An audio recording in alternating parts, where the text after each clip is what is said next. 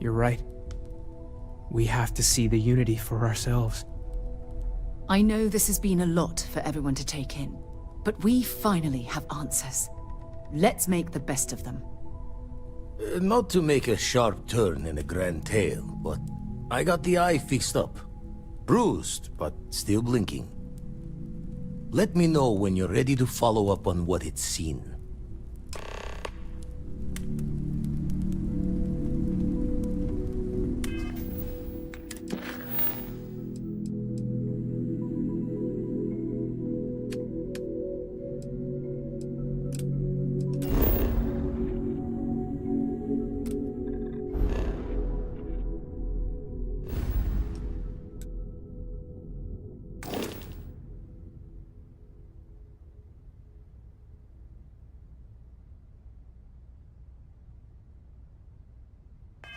Everyone is staying in their rooms a lot more lately. Guess we... These last glimpses from the eye are from the farthest fringes of known space. Could be the only remaining pieces outside the hands of the Starborn.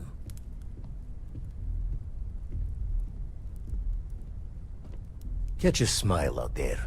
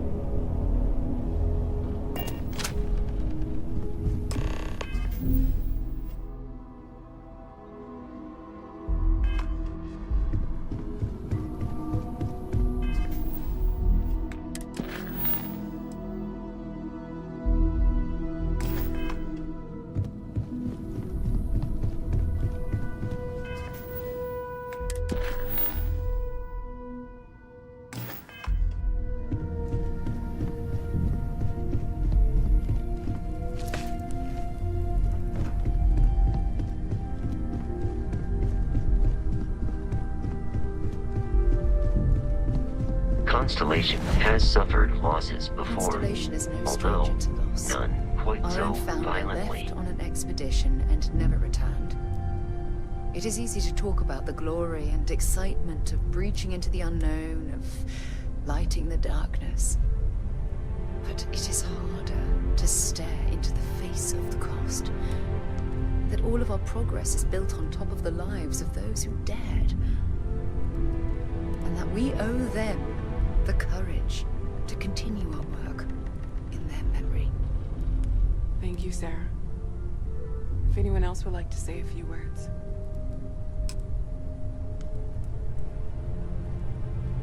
Everyone is in mourning. I understand, but I cannot quite share in their emotion. I have seen death. I have lost people I considered close. But this is... it is not the same. I cannot explain why. I am not sure I am making sense. Thank you. If you are... This is harder than I expected.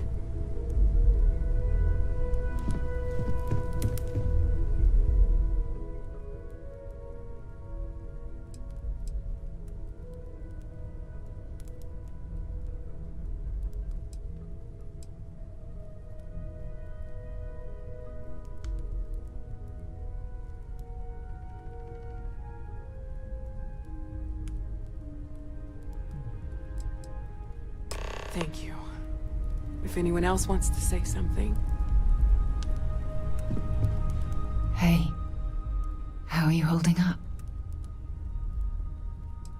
Take some time for yourself, okay? Plenty of rooms to sit down in if you need to be alone for a while. We'll get through this. It thought might maybe feel I like would come up everything's with falling something to apart, say. but that's why we need to stick together. Got nothing. So, instead, We I all thought have to I get would through this focus our on own things way. that gave me comfort Don't worry about me. a long time Really. ago. I'll be fine. Is God real? The more proper question would be, We should have a talk. is Chat reality for a bit? divine? Normally, I hate talking to Existence people at itself funerals. is a mystery but, well. which yearns to be uncovered. You don't What is believe in the goodness afterlife, but a do you? comparison I to mean, this might good? be the worst time to bring it up, What is but existence but a participation in being? For where the diversity It's of the universe inspires comforting, awe isn't and it? wonder, it exists only you haven't in really lost contrast to someone. a simplicity You're just so waiting to pure see them again. that it may only And you don't even understood need as proof. primordial and even You just need to believe it. divine. Well, Our essence I've taken up enough of what your was time. imagined by its mind, but what we consider imagining and what we I consider don't believe we've mind met. are Ajay in fact Mamasa, so former far chair of beyond our Constellation. understanding. I wish the circumstances of my metaphors visit were better. We're like the tiny white caps on a massive surging sea. Unfortunately, There's more, but this isn't the first Constellation funeral those are I've the been parts to. that speak to me the most. After 35 years, you say goodbye to a lot of friends. I hope you don't mind me saying, but I feel numb just thinking about it. I was the one who invited Barrett to join. Does anyone else want to say Oh. anything? He was so brilliant, even if the rest of us couldn't always keep up. Oh yes, I was Sebastian Banks's protege, if that gives you any idea of how long I was part of our little club.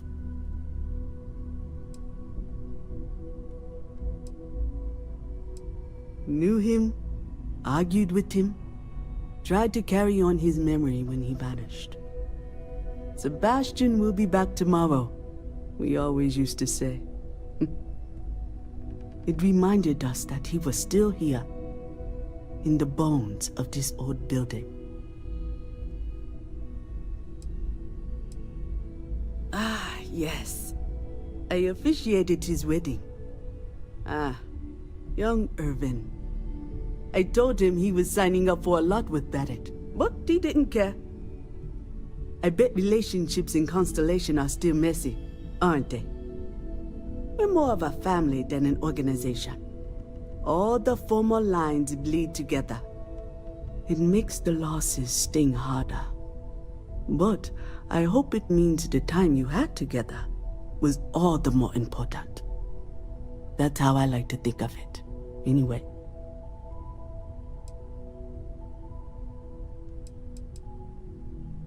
He never mentioned that. I suppose he didn't want to talk about it after what happened. The colony war took so much from us all. Exactly the same as when you met him, I bet. All smiles. Saying just the wrong thing at just the right time. You don't mentor someone like Barrett as much as you let him go and try to contain the damage later, eh?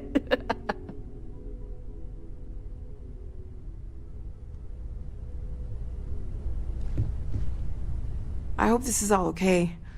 Between fixing things up and sending out messengers and getting all the paperwork done. It's not much.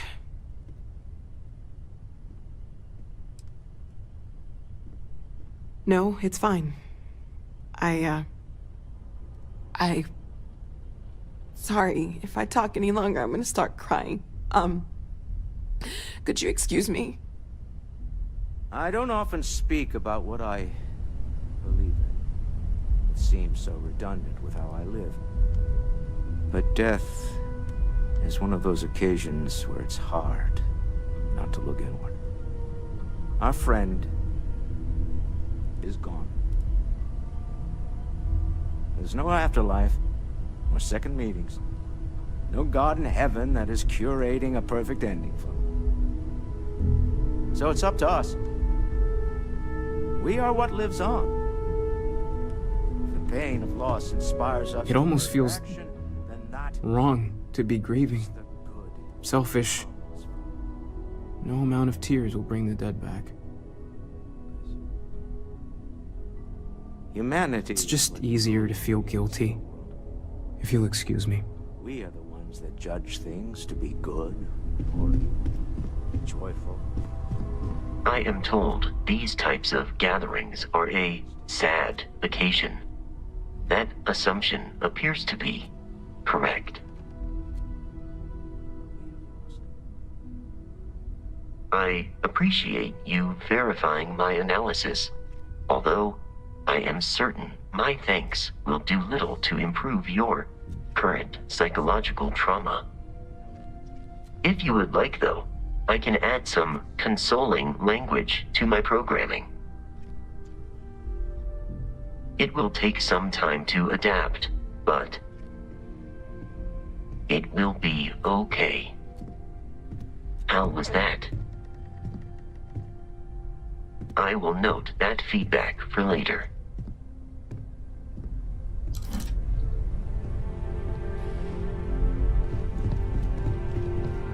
I am sorry. My head is swimming.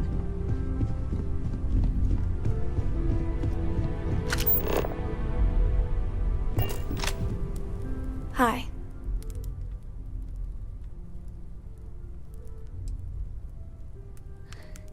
Is talking supposed to make us all feel better? Is that why we're all here? It's just... it doesn't change anything, does it?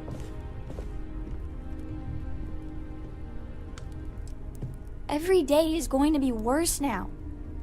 Don't you get that? I want to be alone for a while, okay?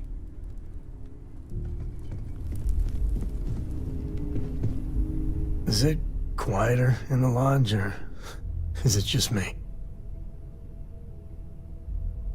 Death is a bastard. Comes for us all. You know, there's an old Aquila story about two pioneers who got lost trying to find a new frontier to settle. One of them takes ill. Clear he's not gonna make it, he turns to his partner and says, "Don't bury me. Let the ground take what it's due. I'd rather be a ghost chasing after you than walk through the pearly gates knowing an eternity of loneliness until you get there." Sad story, huh? Yeah, you got me. I hate funerals. Drink?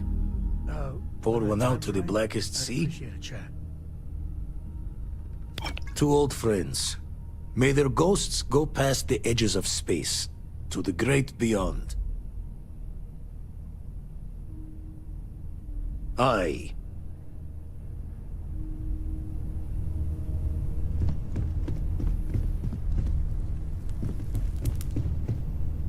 am reminded of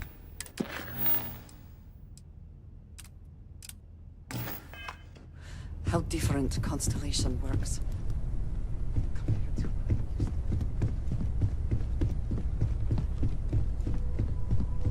to. Constellation's reduced capacity will no doubt make future work more difficult.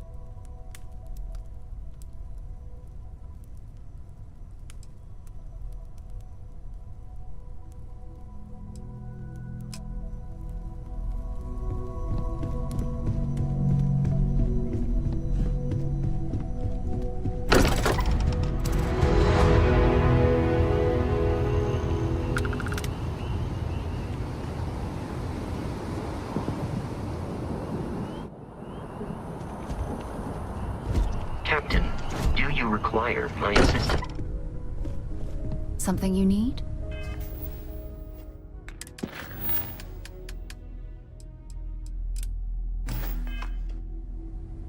Forgive me for pulling you aside again, but, well, there's so much to process right now. The emissary, the hunter, the unity, an entire multiverse. I can't even begin to wrap my head around it all. I don't know where to begin. The fact that we are the origin of the Starborn. Humans literally reborn by entering the Unity. The same, yet different. It's unbelievable. I feel like most of the knowledge we've amassed in the last few centuries about the universe has just been made obsolete.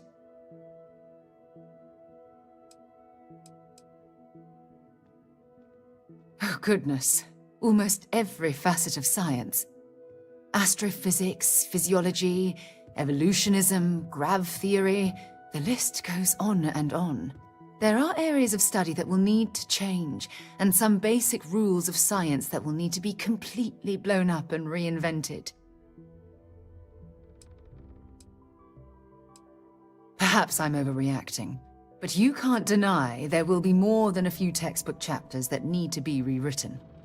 We've been pushing further and further outwards from our home, when we should have spent more time being prepared for the consequences. Our current problem relates closely to the nature of humans as a species. This rushed curiosity has led us to enter the Unity and become Starborn. It certainly is. Without curiosity, our motivation to explore would vanish. But in this case, there's a difference between exploring the cosmos and blindly entering the unknown without being prepared for the consequences.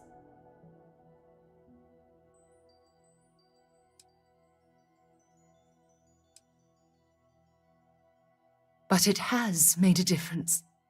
Here we are, caught in the middle of some sort of needlessly violent crusade between the hunter and the emissary. You'd think that a technologically advanced society would have evolved past petty squabbling over something like the artifacts. It almost makes me wonder if entering the Unity has done them more harm than good.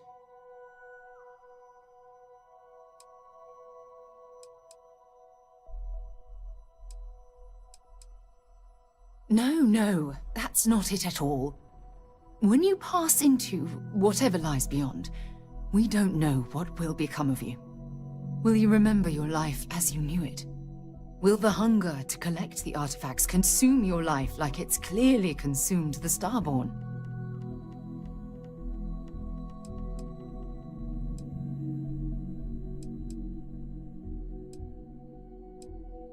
This goes well beyond the boundaries of simple exploration. As the chair of Constellation, I want all of us to have this opportunity to explore the Unity. It would be the pinnacle exploration of our lives. However, after we enter the Unity, we'll likely evolve. You and I, as we stand here right now, will essentially cease to exist. You're a respected colleague, and I wouldn't want to lose you.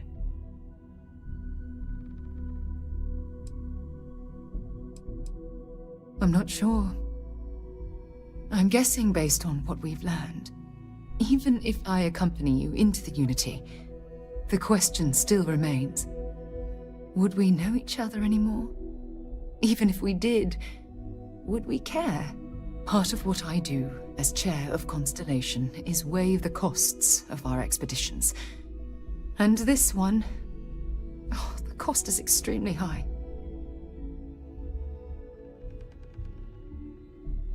I know. Damn it. I know. Listen.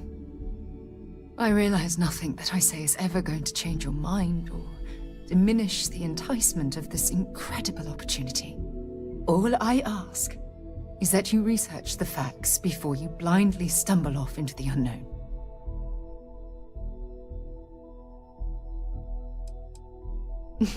Yes. Never mind the surprisingly high number of space battles you've gotten entangled with recently. Well, I suppose I've ruined the moment again, haven't I? I'm getting quite good at that lately. I'll let you get back to whatever you were doing. Just think what we discussed. I know I will. When you have a few moments, there's something I'd like to discuss.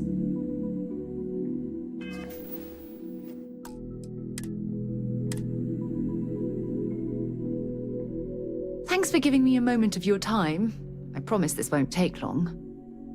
I thought you deserved to know how proud I am that you chose to side with the United Colonies and put an end to the Crimson Fleet. You've almost single-handedly saved the settled systems from one of its most dangerous enemies. I can't possibly commend you highly enough. Well, I'm not sure I deserve that, but I appreciate it all the same. What I want to know is what motivated you into making the right decision. You had Crix's legacy in hand, and you could have easily taken it to the Key. Instead, you flew it to the Vigilance.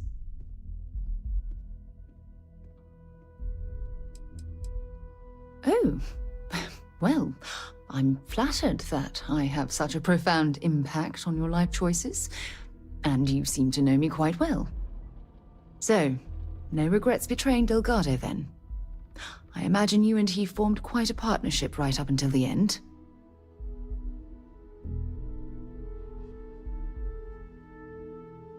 Agreed.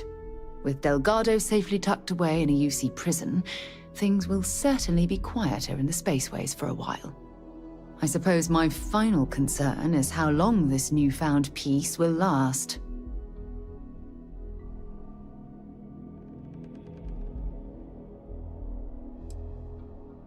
Perhaps. My only concern are the reports that Navarmora was never captured or killed. My hope is that she was smart and went into permanent exile. I suppose only time will tell. Well, it appears I've soured the mood of our lovely conversation. I trust my mindless prattle hasn't been too much of a bother. Thanks for taking the time to listen. Can I help? I'm right behind you.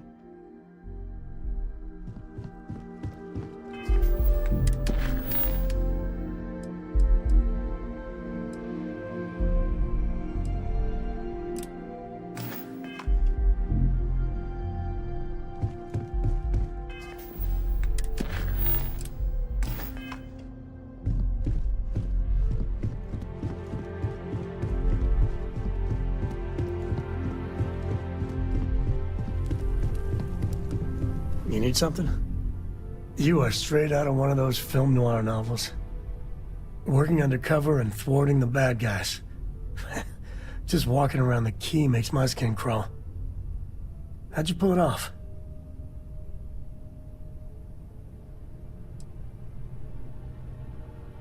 Thank God you were running point. You must have ice in your veins or something. I mean, don't get me wrong, helping SysDef was never on my bucket list. Commander Akande, he really wasn't as much of a tight ass as I was expecting. And ultimately, he had your back, so I guess here's to SysDef.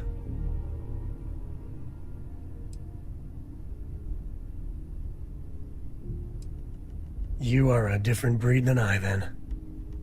I just wanted to say, when we first teamed up, I had a good feeling about you. But this...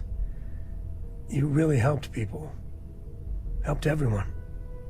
I can't wait for our next adventure. You got time for a quick chat?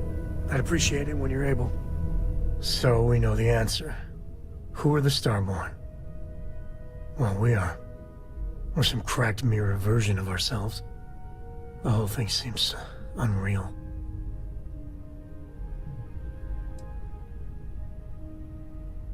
Yeah. Who's keeping track? You know, yeah, +1 for Team Sam. I was hoping the Starborn were somehow so advanced that their concerns were cosmic, significant. Instead, they're fighting over goddamn toys like we've been doing since caveman times. It's just a stupid game to them. And all our deaths and suffering, not relevant. And they seem to be just as messed up as the rest of us. So the Unity is a gateway. A gateway to countless possibilities. And you have a chance to go through it. Imagine. I'd be lying if it doesn't sound like the adventure of a lifetime. I don't know if you're taking anyone with you. But if you take me, I got no idea if I'd go through or not. If it weren't for Cora, I'd jump on it in a heartbeat. Cora would probably shove both of us out of the way and dive in first. Born explorer, that girl.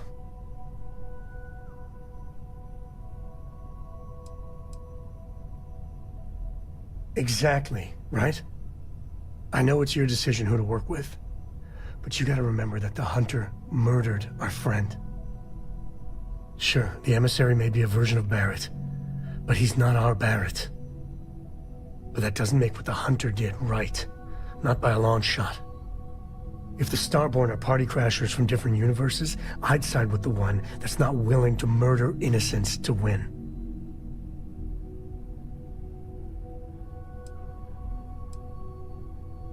Me neither. My head is still spinning. Maybe after a few nights' sleep it'll be clearer. Take care.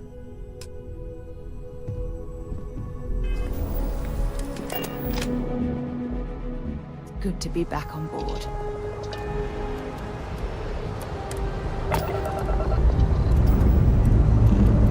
Pressure holding. Take off course.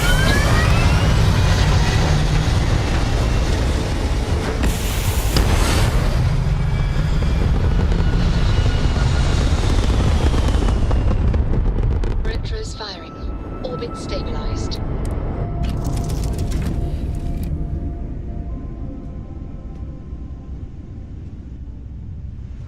What is it? In the end, you chose the UC over the Crimson Fleet. Do you believe that was the right choice?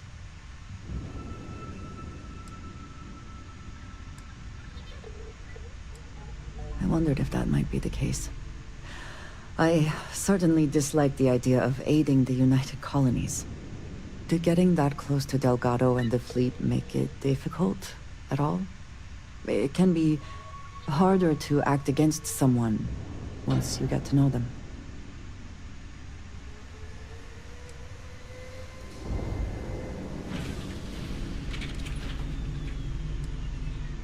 Nor do I think you should be, but in this case, I believe you made the right call. They were pirates, after all. It would be foolish to think, though, that we have seen the last of the Crimson Fleet. We may have eliminated the leadership, but there are many more pirates out there. I would say you have done more than enough. For now, you should enjoy your hard-earned victory. You have done a service for all of the settled systems.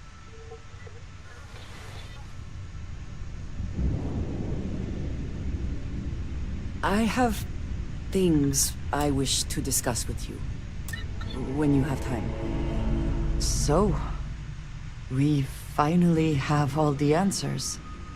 And yet here I stand, feeling like I understand even less than I did before.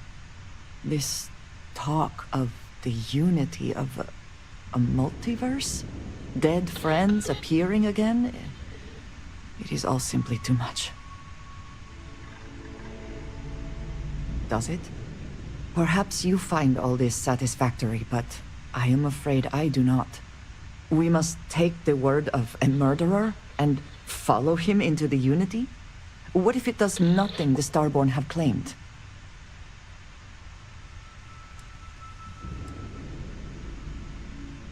So you would just step into this Unity based on what? Feelings? You have no idea what will happen if you do. None at all.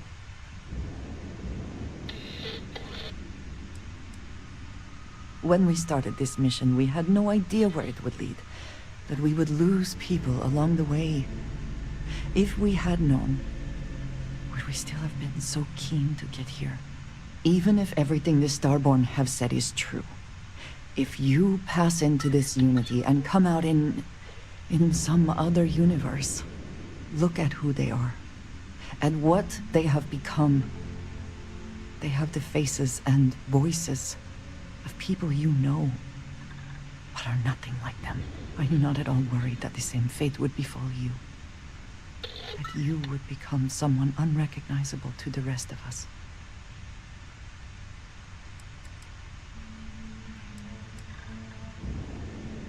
Yes, I know. I can see it in your eyes. For your sake, I will try not to imagine the worst. Focus on the positives instead.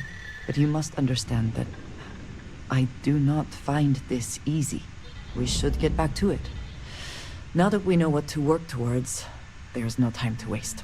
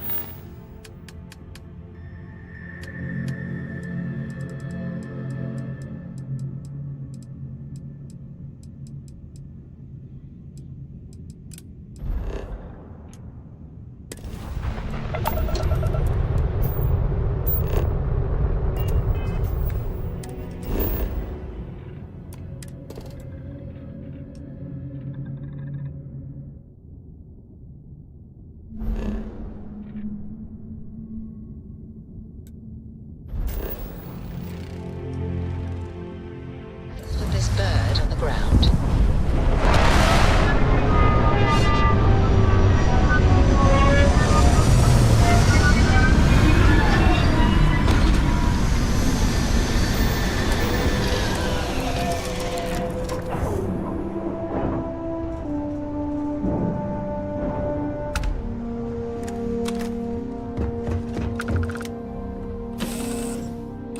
Sure it's safe out there?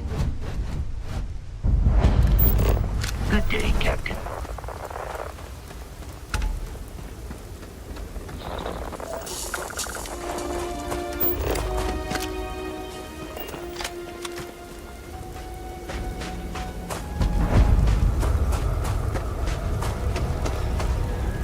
Can you imagine the technology to build something like this?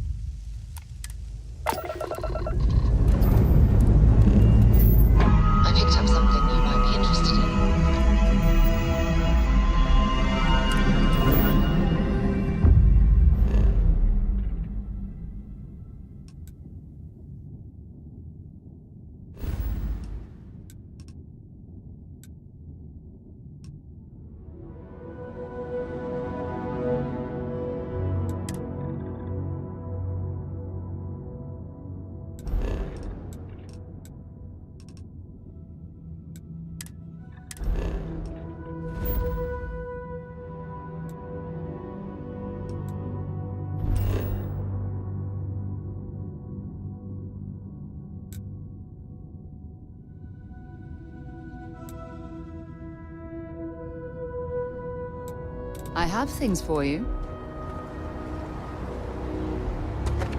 Hey, anything I can help you with? Sure thing. We'll get it fixed up, good as new.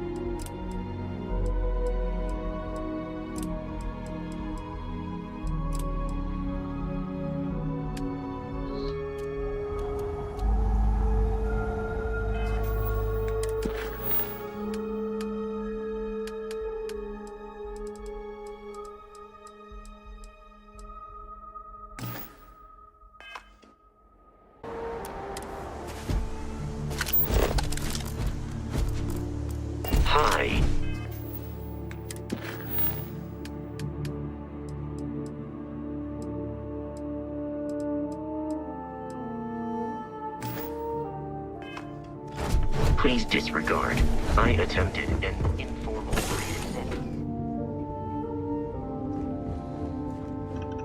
Here, I have something for you. You're welcome. I picked it up on one of our latest planetary expeditions. I'm more than just an extra gun, you know.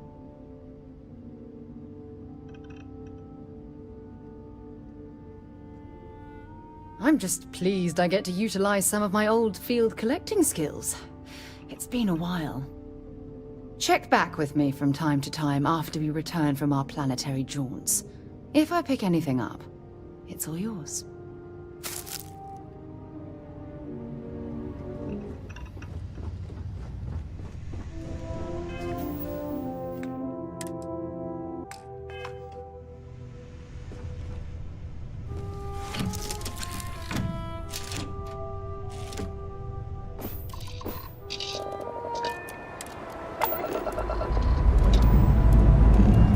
Time to leave this place behind.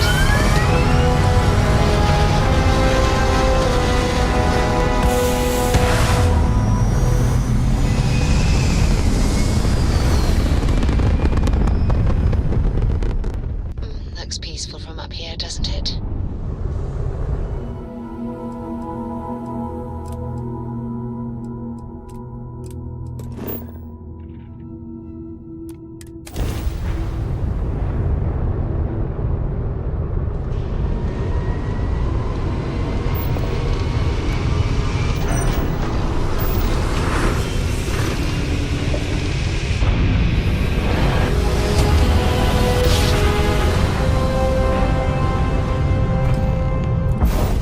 Good job.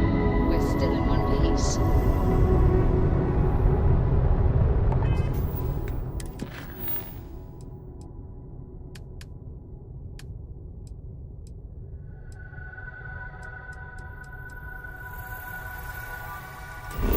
There are a ton of distractions in Warzone, so I expect you to be on your best behavior here.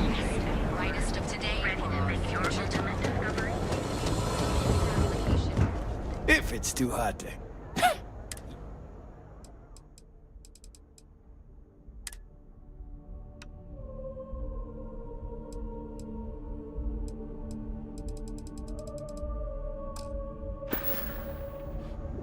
You done here? Time to move on.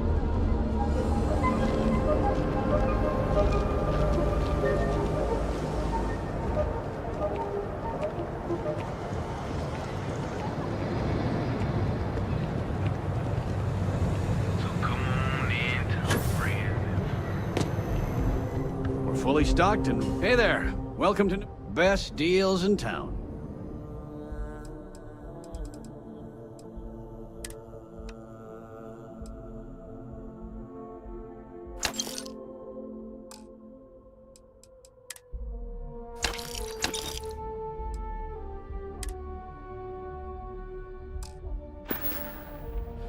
Thanks for stopping by our shop.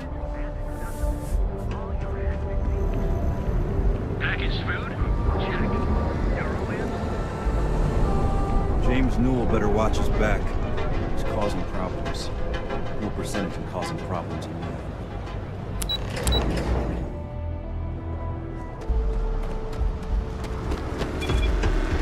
People joke, so does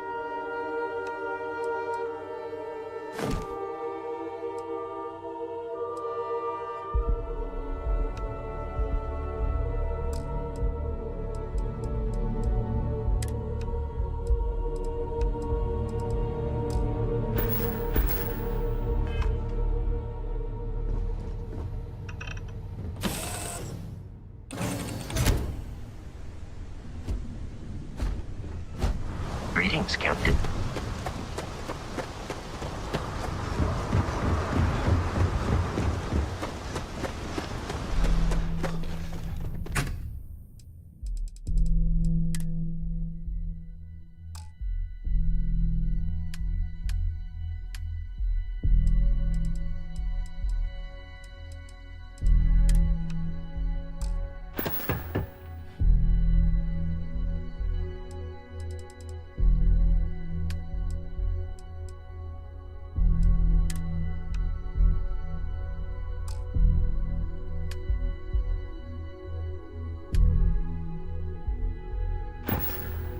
Anything? Got anything you need to offload?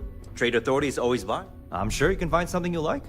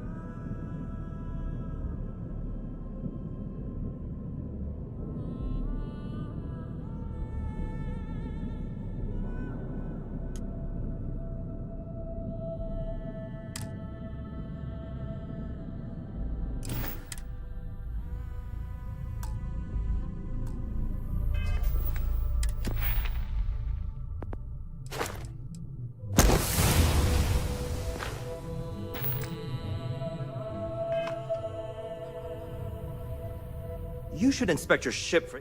I'm sure you can find something you'll...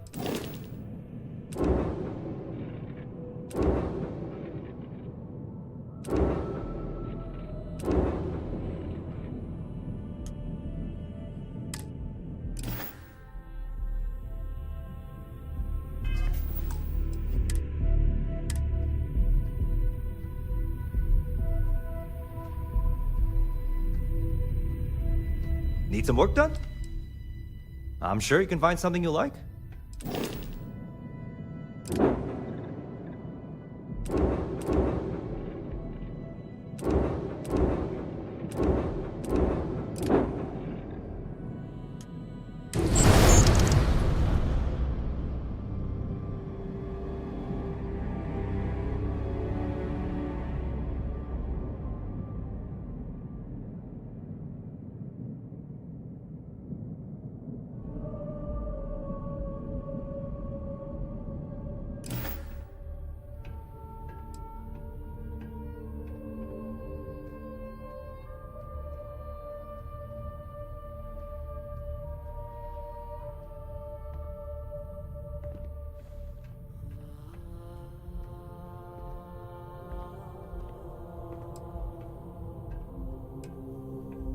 Sure, have at it.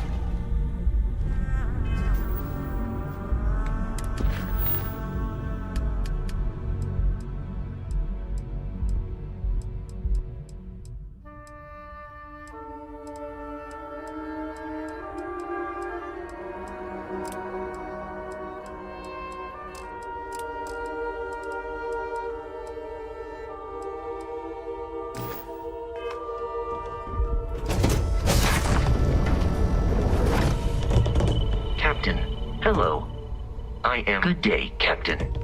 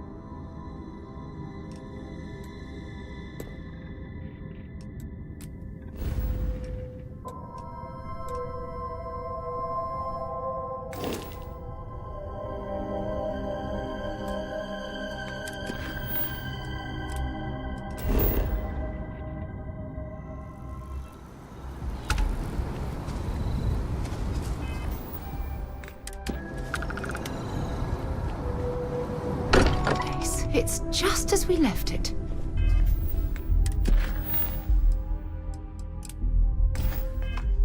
You know, I've often wondered who keeps the lodge so meticulously clean. Hmm? Oh, sorry. Was doing the tallies work in my head. Inventory on the station, next supply run. Got one. I'd go into the astronomical charting data with you, but clear as day just to point you right to it.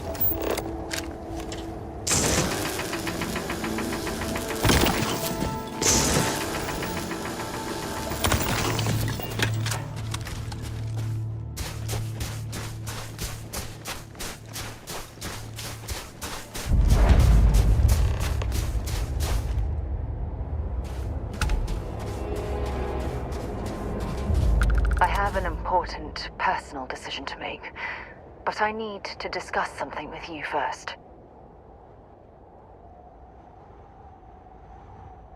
Phew, thank you. So, where to start? Before I was with the Navigator Corps, I was career military, part of the United Colonies Navy. When the Colony War broke out, I was posted as the chief navigator on a warship, the Dauntless.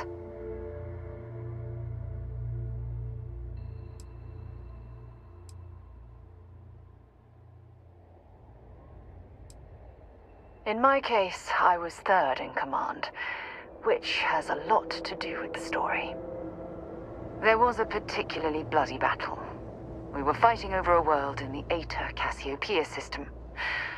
Worst fighting I'd ever seen.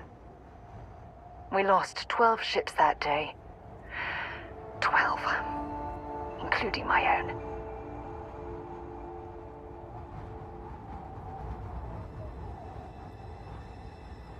No. This is important. I need to tell you this. The ship was barely intact. The captain and first mate died the previous day, which put me in command. A shrewd captain would have called for the crew to abandon ship, but I was so angry. I wanted to stay. I needed to fight.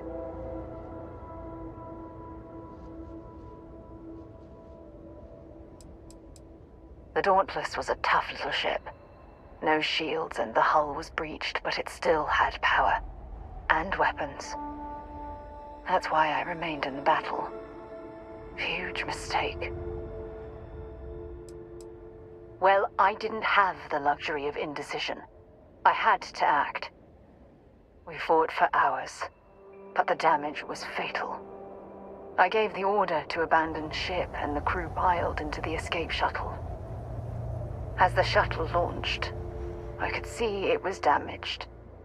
I heard screams before the radio cut. The last thing I saw, they were spiraling helplessly towards the planet's surface. There was nothing I could do.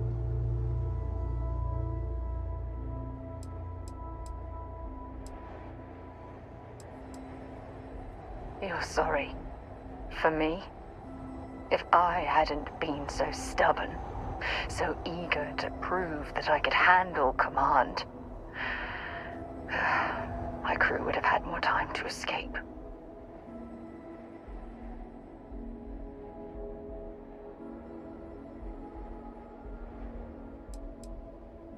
My superiors. When the dust settled, the United Colonies gave me a medal.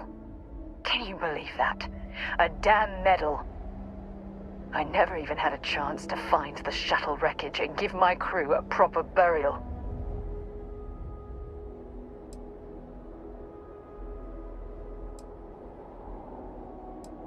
After I checked every section of the ship for wounded crew, I took the other escape shuttle.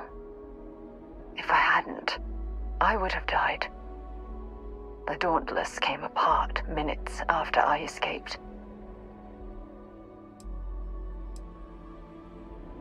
That's true, but still, it doesn't erase the real issue here. Remember when you said no one but me would have pushed harder to keep the Navigator Corps going? Well, this time, pushing too hard cost lives. Don't you get it?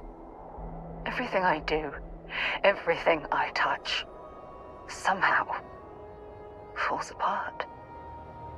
That's why I'm worried about us.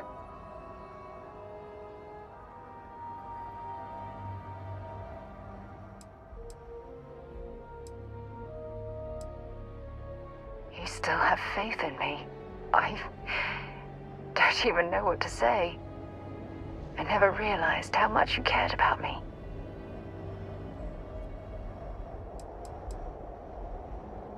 You know, I've spent a lot of time thinking about us about our relationship, how we've clearly become close. I practiced what I was going to say when the moment was right, and now that it's here, my mind's gone blank. Look, you deserve the best. Someone who can give themselves to you entirely. But right now, I have too much baggage. Too much on my mind. I hope you'll forgive me for pushing you away. I just need time.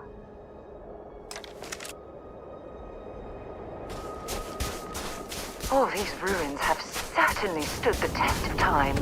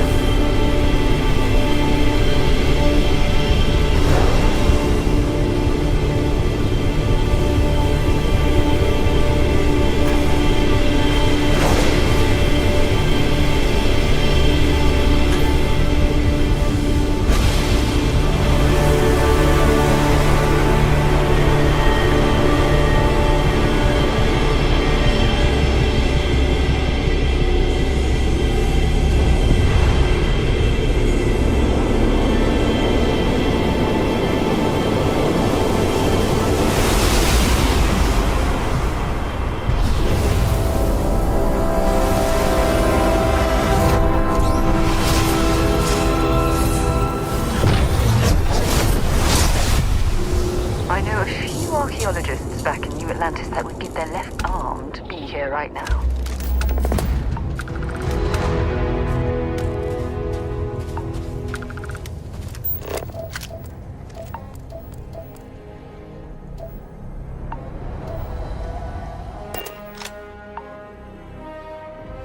Warm up the engines.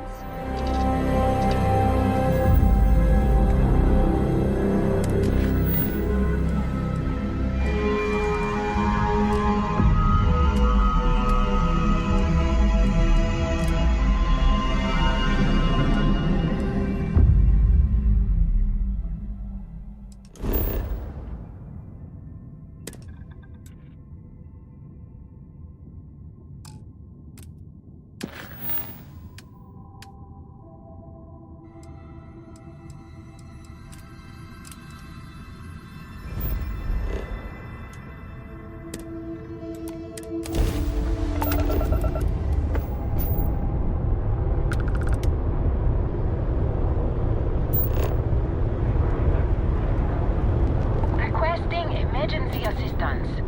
Oh, thank you. The school district is supposed to do maintenance on the ships. But our grav drive's cracked and leaking helium-3. The ship can't jump right now. What's helium-3? Helium-3 is a stable isotope of helium that is used as fuel for grav drives, Tashi. What's a grav drive? You know what a grav drive is. Or you should. You wrote a paper on it. I'm not sure Billy does know what a grav drive is. Class, please, talk quietly amongst yourselves. This is important. Do you have any extra ship parts?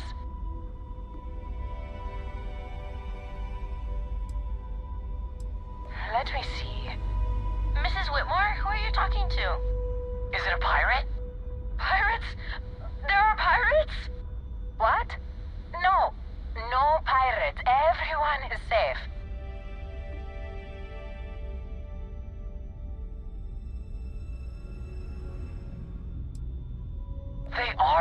pirates. Oh my god! Oh my god! Everyone, the other captain's just joking. Such a wonderful sense of humor. Now, everyone, settle down. The driver said ship parts should be sufficient for us to repair our ship. Understood. Well, I hope you have a better day than I'm having.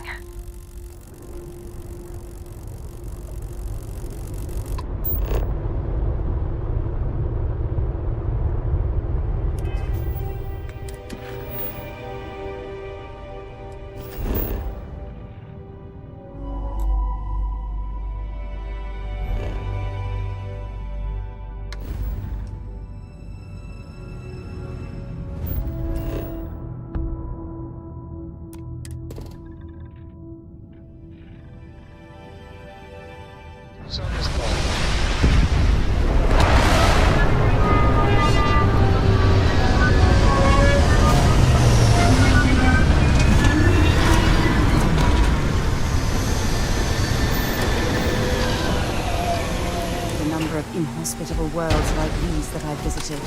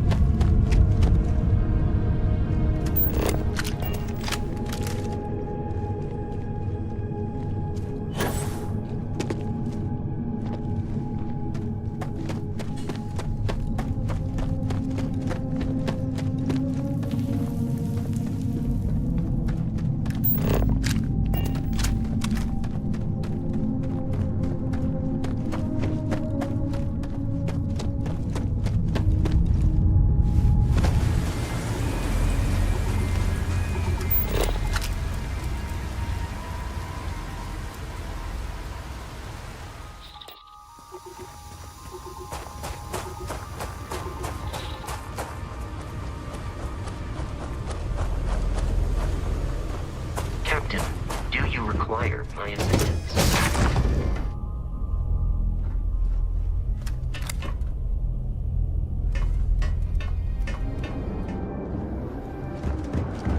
Man, the galaxy's too big to be stuck in the same place.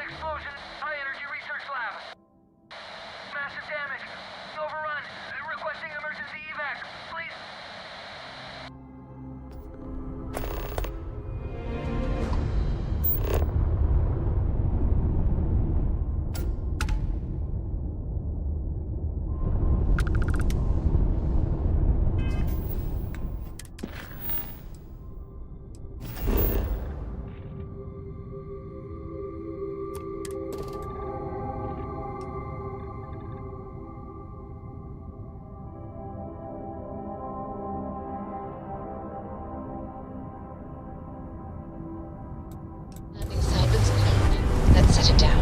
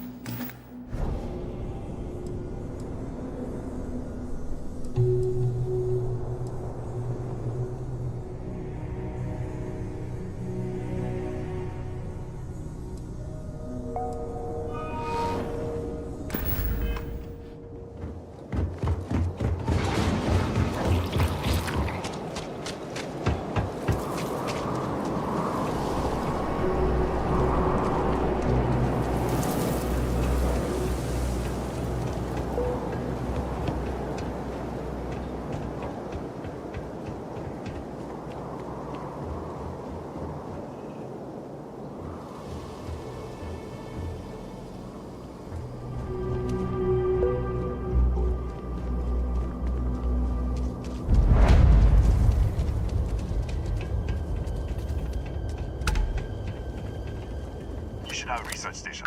You speaking. What is your business here? What? We haven't sent a distress signal? Nothing on the comms. No other ships in the system since our last supply drop. Look, what are you trying to pull here?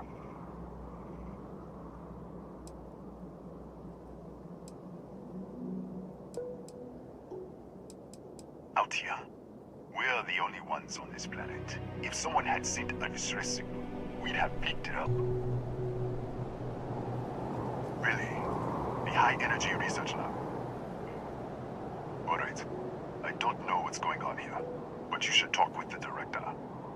For security, I'm going to have to ask your friend to wait out there. Once inside, stay with me and don't make any sudden moves. I'll get the door. Welcome to Nishina. I'll watch things from out here, and you go do what you need to do. Just be careful.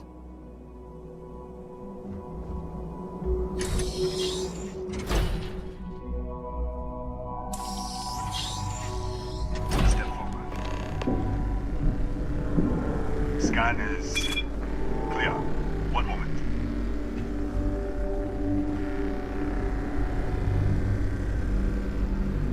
Attention all. I am declaring a cordial. All sections are now on lockdown. Senior staff, protocol, Delta. It's out. There. Be right with you.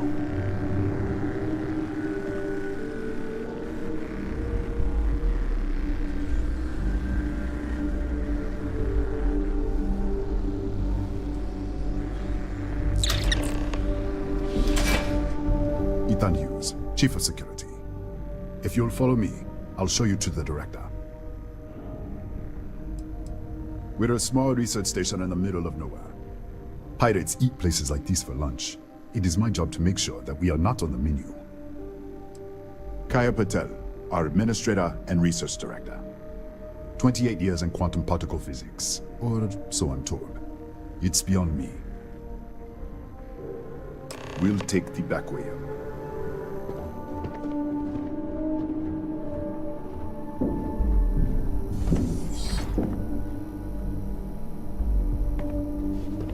Here, you can see our lovely storage area. Don't touch anything. So, Nishina was built.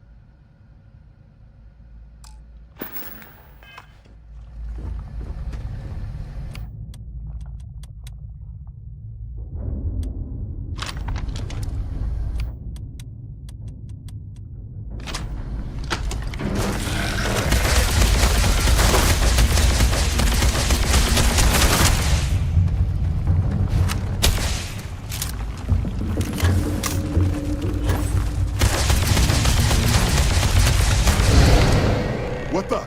Easy! Easy! What the hell was that? 1 minute, you're following me, and then you're just gone. Minute later, you pop in out of nowhere looking like you were in the middle of a fight. In our storage room. I should have never let you inside. What is this? Some kind of stealth tech? Who are you working for?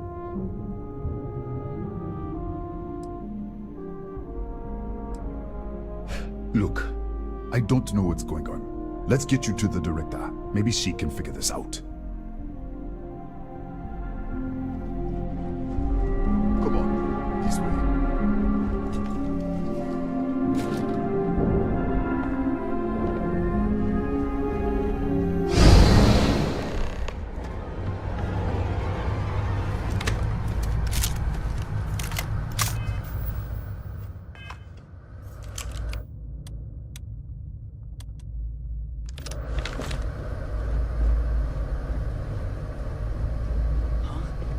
Who's there? Oh, thank God. Finally, someone came. The distress signal. You picked up the distress signal, right? What do you mean? Wait, how did you get in here? Hughes? Ethan Hughes? But he's dead. No. No. This doesn't make any sense. Unless... the accident. Maybe this is a side effect of the accident. If the probe is still feeding power to the distortion, then... Right. We were studying a gravitational distortion. 3 months ago, I was calibrating an experiment in our high-energy research lab. There was an accident. An explosion. It caused a gas leak. Sparked a fire. I was trapped in the control room. There was nothing I could do. They're all dead. An artifact? You mean the metallic ob... We should... Wait. He's back. All right, we're on our way up. Hughes out. Let's go. This way. I was just filling in the director. Let's keep moving. If anything happens, the director's office is on the 2nd floor, end of the hall. You can't miss it.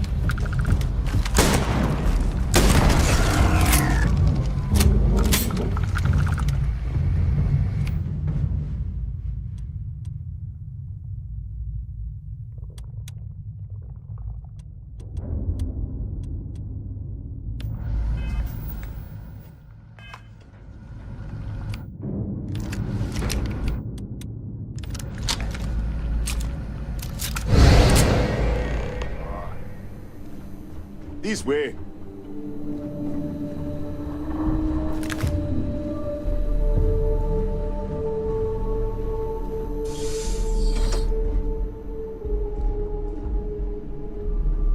Director? Thank you. Come in. Kaya Patel, Research Director. And this is our Chief Scientist, Maria Hughes. Ethan said you disappeared right in front of him. Twice now? 3 times? Director, you can't be taking this seriously.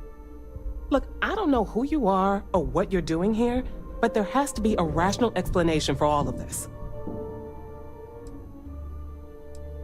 What does our research have to do with this? No, it's fine. Let's start there.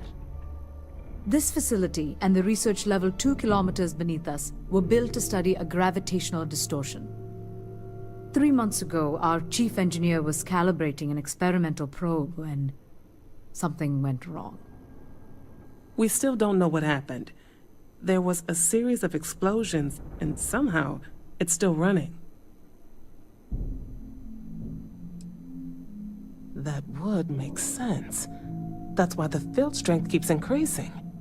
We have a control unit for the probe. After the accident, I tried to use it to shut down the system, but the kill switch isn't responding. We could shut it off manually, but the entire research level is locked down. We can't even get down there.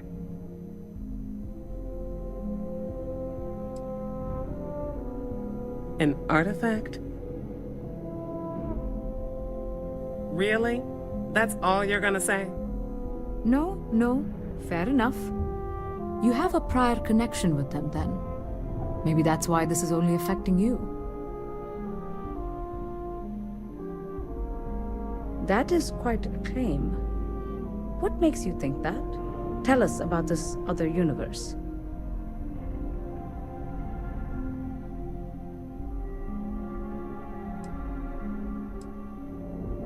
Raphael.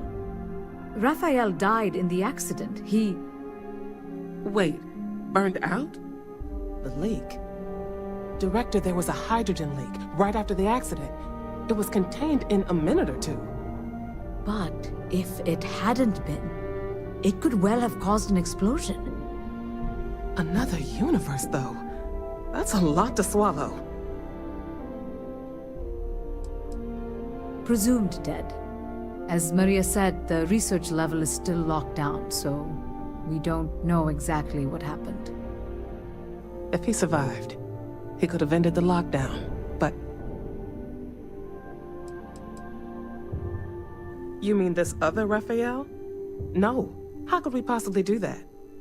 Raphael was a colleague and a friend. If there was some way to help him, I would.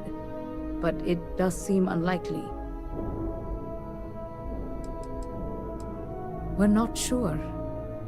Raphael was in the lab near the ventilation controls. He could have stopped it.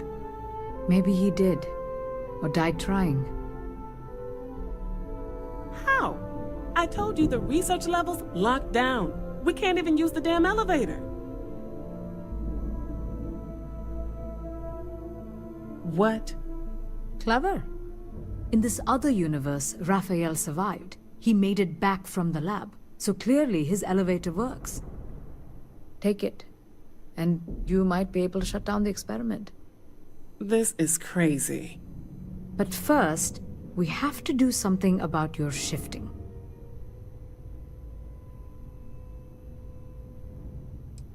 Maria, do any of the other controls still work? Could we adjust the particle sampling rate, or the beam voltage? You can't be serious. We have no idea what we're doing. This thing is already tampering with space-time. If this gets any worse... It may also get worse if we do nothing. Right now, this seems to be our only path forward. All right. It's worth a try. Then it sounds like we have a plan. Come with me. The control unit is in the fabrication lab next door. What have we gotten ourselves into?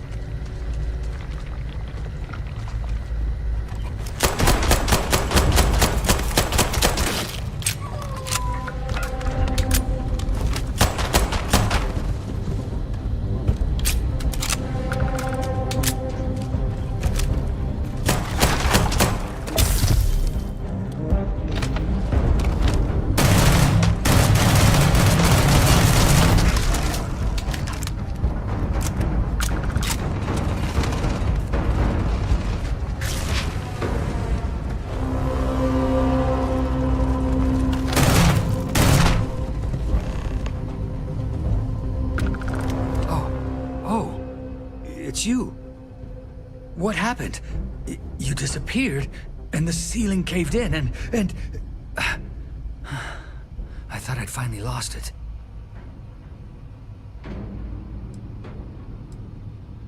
What? How? Look, if you think things are bad up here, the research level is even worse.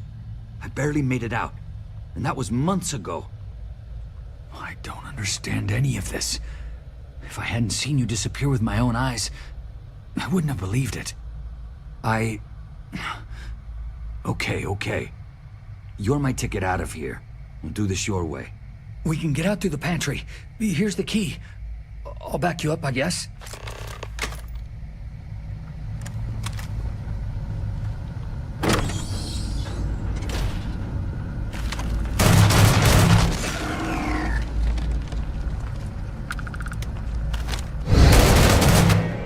What the? How did security breach? Go! Everybody out! Run for it! Out of my way!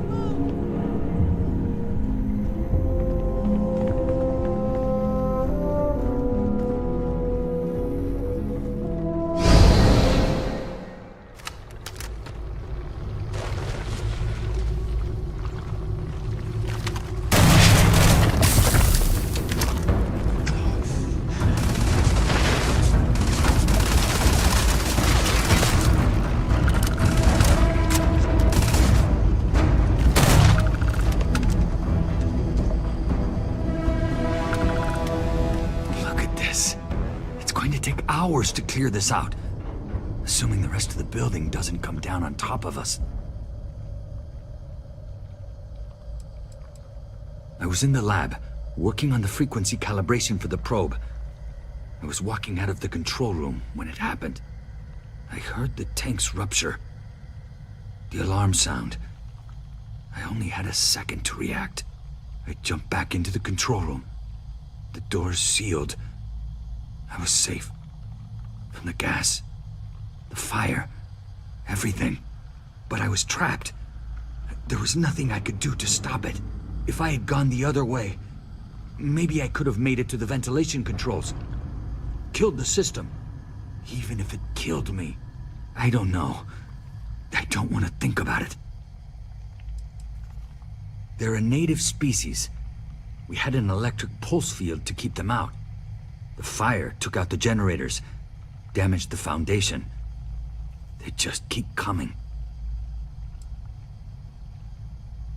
I'm not sure. It might stop whatever's happening to you. It's a reasonable theory, I guess.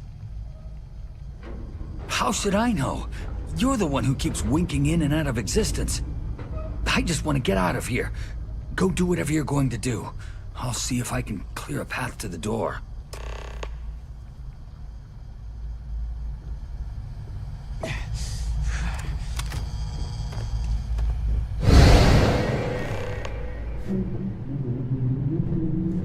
What? Oh, it's you. You realize you just poked into my locked office. So much for security protocols. Sure. Down the hall. Take the stairs next to the atrium. Yeah, let me get the doors for you. And done. Is there anything else you need?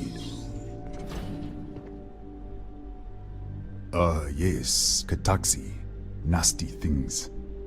The original survey team ran across them. You're welcome to read the old logs if you want. Here, I'll unlock the terminal for you. The Kataxi in the other universe. Wow. I've got an experimental thing one of the engineers put together. But...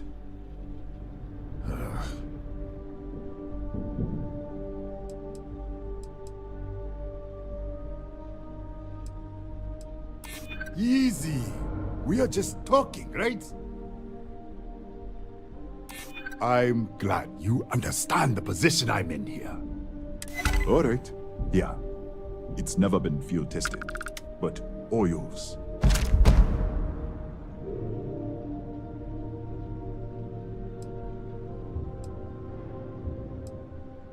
Bigger than you'd expect. We've got a particle accelerator, whole lab complex the High Energy Research Lab. Real state-of-the-art. Can't tell you what a tenth of it actually does.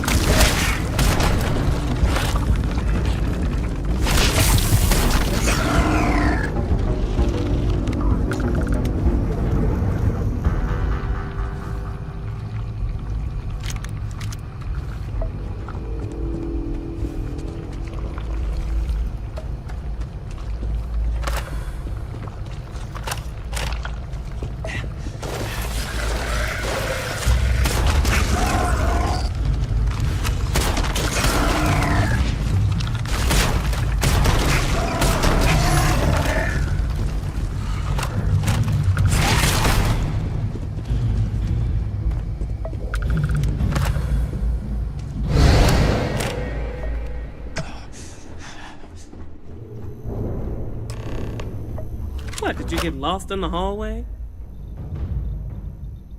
Alright, this is the probe control unit. Most of these controls aren't responding. I'm going to very carefully adjust the settings I can. There's no way to tell what's about to happen. Pay attention and be ready for anything. I'll begin by adjusting the energy feed of the electron beam array. We're at 93 teravolts. Calibrating to 95. 97, 100. Nothing. Let's try the other way. 91, 89. What the? Okay. It looks safe to approach. But what in the world?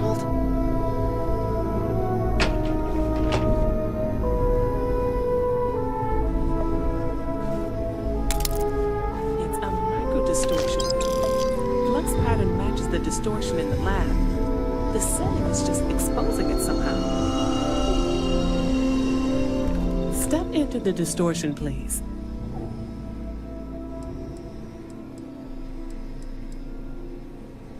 It's possible.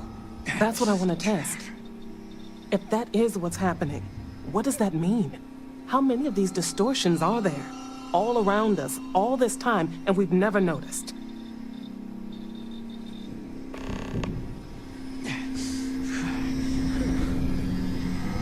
Nothing.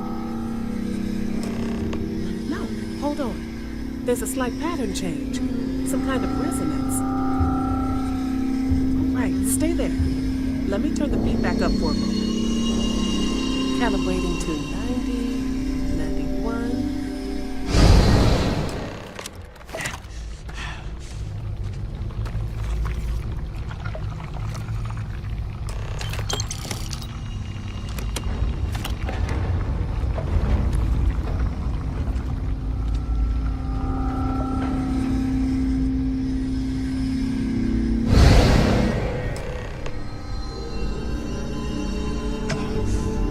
What happened? Are you all right? So, the lower setting causes the distortions to manifest, and the higher causes you to shift.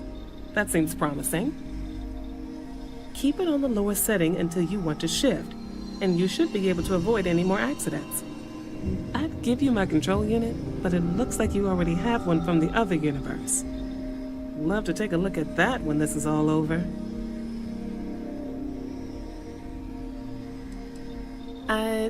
No. No, we still don't understand what we're dealing with here. If we found something that works, let's not press our luck. You may want to practice shifting just to make sure this works reliably. Closer to the distortion, conditions may be less stable, if that's possible. Right? If you can get down to the research level, you need to make your way to the high-energy research lab. Disengage the power interlocks, then pull the emergency shutdown to stop the probe. That should finally put an end to all this. Oh, and before you go, the director wanted to speak with you. Try not to get lost in the hallway again.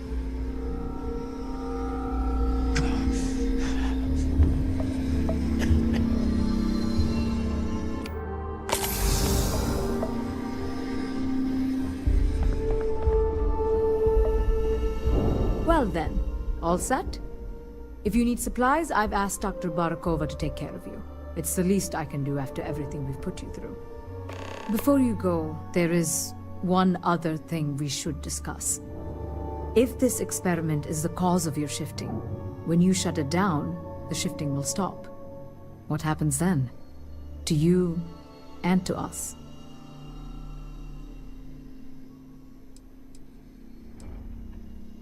There's no way to be certain, but let's theorize. Nishina is a closed system, two potential states held in tension. When you shut down the experiment, that tension will resolve. You are the outside observer in the system. Whichever reality you are in, at that moment, is what will become real. For you and your universe, at least. The question is, which will you choose?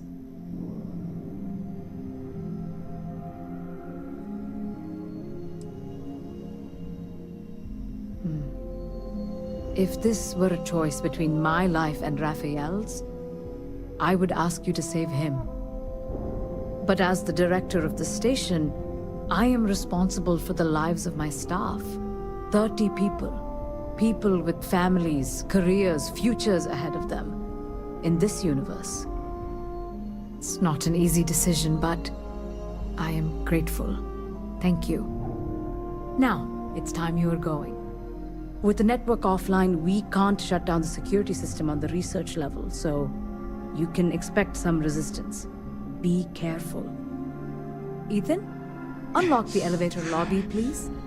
Ma'am, research level is still locked down. I'm aware of that. Alright. Done. Good luck, dear. It's been a fascinating day.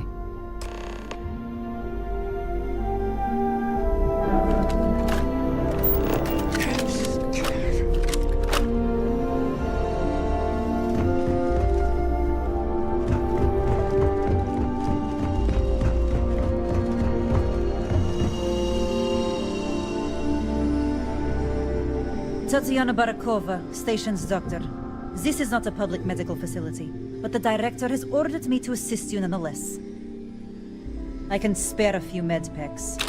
Beyond that, I am not your therapist, your psychologist, or your cosmetologist. If there's anything else you need, ask.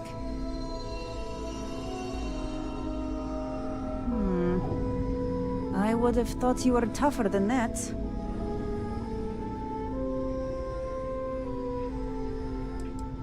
Fine.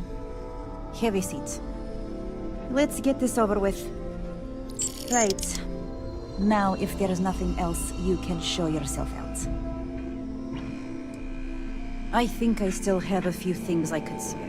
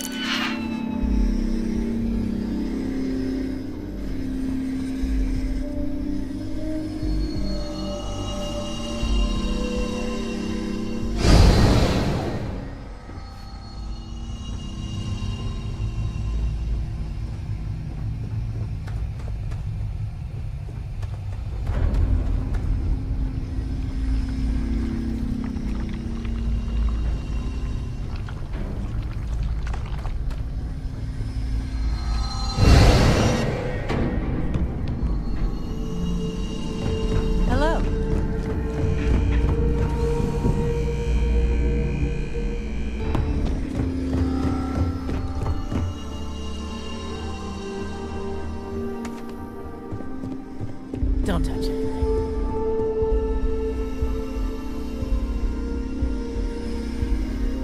Howdy.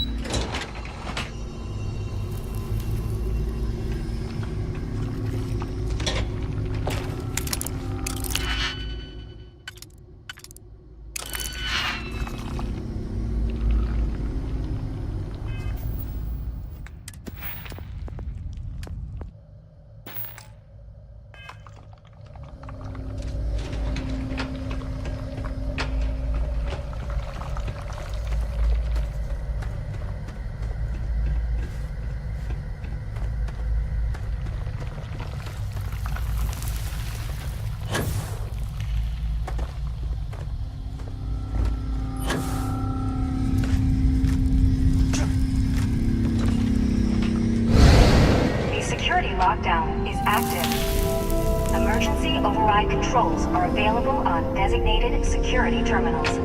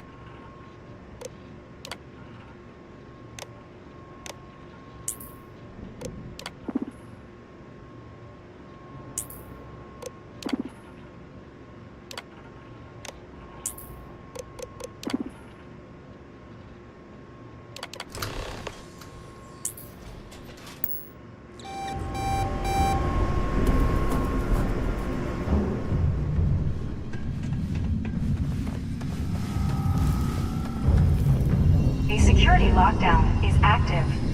Emergency override controls are available on designated security terminals.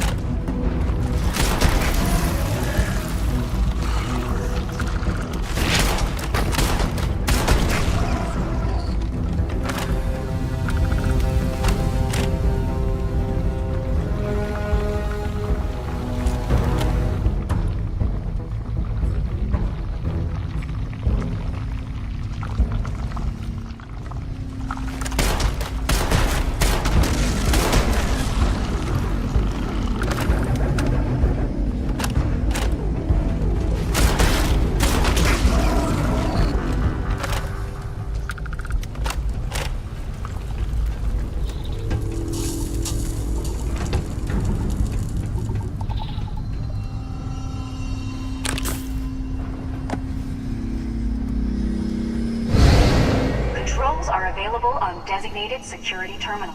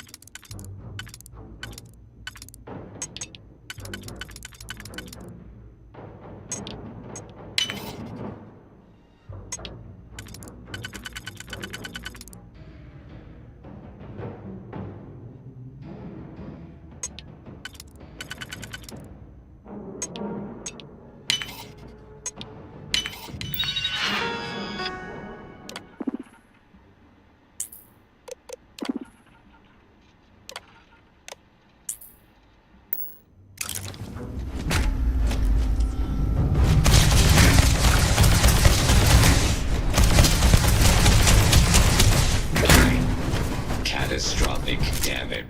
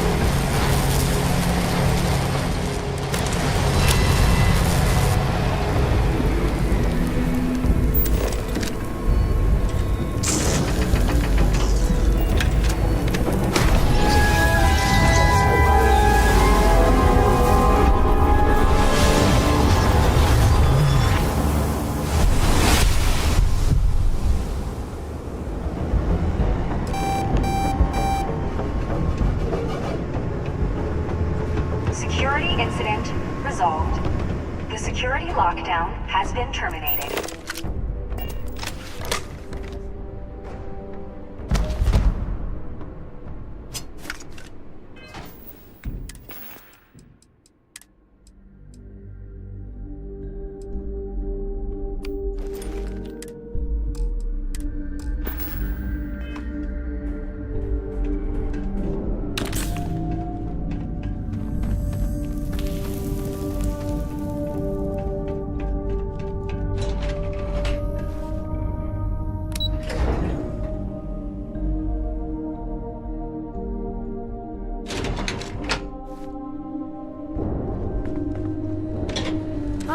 There you are. Welcome back. Ethan, how are we doing? Research levels back online. Definitely some damage, but it could be a lot worse. We will have to replace a few robots. Yes, well, that's a small price to pay, all things considered. This is a lot to take in. Artifacts, multiple universes. Look on the bright side, dear. Just imagine the papers you'll publish. If anyone even believes this. I am curious, though. Why did you decide to stay here, with us?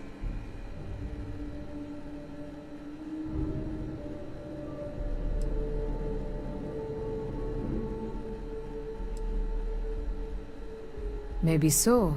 Still, it must have been a hard decision. Our next supply ship will be arriving soon. I'll have a full report ready for them. For now, I'd like to extend our gratitude and what compensation I can offer for everything we put you through. Thank you. This has been a truly remarkable experience.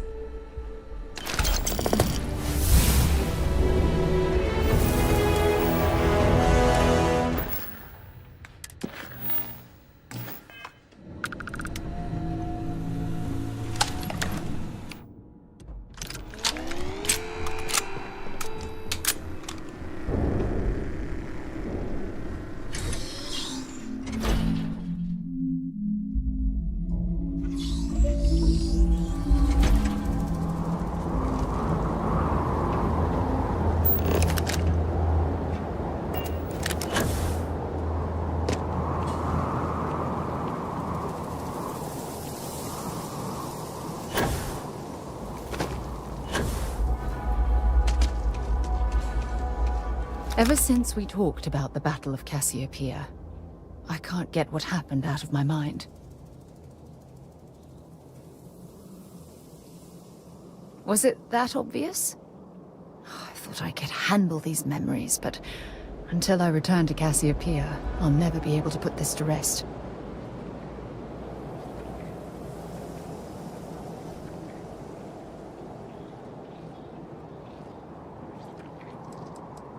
The last time I saw my crew, their escape shuttle was headed for the planet's surface. I need to find the wreckage to ensure their memories are honored.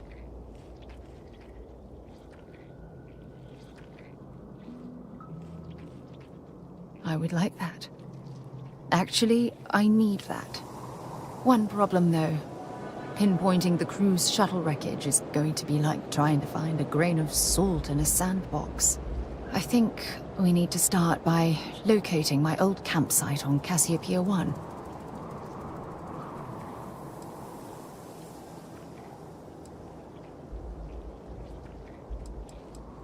The Dauntless took heavy fire to the docking section during the battle.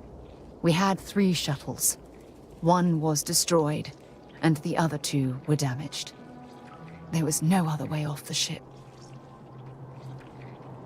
What's there to tell? I survived. My crew didn't.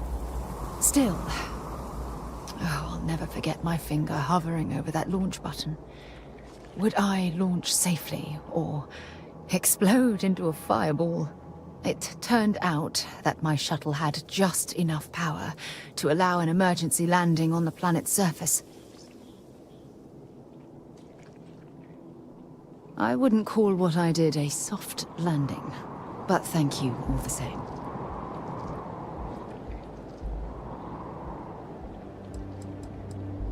My shuttle should have the telemetry tracking data for the other shuttle aboard. It should give us an idea where it went down. That's if scavengers haven't completely stripped my ship for parts. Hold on. I don't know the exact location of my survival campsite. For that, we are going to have to head to Mast and see if we can get the information from my old friend, Admiral Logan.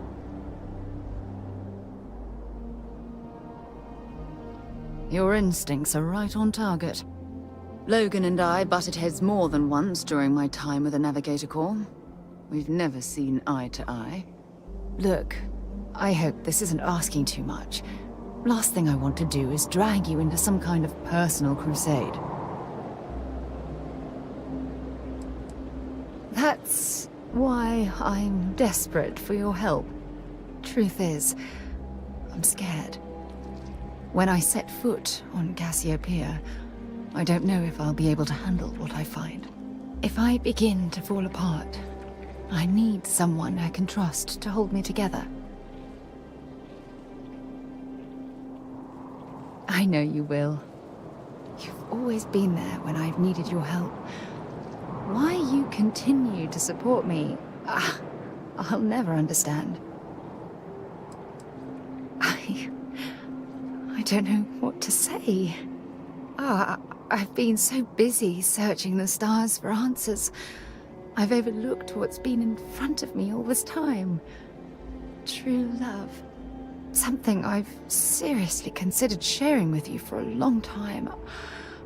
Just not ready. Not yet.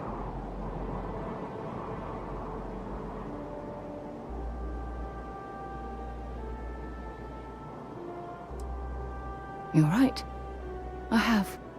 Hey, anyway, I've taken up enough of your time. I know you have a lot to do. I really appreciate your offer to visit Cassiopeia. Hopefully, it'll bring me the closure that I've needed for far too long.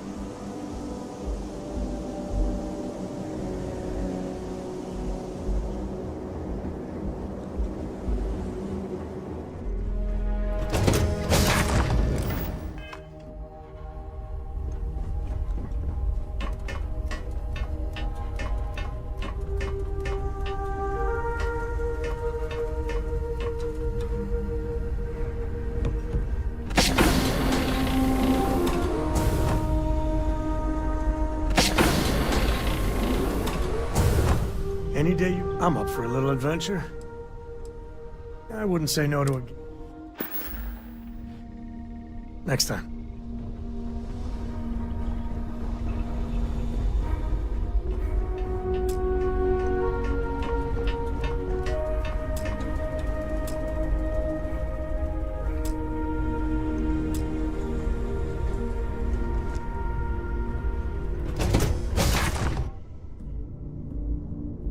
Have a moment.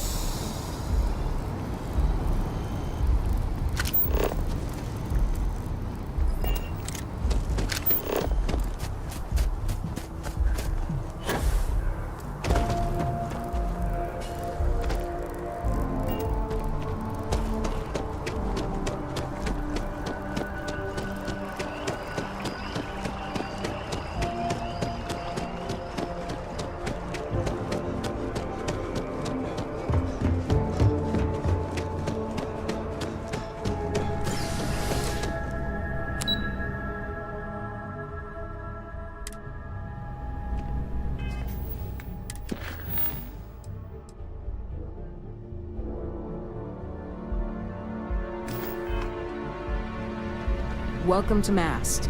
If you have an appointment, you may proceed inside.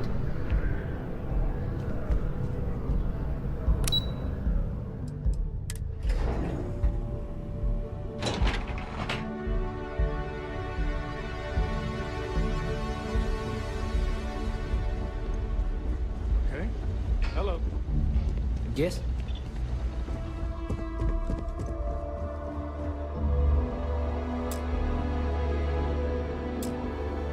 Sarah Morgan. It's been, what, almost 10 years? Admiral, it's, good to see you again, sir. You're not required to address me as sir. That protocol ended the moment you dropped your clusters on my desk, remember?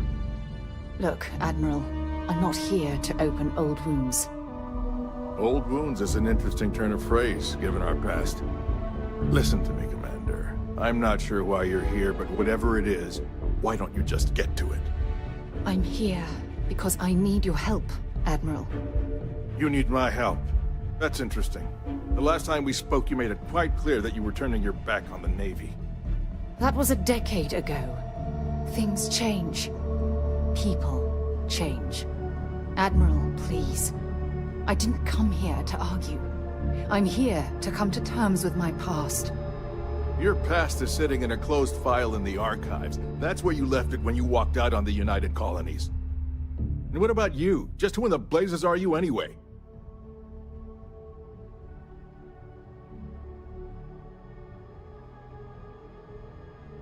Very well.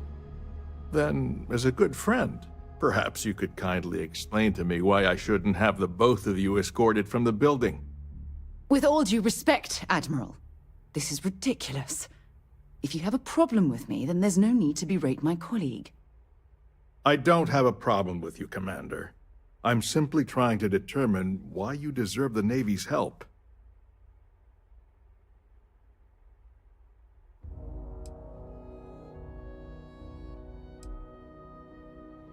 That's quite a noble gesture. Is this true, Commander? It's about Cassiopeia, Admiral.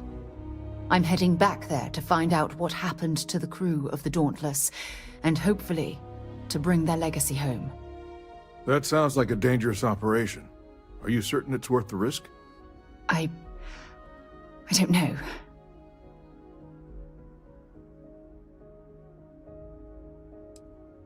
I see. The fact that you'd risk your own lives to solve this mystery speaks volumes. They were my responsibility, Admiral. One way or another, I intend to bring them home. I understand. And I believe I owe you an apology, Commander. Our last encounter has obviously distorted my impression of your character. What can I do to help? If you wouldn't mind allowing me to access the files regarding my rescue, I'd be most grateful, Admiral. That shouldn't be too difficult. I've sent all the relevant information to you, Slades. Was there anything else? No, Admiral. Thank you. You don't need to thank me, Commander. I just hope you find whatever it is you're looking for.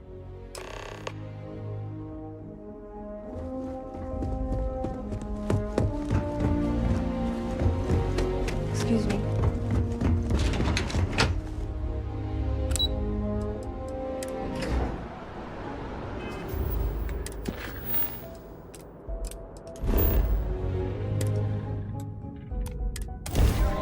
We've knocked out their shields!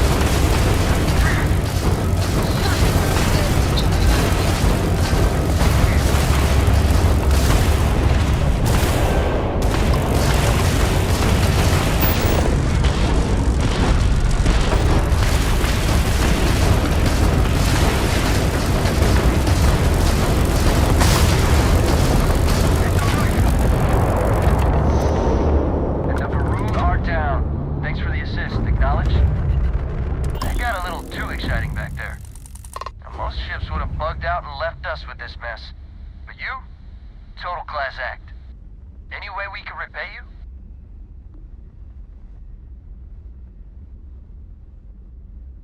Done. I can't stay here gabbing all day. Fly safe.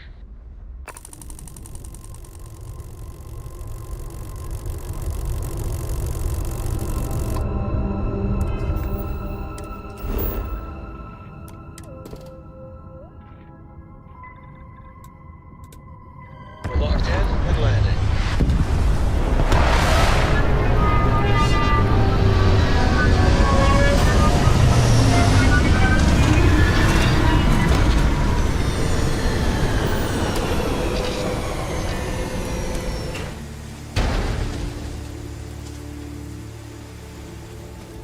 I can't believe I'm here. It feels like walking into a dream.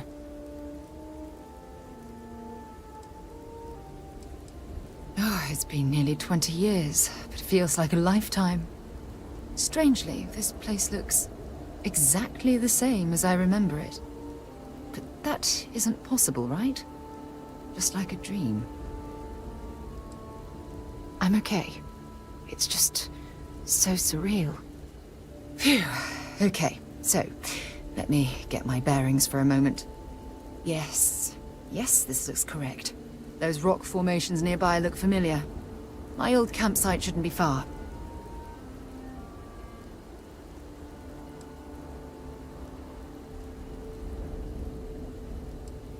Knowing that is the only reason that I'm here. Once we get to the campsite, we'll use that as a starting point to search for the cruise shuttle wreckage. Let's go.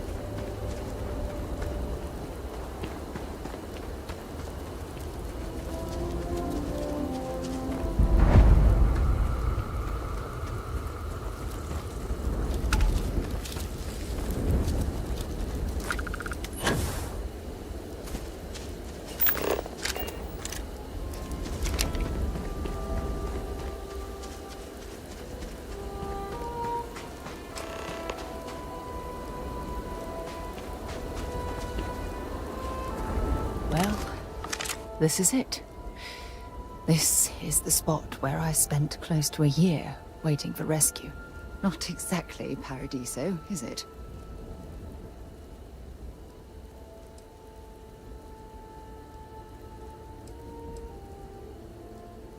I never said I walked away. When my ship hard landed on the surface, it broke apart. There was no fire, but I was pretty badly injured. Had to crawl from the wreckage. When they finally rescued me, the UC medics said I had 3 broken ribs, shattered my ulna, and had internal organ damage. I was in the medical ward recovering for almost 6 weeks. It was difficult and painful, but it kept me alive. It was home. Look at this thing. It's been sitting here rusting. I think we need to grab an emergency power cell to get the ship's computer up and running.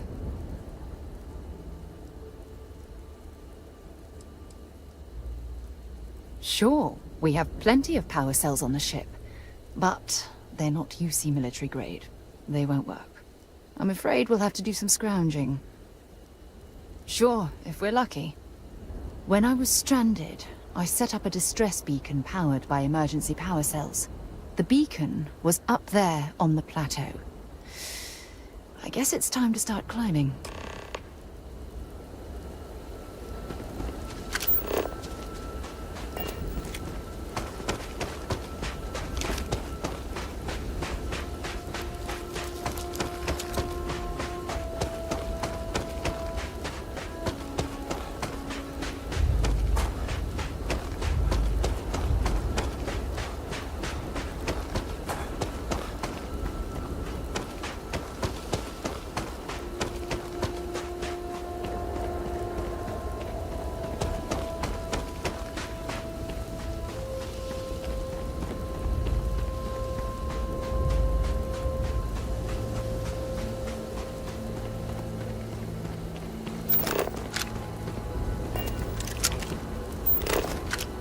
Setting up this beacon probably saved my life. Scan any promising leads?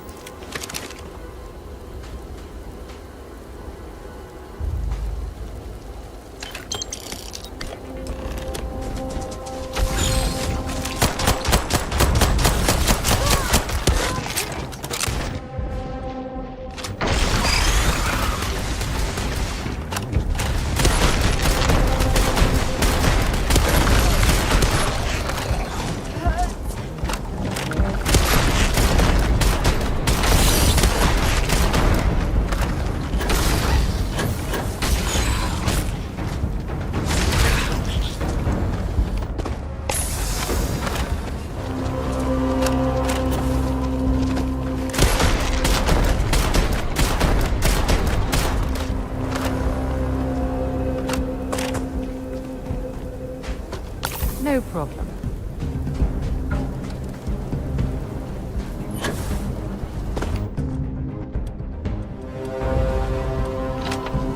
Hey, that's not fair.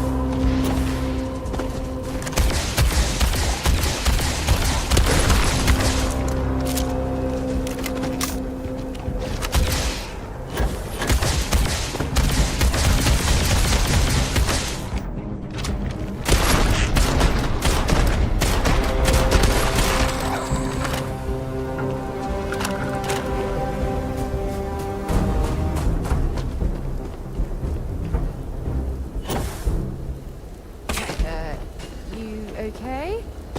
That was a hell of a jump.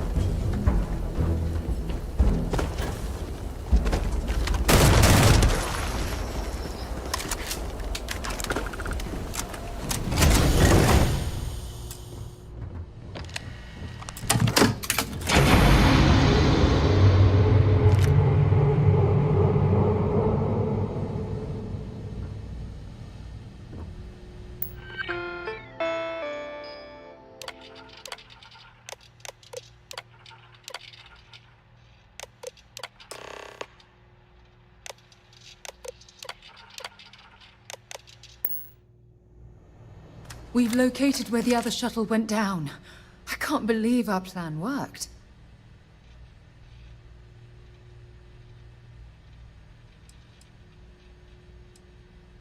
Well, we're not there yet, but damn, it does feel good. The telemetry data puts the wreckage out of range to hike. We're going to have to head back to the ship and land on a different part of the planet. Let's get going.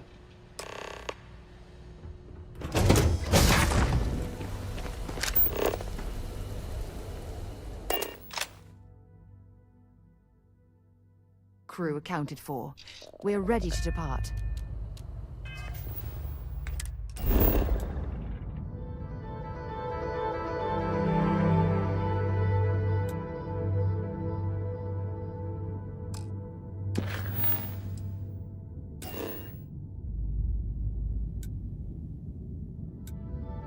Good to go for landing.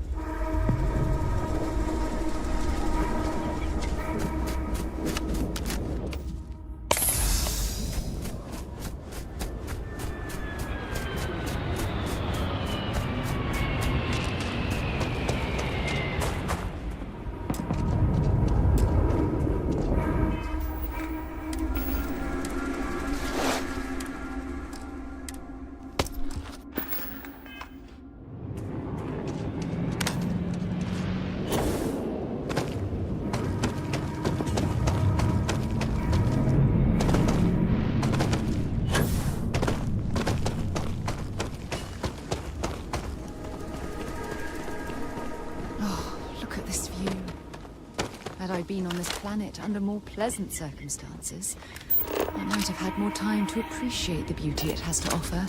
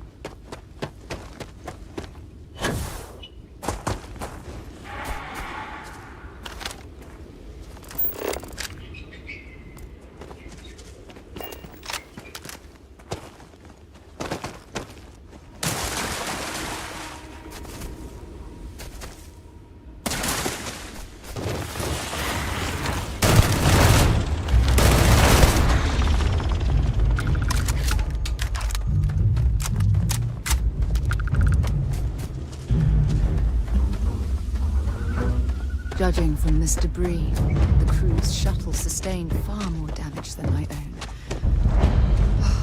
Those poor souls. This is what's left of the crew's shuttle. But it looks like parts were scavenged and dragged somewhere else. Could there have been survivors?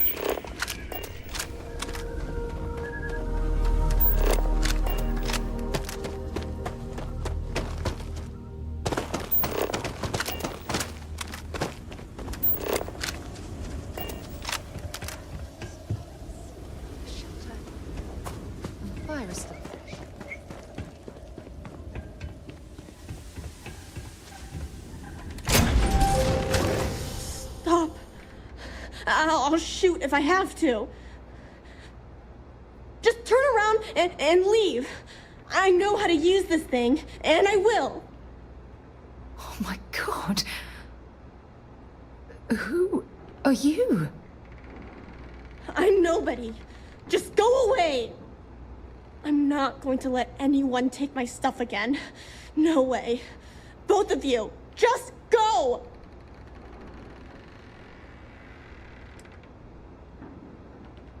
Yeah, sure. Try and trick me. No. No way. I'm not getting fooled again. Forget it. Stop it right now. Put away that gun and talk to us. We want to know what happened here. See? You're not nice at all. I knew it. You're a liar. That's all grown-ups do is lie.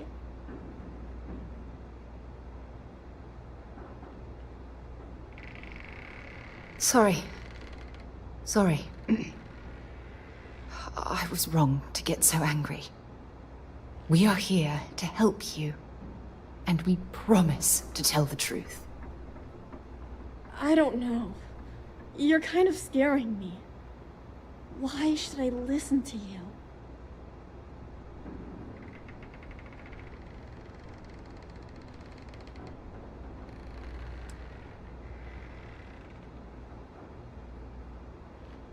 The crew? No one's been looking for that crew since before I was born. So tell me another lie. Go ahead.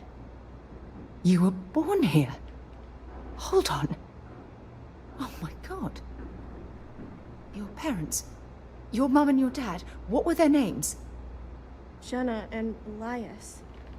Why? Jenna and Elias. Private Jenna Marsh and Corporal Elias Obrist. You're their daughter. Listen to me. I knew your parents. They worked with me on the Dauntless. I'm Commander Sarah Morgan. You're Sarah Morgan? Mom and Dad's captain? My parents used to talk about you all the time. It's like a dream to finally meet you.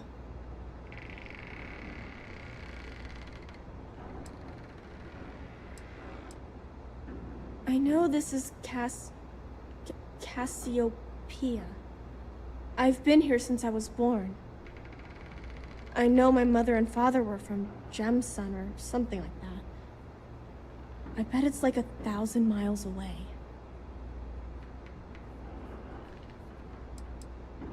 My parents told me she was in command of their ship in a huge battle. They said she was a hero and the bravest person they ever knew.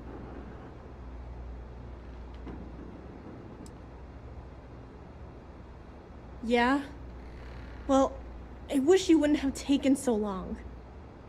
My parents are dead. My father died a long time ago. And my mother, she was killed by those monsters at the graveyard. It's just me here now. All by myself. Let me ask you a question. Actually, I don't even know your name.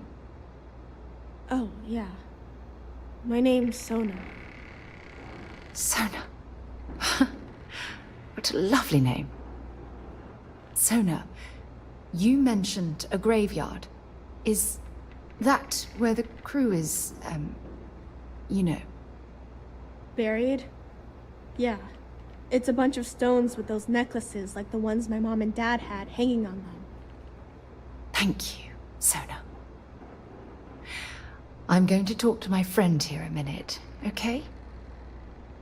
Okay, Sarah.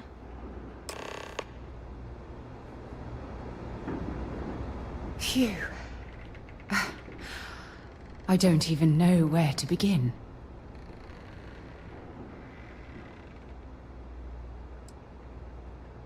Whew. Yeah. That's probably good advice. Oh, there's so much to process. But I don't have time to deal with it right now. If you want to help, then find that graveyard and bring me those necklaces Sona mentioned. I'm hoping they're my crew's gene tags.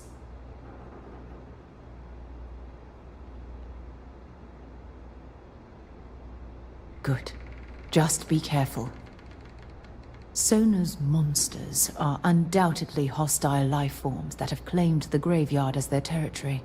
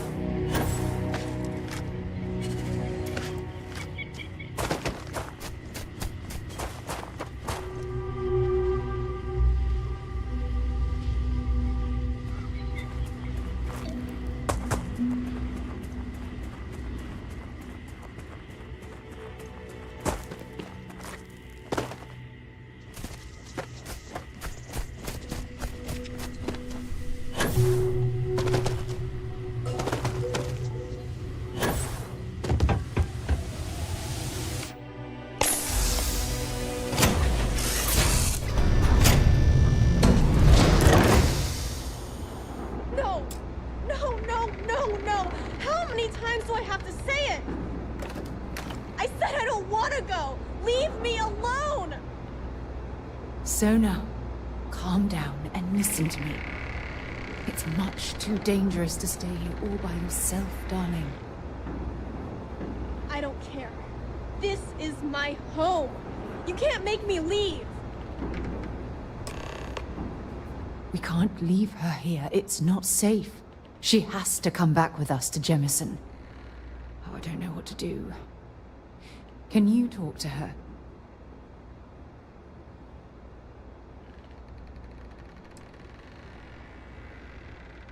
I know. I'm not proposing we knock her out for God's sake.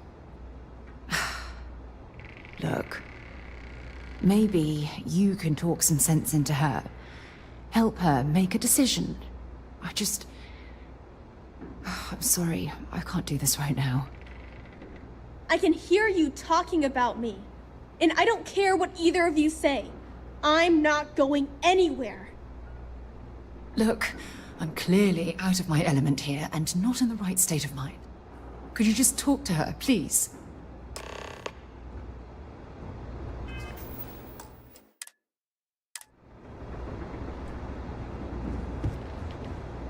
Why won't Sarah listen to me?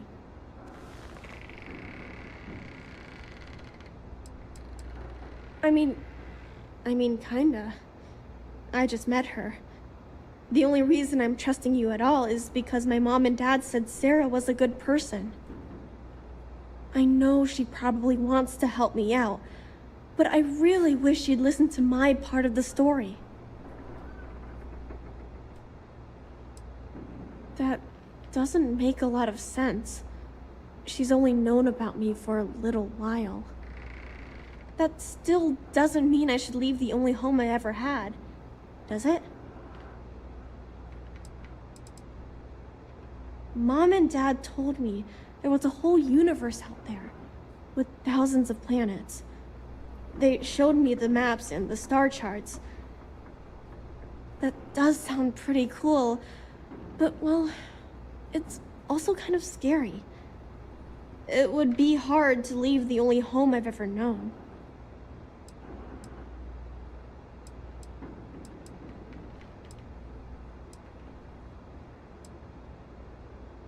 Well, I've always dreamed of finding a place that's safe from the monsters. But leaving Mom and Dad behind, it's really hard. Even though they're dead, I don't want to abandon them.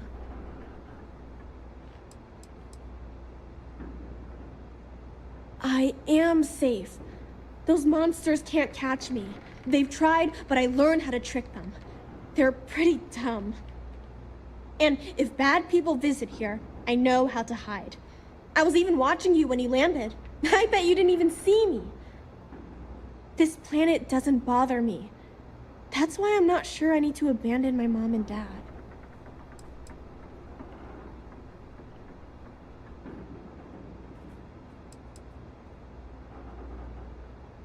Yeah, you're right.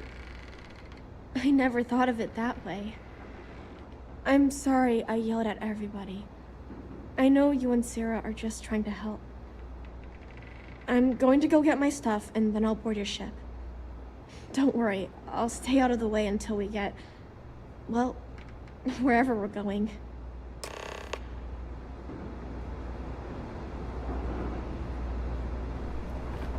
That poor girl. I hope we've made the right decision.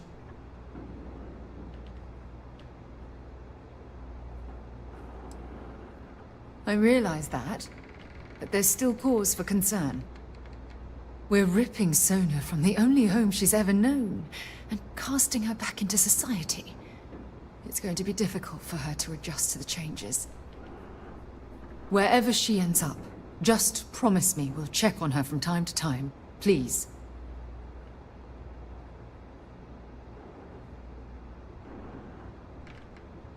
Thank you. Look, before we leave Cassiopeia behind, I wanted to say one more thing to you. Perhaps at the overlook we passed on the way here? I promise it won't take long. Let's go.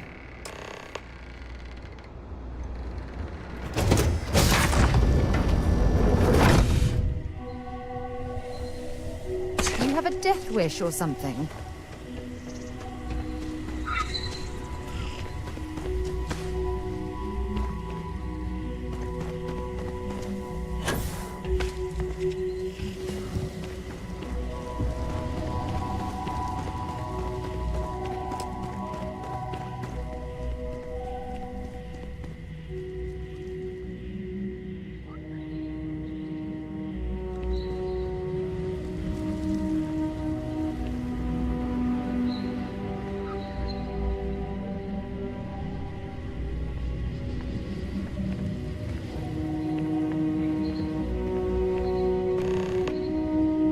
Look, before we head back to the ship, I wanted to tell you how much of an amazing gift this has been. You had to push me to come out here, and if I hadn't have listened to you, the universe would probably have never known about that little girl.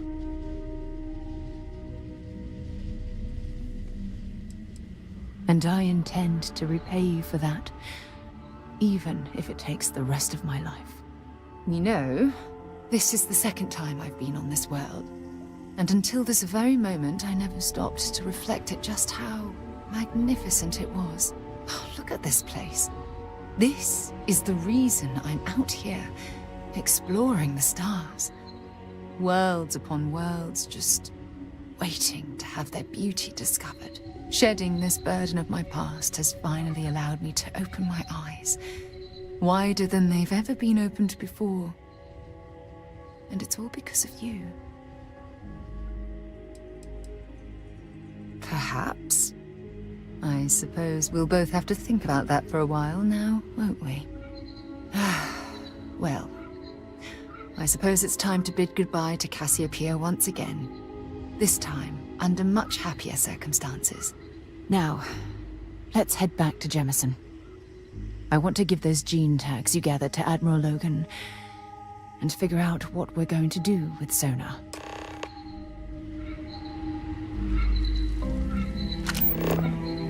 Let's get this crate into space.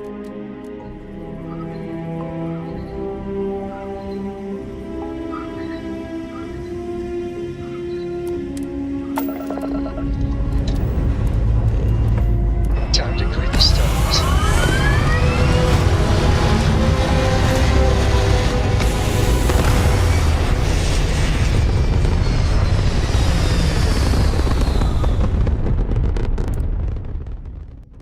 Back where we belong.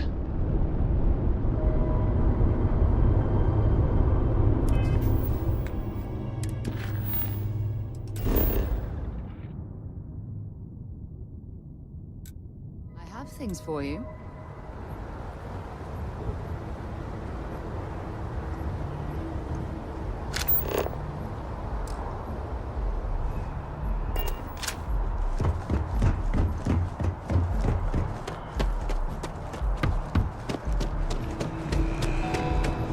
Hey, you will be scanned as you enter the city.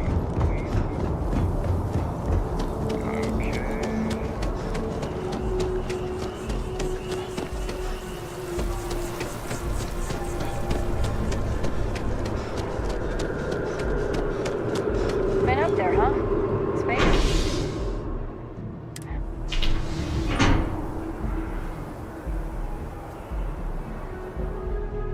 So, what's new with you today?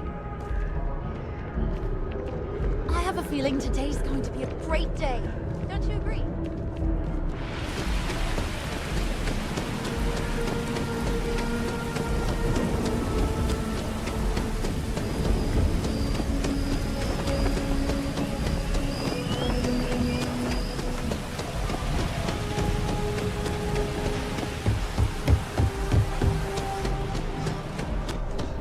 Only those on official United Colonies business can access.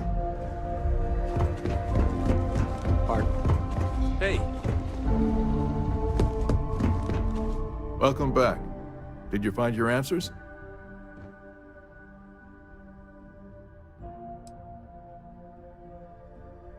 And we did it for the child that was marooned there. A child, born from 2 of the crew, that survived the crash. After her parents died, that poor girl spent years surviving on that hostile world, alone. We abandoned her, Admiral. We let her down.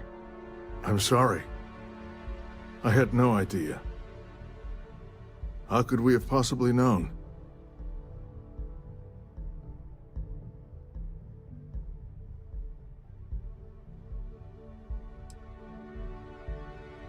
Sona. Is that her name? She must be a remarkable young woman. She's extraordinary, Admiral. And I'm afraid the United Colonies let her down. You're absolutely right, Sarah. We did let her down. One thing that I can assure you is that the names of these men and women will never be forgotten. I'll see to it personally. Thank you, Admiral. Good luck to both of you. It's been an honor. Once we're done here, we should have a little talk with Sona. Poor thing's waiting for us at the lodge.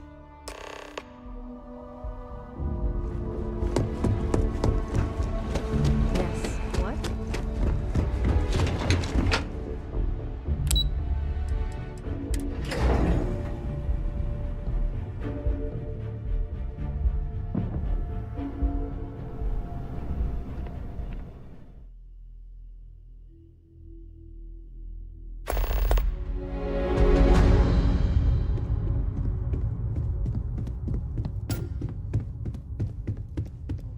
You must contribute.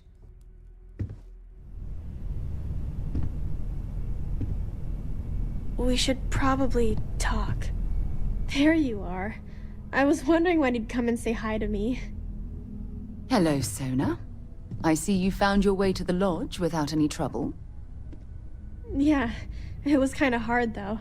All these people around. Never seen so many people in my entire life.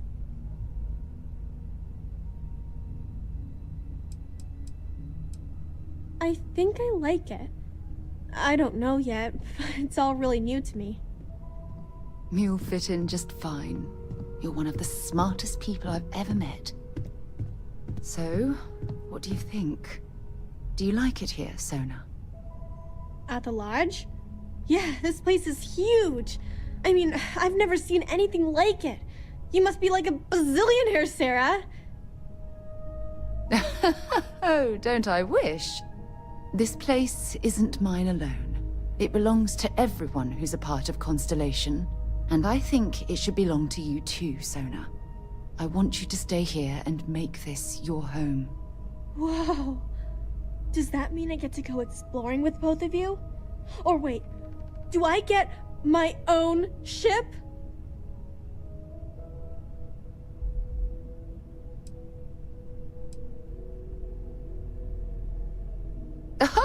Well, Auntie Sarah can't exactly afford that right now, but she can provide you with the best exploration training in the galaxy. I understand. Oh, and don't worry, I learn real fast, so you better get ready to have another member of Constellation signing on for missions. I can't wait. Well, anyway, thanks for letting me stay here. I promise I won't let either of you down. I'm sure that you won't. Well, I think we should let Sona get settled. If you wouldn't mind, I'd like to visit the Colony War Memorial now. I want to pay my final respects. Let's get a second opinion, shall we? Walter and I were just discussing the expenses incurred during the attack. No, I was explaining that there's nothing to discuss. It's been taken care of. It seems that Walter has taken it upon himself to cover the costs of the repairs to both the lodge and the Eye, as well as any expenses relating to the funeral services. Barrett, for all his antics, was an essential part of this group. And a friend.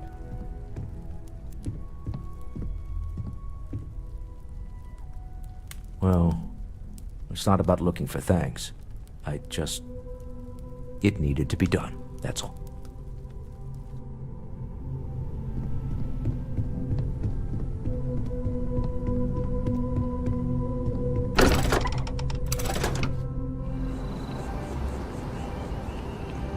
The Colony War Memorial is actually quite lovely, in a solemn sort of way.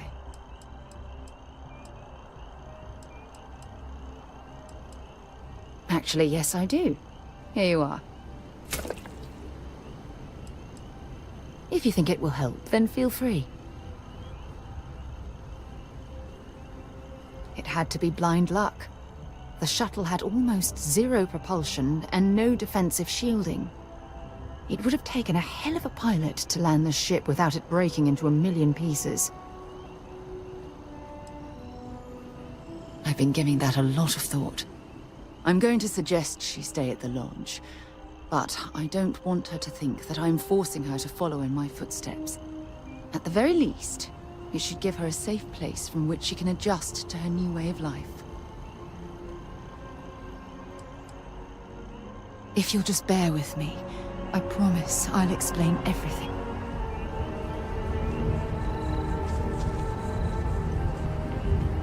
The Colony War Memorial is actually quite lovely, in a solemn sort of way. If you'll just bear with me, I promise I'll explain everything. The Colony War Memorial. You can't get rid of me that easily.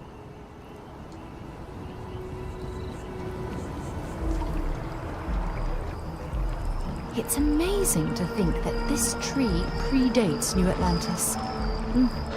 Can you imagine all the changes it's seen?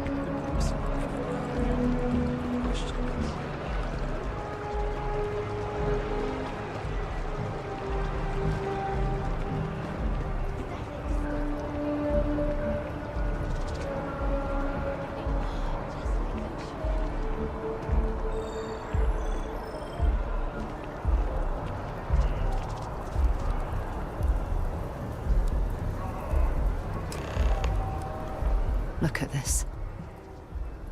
All these people, their entire lives distilled down to names on a memorial. I wonder how close I came to being reduced to just a name.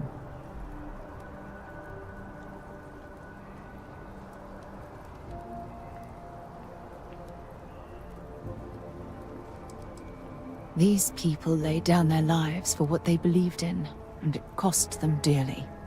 I served shoulder to shoulder with them, and watched some of them die. I know you meant well, but they'll always be more than a name to me.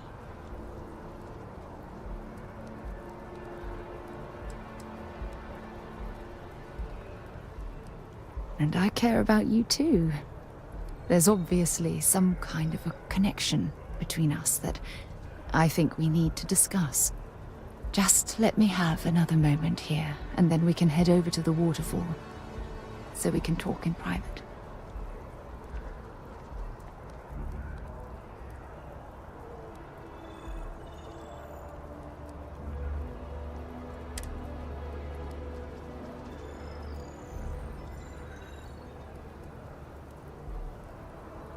Okay, I'm ready.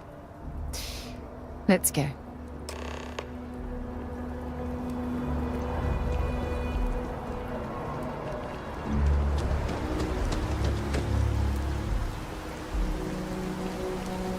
When things at the lodge are too much, I love coming to this spot to just sort of, I don't know, melt away for a while.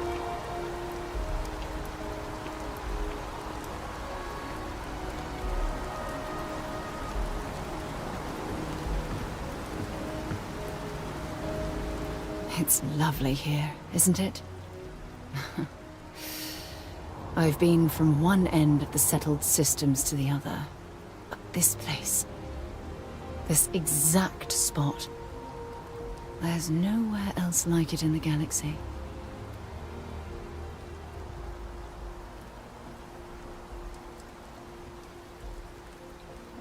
I hadn't thought of it that way, but you're absolutely right. I usually come up here to mull over some of the heated debates we have at Constellation.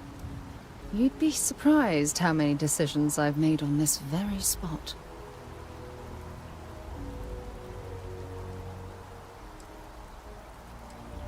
Is it that obvious? The truth is, I've asked you up here because I wanted to talk about something very important.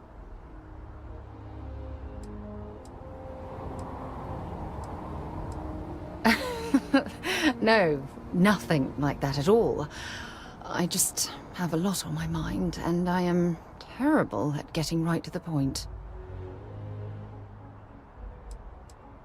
I know you are. Just give me a moment. I have a lot I need to say. It's about my return to Cassiopeia. What we learned about Sona has been constantly replaying in my mind. Maybe it sounds crazy, but that young girl's isolation feels like a reflection of my own life.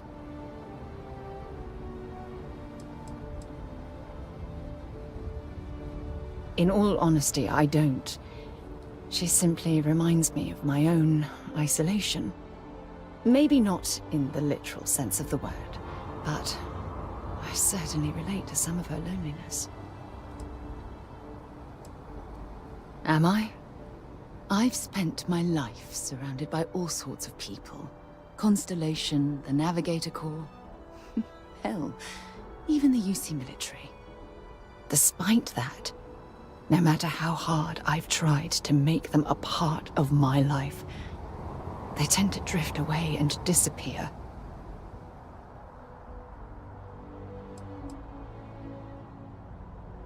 I suppose.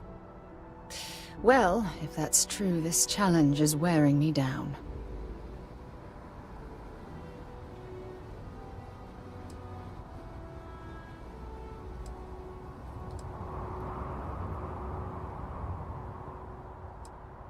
Right now? Are you talking about Constellation? Or what exactly are you saying? Ha! Sorry, I just need a moment to gather my thoughts. From things you've said in the past, it's obvious you want to have a serious relationship. You want to become close. So, if you're willing to take that leap of faith with someone like me, then I'm ready to do the same.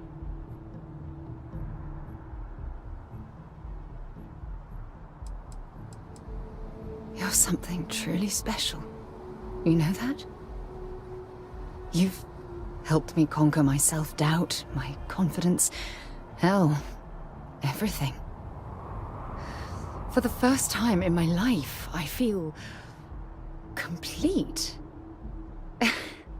And with you by my side, I'm convinced that feeling will last forever.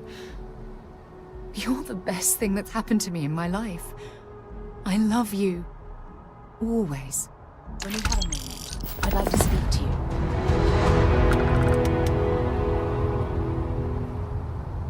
I received a message from my mother a few days ago. She's returned from another one of her sightseeing cruises. Yeah, you know, one of those luxury liner journeys that shows off binary stars, gas nebulas, asteroid fields. Pretty photogenic stuff. Apparently, it's my mother's new favorite pastime.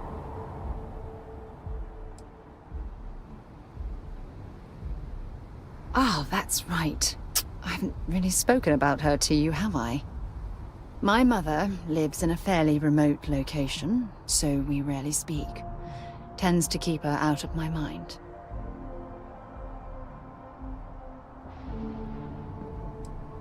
Good. When I say that to most people, they look at me like I'm crazy. I don't think they realize how much control parents can exert on your life, especially when their dreams conflict with your own. No, we should have discussed this a long time ago. You see, both of my parents were diplomats working under the flag of the UC Administrative Division.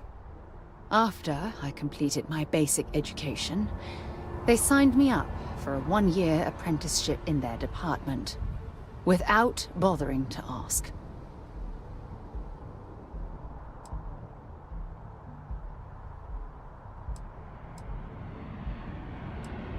Look, I was 18 years old, fresh out of school, and I idolized my parents. I trusted them. I'm certain they felt they were doing what was best for their daughter. Who was I to argue? Wanted isn't the right word. Demanded would be more appropriate. For my apprenticeship, I was sent to Sidonia. My job consisted of drafting political policies and arbitrating trade disputes. The silver lining of the job was that it allowed me to spend time exploring every square inch of Mars.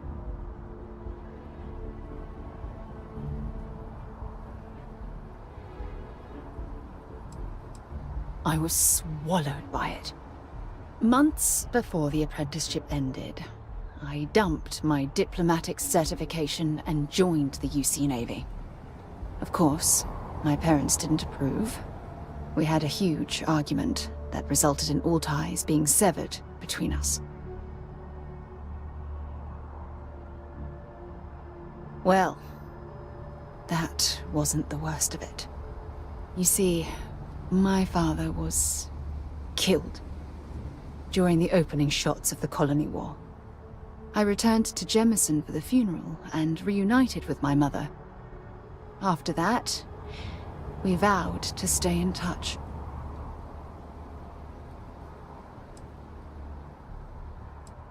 Oh, aren't you sweet? Always concerned with how I'm feeling. That's why I fell in love with you. Your smile, your caring. It brightens even my darkest days. Listen, I'm going to be completely upfront with you. All this talk of family, it makes me wonder where our own relationship stands.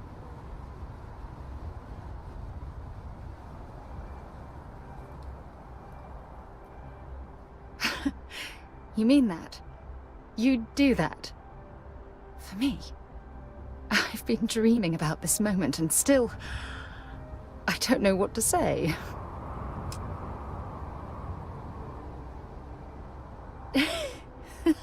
Yes, yes, of course, yes.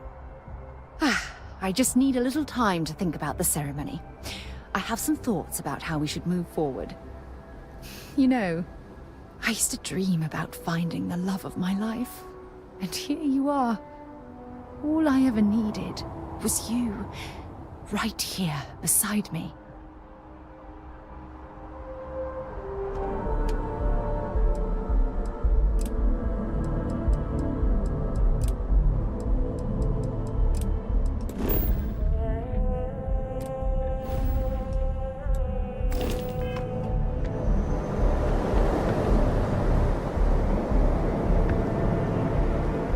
If I can help you with anything, just say the word. What's on your mind?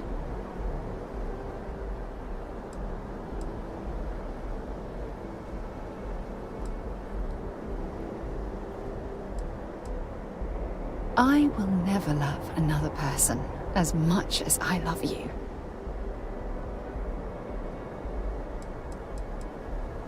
It was nice talking to you again.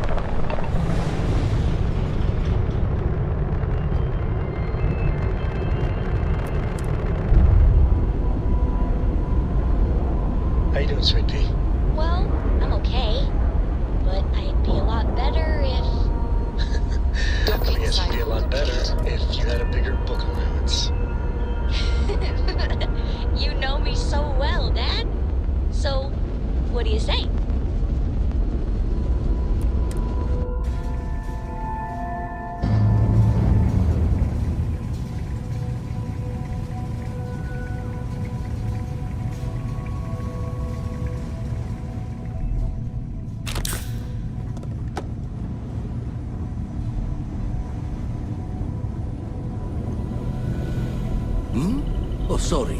Was doing the tallies work in my head. Inventory on the station, next supply run.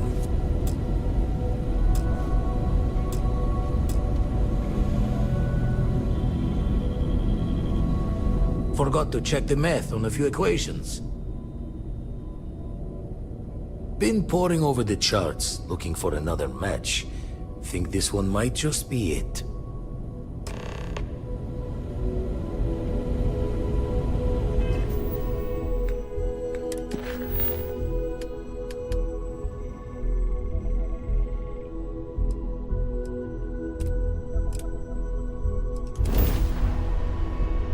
Bring our weapons online!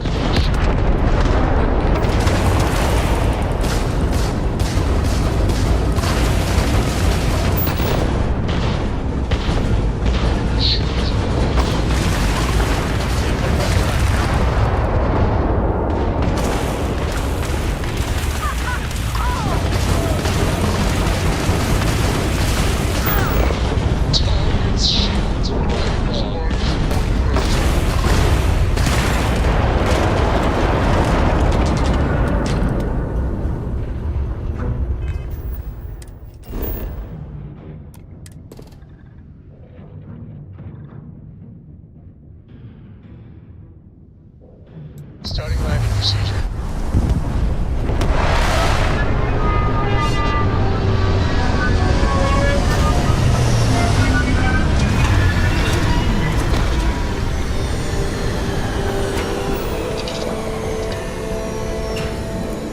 Otherwise, we won't last long in this environment.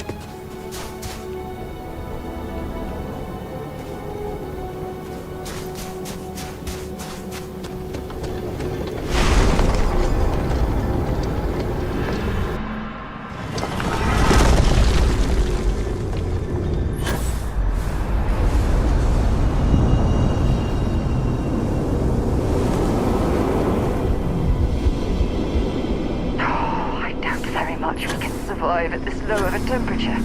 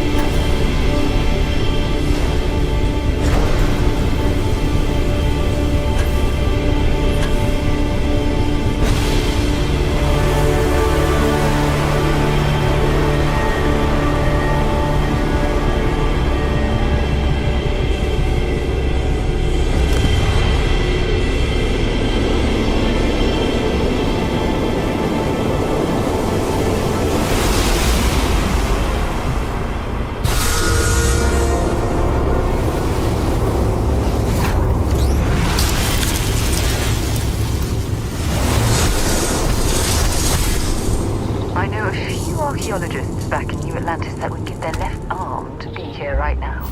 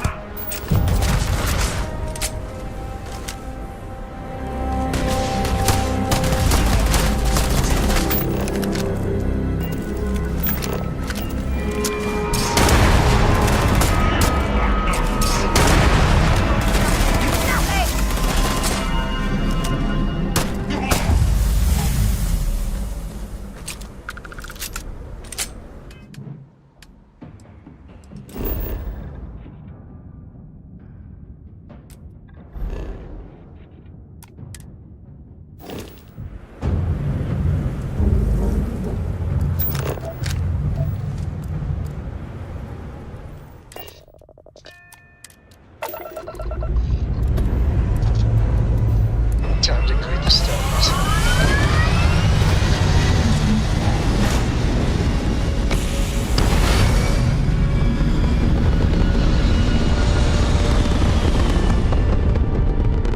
Locks in.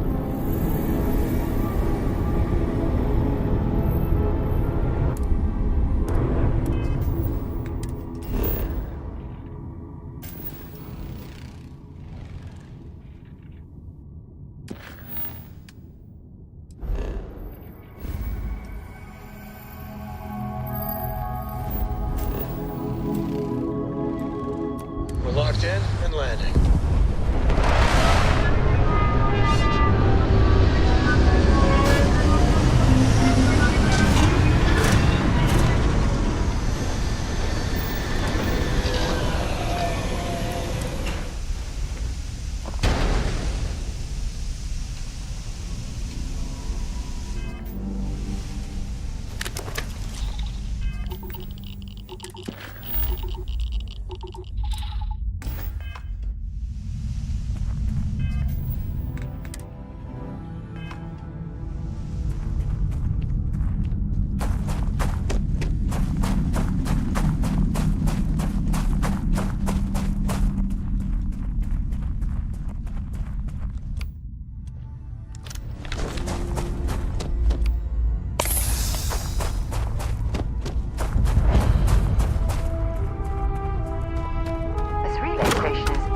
Over 100 years old.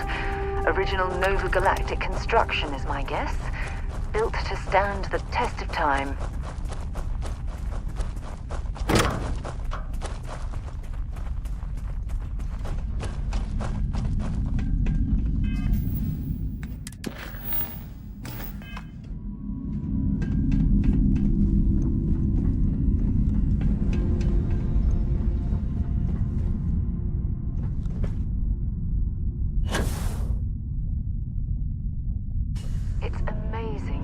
We're standing on the same planetary body where humankind first ventured into space.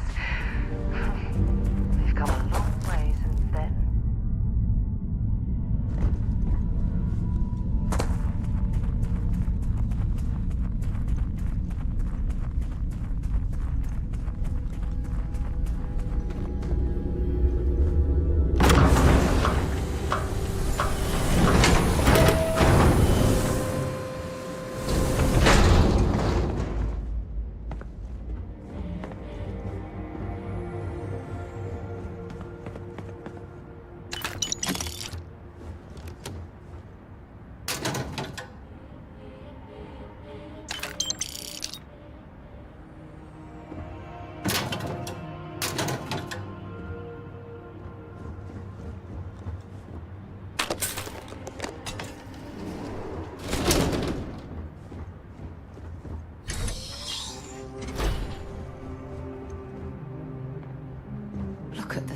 of this facility.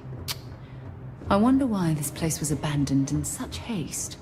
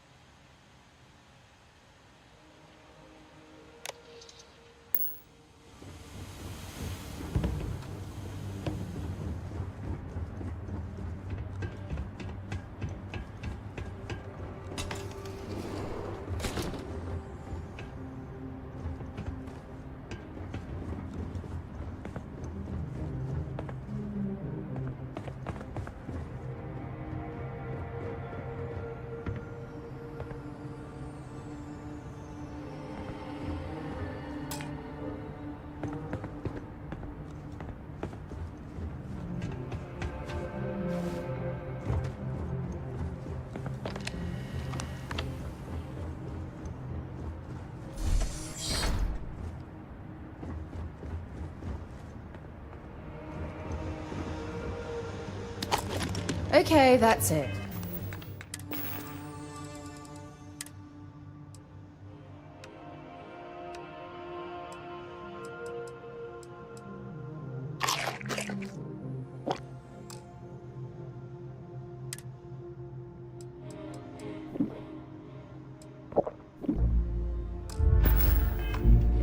Time to sell some of your junk.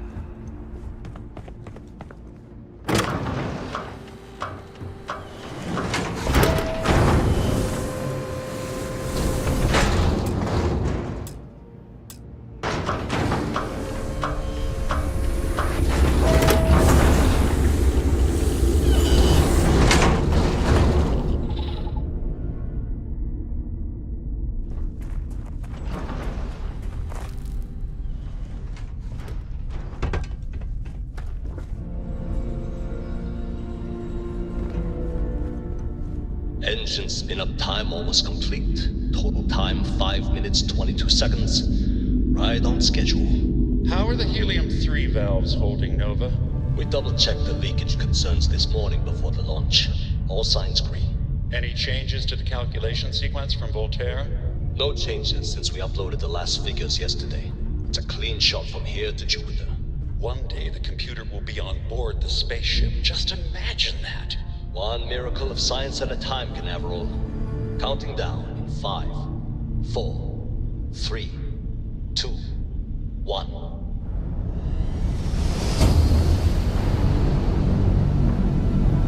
Canaveral, are you reading? All clear, Nova. Indicators look good. The ship should be cruising Jupiter's orbit right now.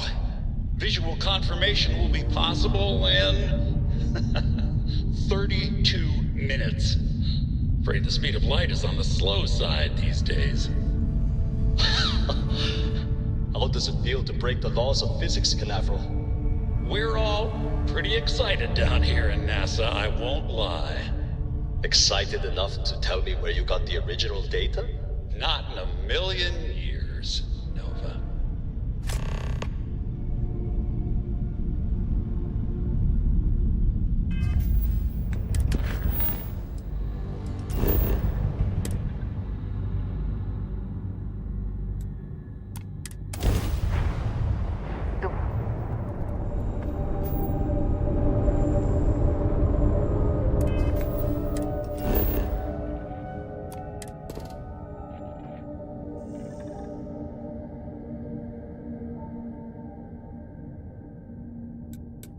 Let's put this bird on the ground.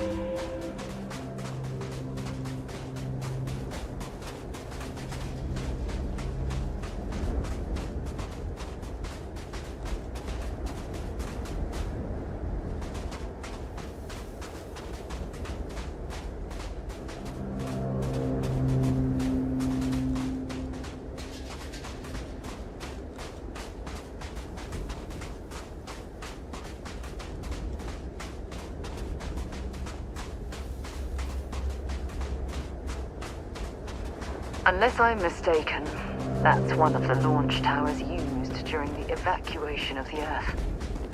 I can't even imagine the chaos.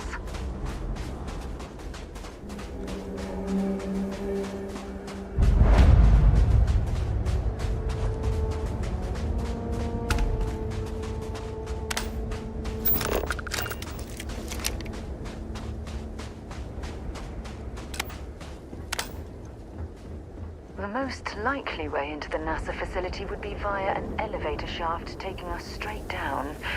If you're overloaded, we should stop and prioritize what we're carrying.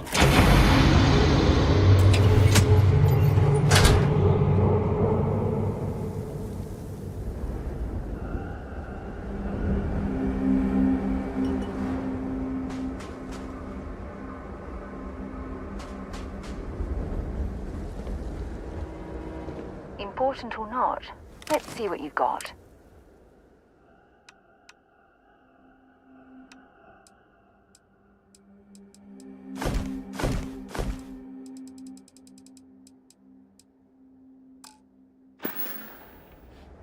We should get a drink sometime.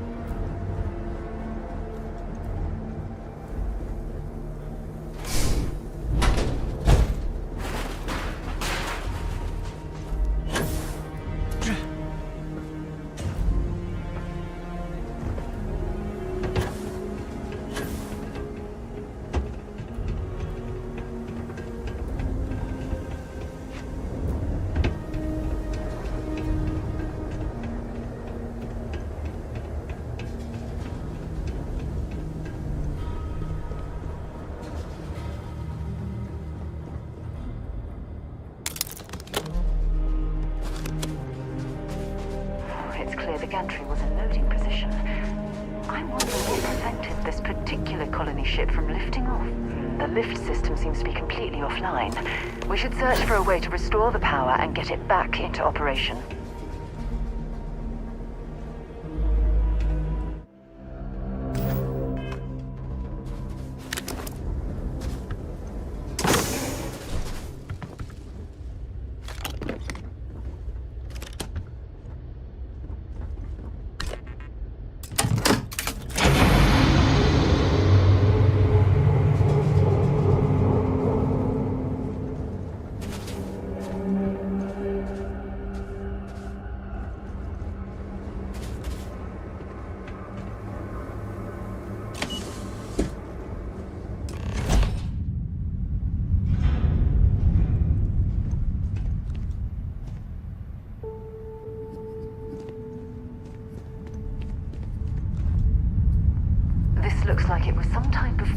preparation area.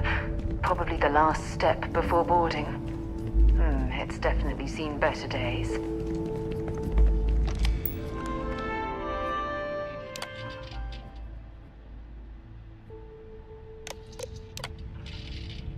Station log. Dr. Judith Tatien. The recent delivery from Mars is unsettling. I was expecting rock samples or maybe fossils of microbial life. Station log. Dr. Judith Tatien. The recent delivery from Mars is unsettling. I was expecting rock samples or maybe fossils of microbial life. Instead, Dr. Victor Isa comes with 2 members of the military. Everything they brought back is under wraps. What could a theoretical physicist need with a sample from Mars? Station log. Dr. Judith Tatien. I've been trying to cozy up to Dr. Isa, Victor, to see what is going on. His team has completely commandeered one of the labs with those 2 military handrefs, checking who comes in and out. I joked that maybe he found a little gray man and was doing an autopsy, and he grew very pale. 2 days later, he sends me a request asking for more information on my background in materials science, metallurgical engineering. We have a meeting tomorrow. I think I'm being invited into the lab. Station log. Dr. Judith Tatien. I have never been so nervous since I defended my dissertation. 4 hours talking to Victor and his team about theoretical metals, atomic bonding, even a half-hour divergence into magnetism that I'm pretty sure was to throw me off the trail of what we were actually talking about. Then, I got to see the lab. I don't know how much I should say, but the periodic table just got thrown out the window.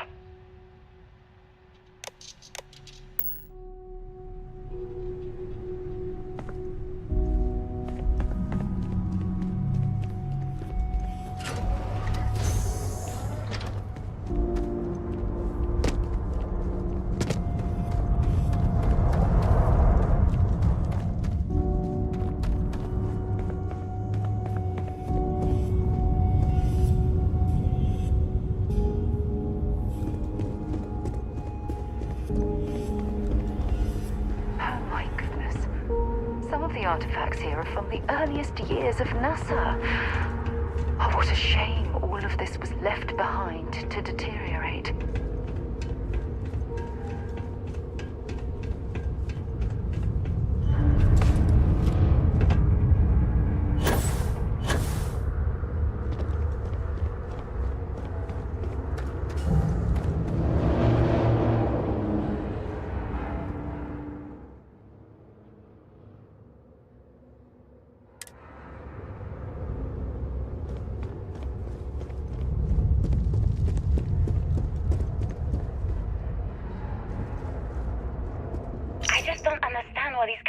Came from. There's something wrong with the math? I think it's quite straightforward. That's not what I'm asking. We've had no success extracting even a sample of material from the object. No explanation for the gravitational effects, no motion graph to explain its harmonic frequencies. I can't even establish a melting point. Judith. But you've had me building these prototype colliders for months. And now you want me to pump helium-3 into it based on this equation you've written on a goddamn napkin? I just need you to trust me. I have been trusting you. We keep slamming our heads against a brick wall, getting nothing. And you keep coming up with something new to try. Like, you know what's going to happen.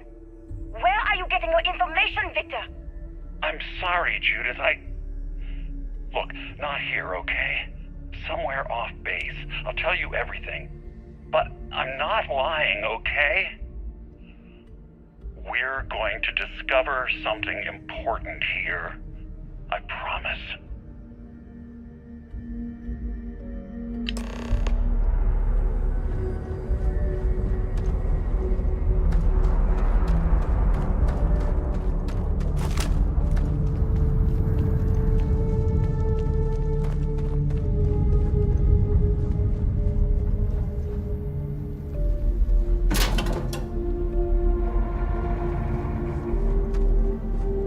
They were clearly testing space habitat viability in this area. It seems as if they knew the inevitable was on the horizon.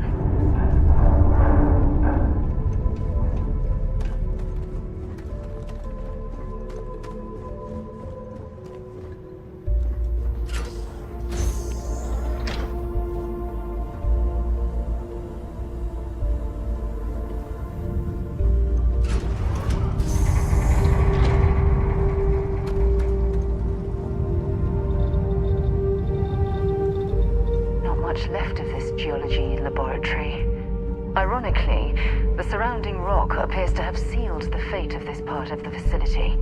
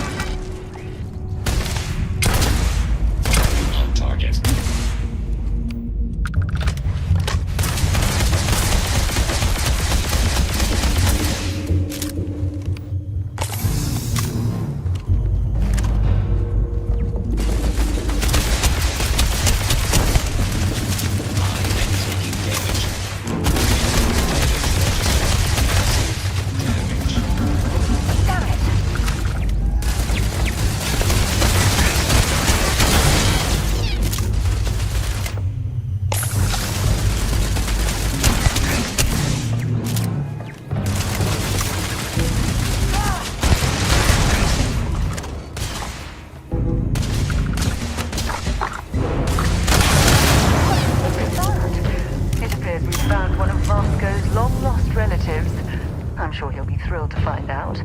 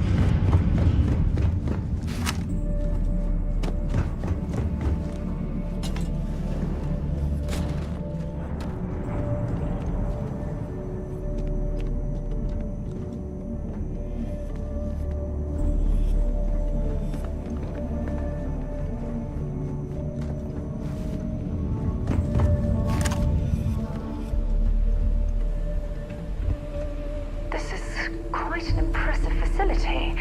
The logistics it must have taken to build it this deep underground. It's astonishing.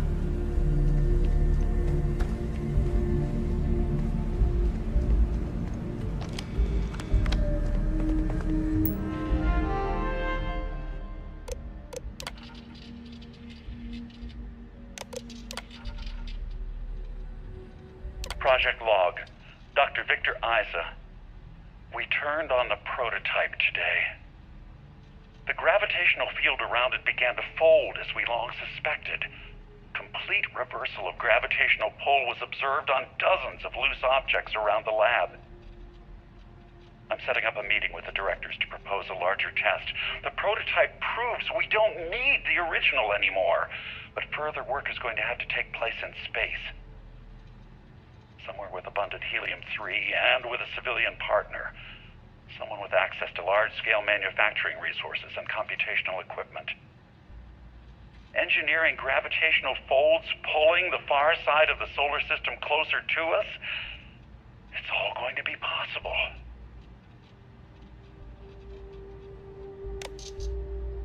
Project Log, Dr. Judith Tatian. I watched the GravJet tests from the moon today.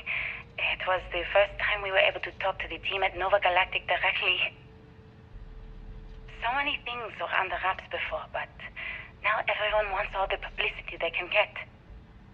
I'm already seeing proposals for manufacturing androids of drives, expeditions to Alpha Centauri and beyond. It's also overwhelming and worrying. It could take years, decades, before we know what all the side effects of operating a grav drive can be. But no one wants to hear that right now. Like a bunch of pioneers racing towards the edges of the frontier without knowing about the grizzly bears in the mountains.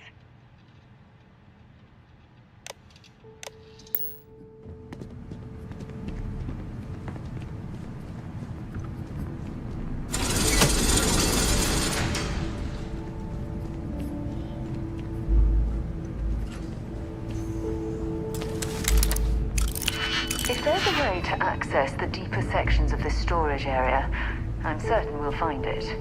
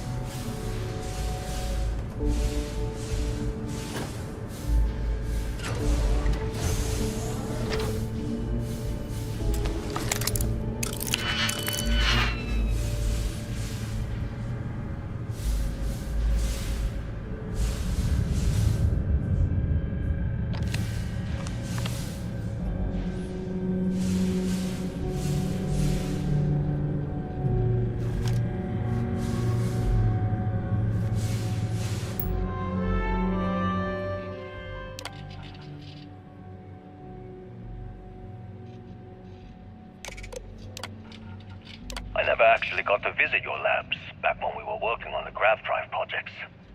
Seems like ancient history now. Only thing we're doing these days is launching weather satellites. Guess this is as good a retirement as any. Now, Project Demeter, you want our help manufacturing scanners to better track these new meteorological patterns we're seeing. Our guess is that the poles might be naturally shifting, causing some gravitational fluctuations that are throwing off our old models. Why do you need the scanning tolerances to be so small? What are you trying to find? I just want to be sure. It's not like we're doing much these days anyway. The glory days are over. Why not give ourselves a challenge before they write us off in the history books?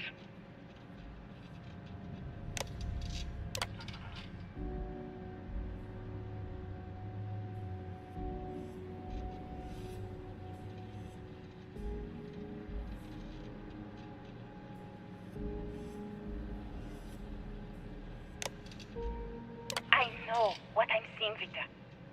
The data coming back from the satellites is very clear. It's the grav drives. All those jumps from the moon. At this rate, Earth's atmosphere is going to start sputtering out into space. Can the drives be fixed? I'm working on some designs that should discreetly solve the problem, under the guise of an emergency update to the fueling pumps. We're talking about the end of Earth, and you're trying to be subtle about it. Judith, the last thing we need is people losing faith in grav drive technology. That might be our only option. To what? Are you seriously saying we should abandon Earth? The timeline is under 50 years. A blink of an eye for a planet, but more than enough time for a human exodus. And what do we tell people? We say it's an act of God, one that science has found a solution for. Time for humanity to take its place in the stars. You knew, didn't you?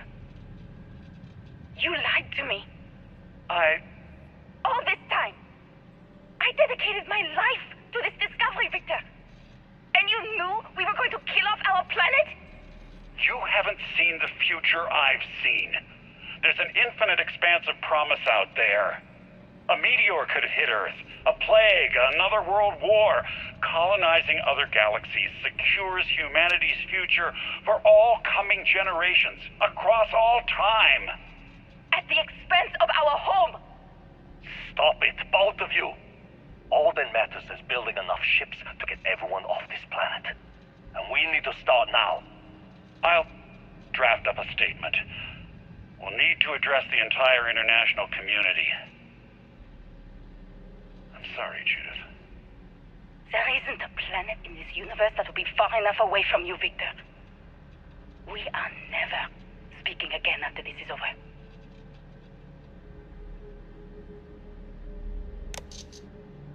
My name is Dr. Victor Isa.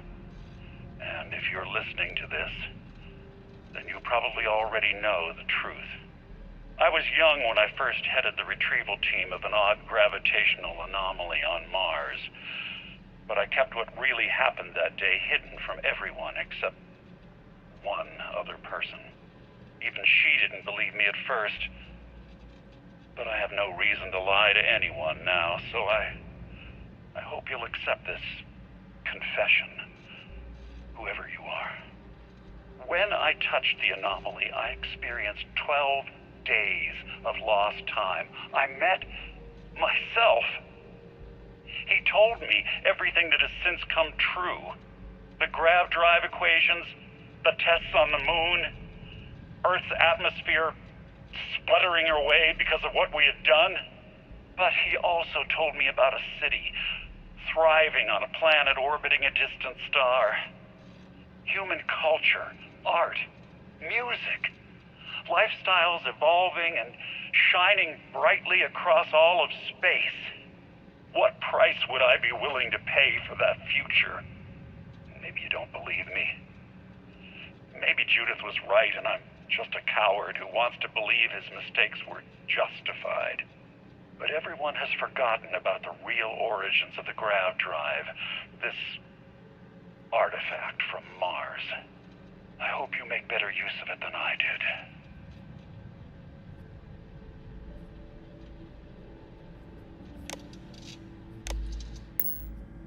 Oh my god. The grav drives destroyed Earth. And at the core of the first drive, an artifact.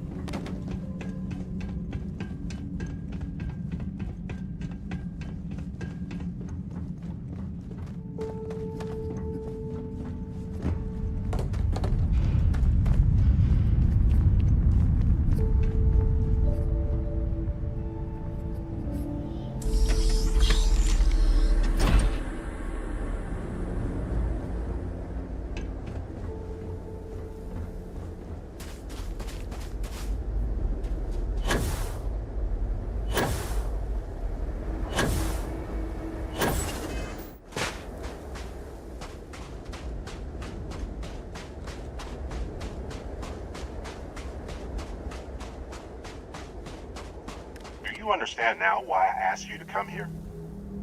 The artifacts unlock the secret of interstellar travel. At the cost of Earth. An easy trade, honestly. Why have one world when you can have all the settled systems?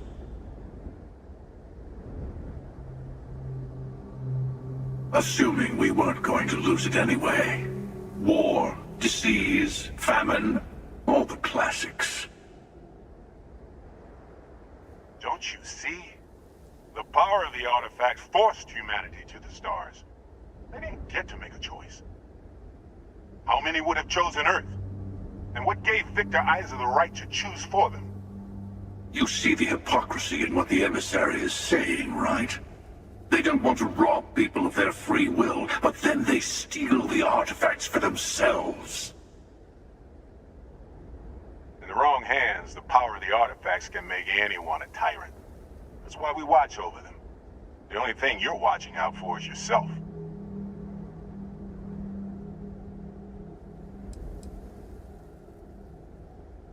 Don't be a fool. The emissary and I may have our differences, but you do not want to give us a common enemy. For once, he's right. Don't do this. We can collect the final pieces together.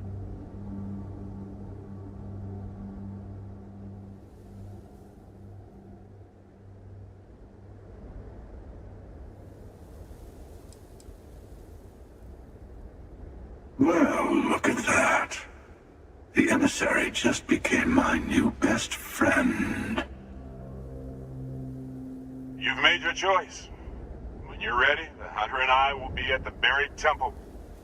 That's where we'll settle things. Meaning, we'll kill you. But hey, at least we'll wait till you get there.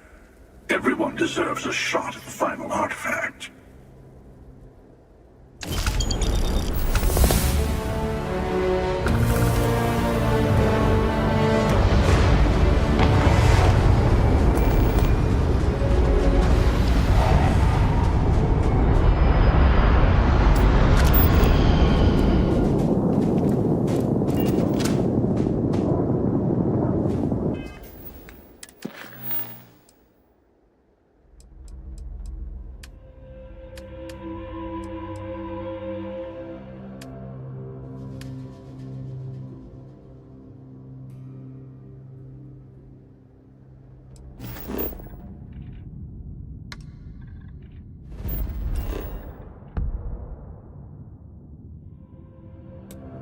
Have a moment. I'd like to speak to you. Happy to listen. So, I've given everything we've discussed a lot of thought, and I've decided I'd like Aja Mamasa to conduct our marriage ceremony.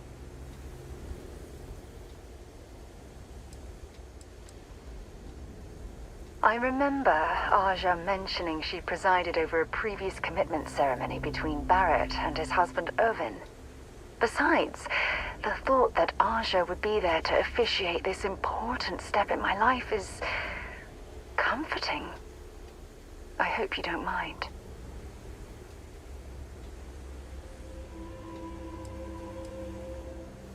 I knew you'd understand. So, with that settled, I suppose we just keep it a quiet ceremony? Just the two of us? Oh, that's sweet of you to suggest, but I think bringing Sona all the way to Aja's home would be too much anxiety for the poor girl.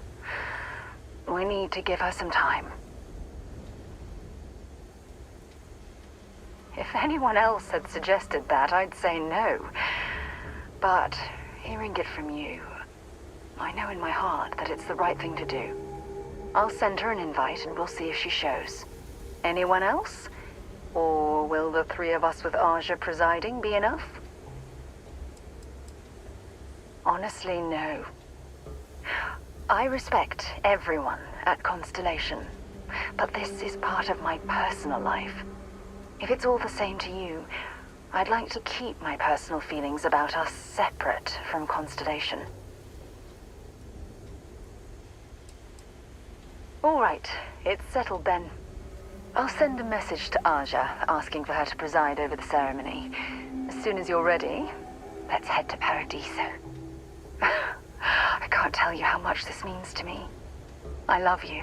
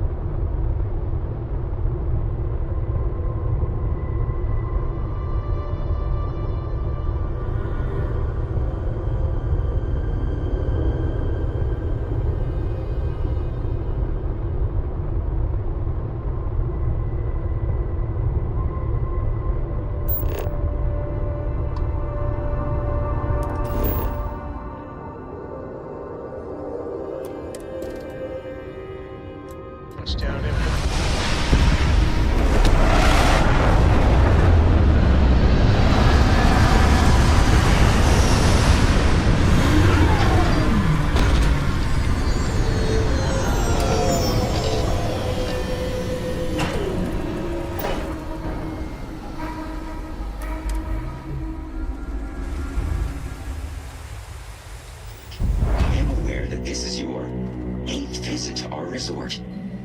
As we were landing, I picked up a message from Aja.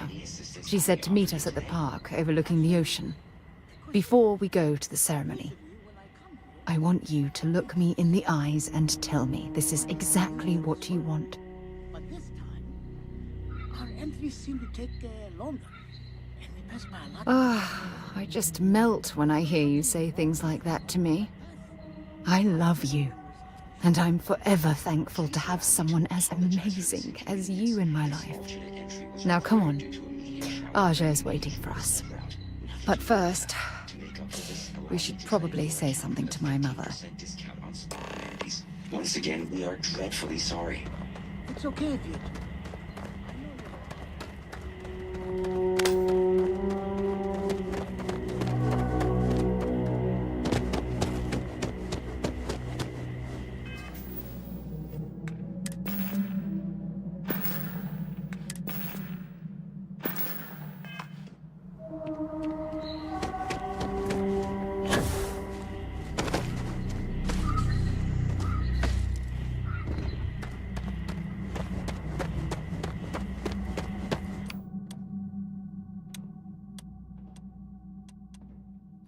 First time here. Thank you for choosing Paradiso for your vacation destination.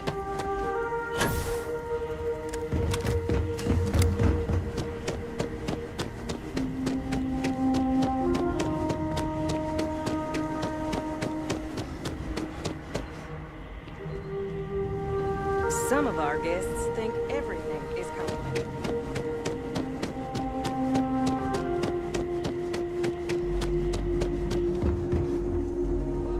I'm here to satisfy your needs. Oh, this looks like a lovely place for a stay. Might also be the perfect time to stop for some food or a tranquility. Where should we begin? Can't wait to get out of here for the day. Welcome to Paradiso Gift Shop and Convenience. Feel free to look around, but don't break anything or you've got to buy it. And before you ask, there aren't any discounts, so don't even try to haggle with me. You're going to make me do stuff, aren't you?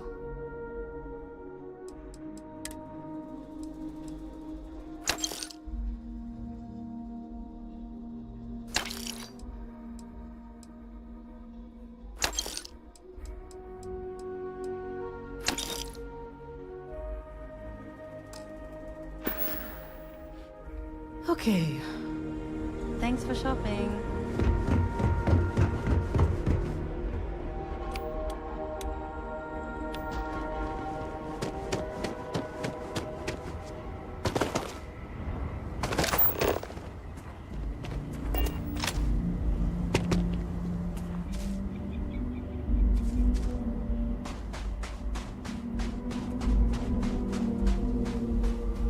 It certainly was nice of you to think of me when sending invitations to my daughter's wedding. It's good to see you too, Mum. I just wish you would have given me more notice. Or maybe some time to get to know your dear partner. I barely even know his name.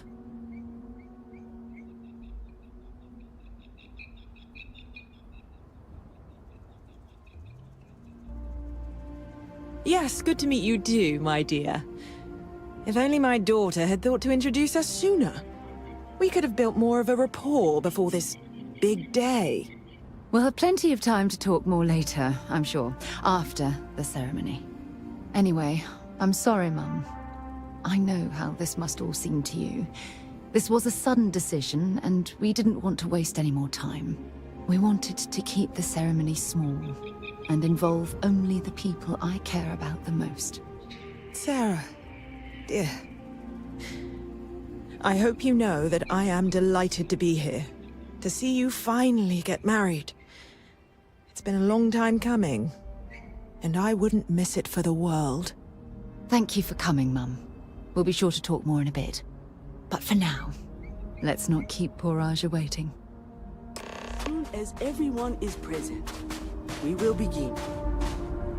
It's so lovely to see you, Sarah. It's wonderful to see you too, Aja. This is the one I told you about. I've heard a lot about you. All of it good. You're quite a catch. 10 seconds in and already you're embarrassing everyone. Before we go any further, I just want to make sure that you are right for Sarah. She's quite special,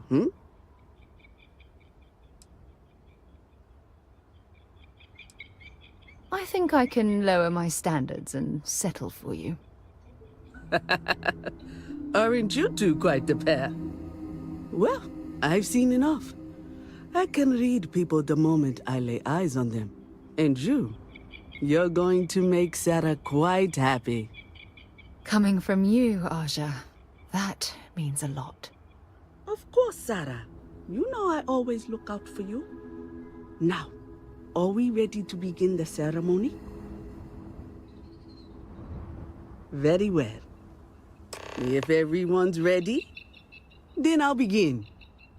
It's been years since Sarah Morgan and I have spoken. And though it might appear that we've grown apart, I feel that we've become closer friends than ever before. When I received the message with Sarah's intent to marry, and that she wanted me to officiate the ceremony, I was overwhelmed with joy. Not because she had decided to rekindle our friendship, but because she was allowing me to share the happiest moment of her life. I can't imagine a greater honor. And for that, Sarah, I thank you. I wouldn't have had it any other way, Aja. Before you present your vows, I'd ask both of you to remember that love is what brought you together today. It is a foundation upon which a structure of trust, faith, and affirmation is built. This structure can be absolutely impenetrable if you both agree to love each other unconditionally, with faith, devotion, and acceptance. And most importantly, to allow yourself to be loved. Remember, there are no other bonds more meaningful than the one you are undertaking today.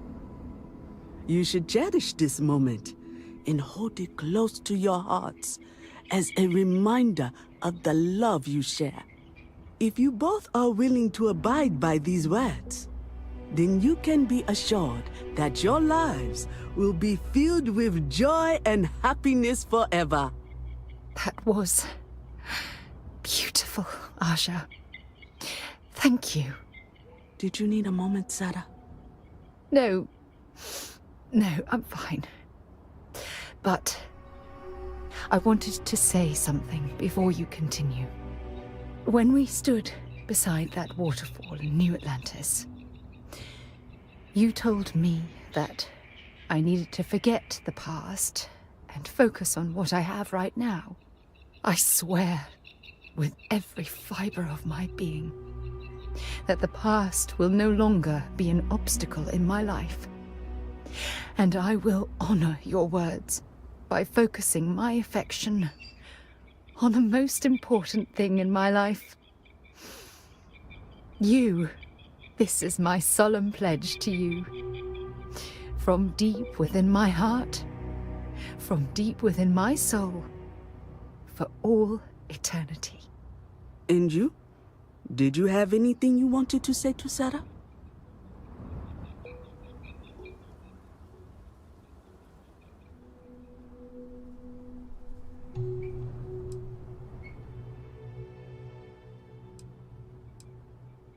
I know you will.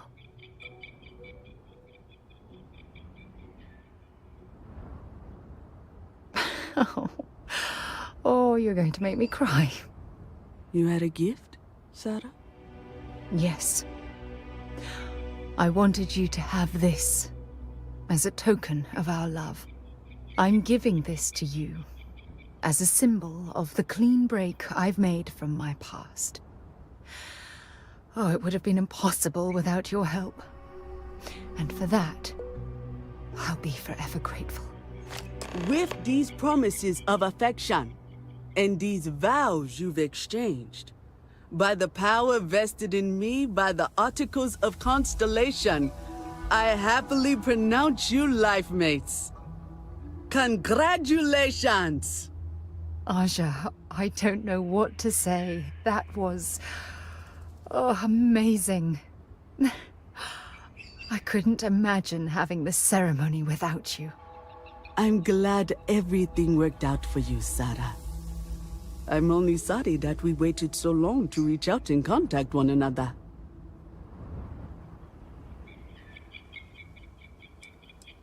That isn't necessary. This was my gift to the both of you. Well, you're both welcome to stay here for as long as you like. Sarah, your mother will be staying here with me for a few weeks. We've actually got a lot more in common than I expected. So, I guess this is goodbye for now. I wish the both of you a happy and healthy life together. I'll never forget this, Aja. Thank you. I'm happy to host Abigail here at my home. She's quite charming.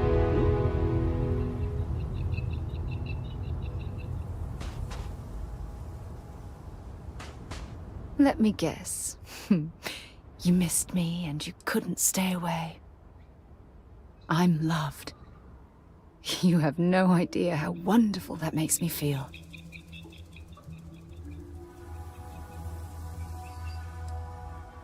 If it keeps us close, then I'll gladly say those words every time you ask.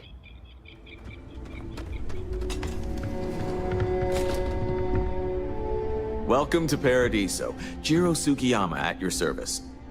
Do you have a security concern, or is there something else I can help you with? Ah, yes, of course. I'm glad you came. As you can imagine, we're in a bit of a predicament. Under normal circumstances, we would not enlist outside help in this manner. But this is a matter we can't afford to worry our guests about. As such, we need to handle this discreetly.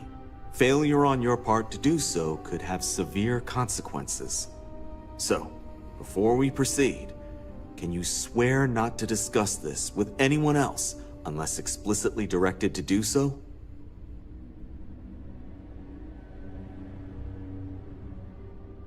Great.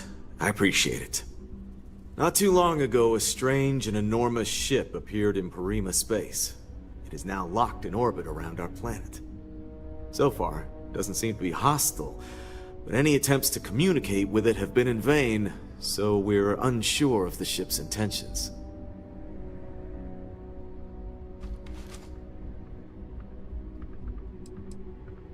Can't say for sure.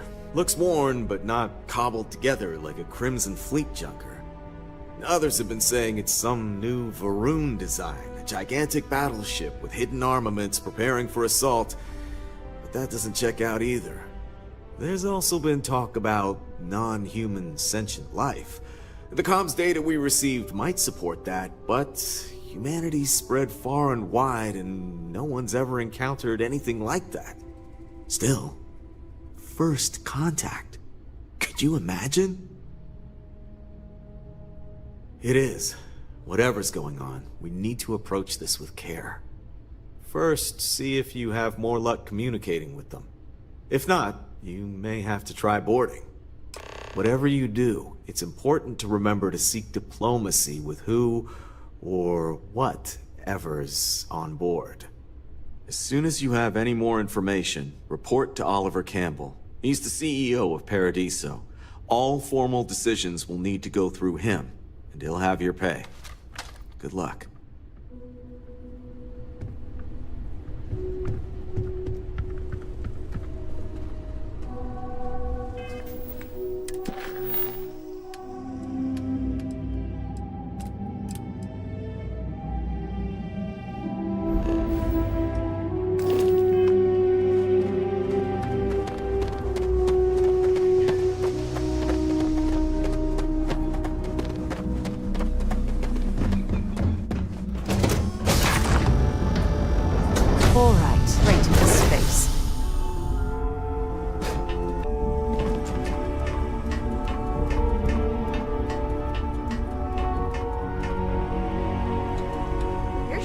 So much better than Dad's? Like, a lot.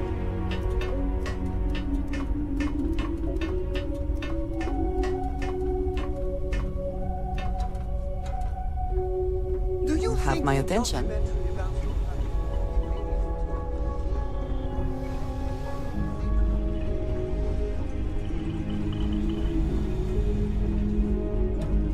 I like to think of myself as your emotional support human.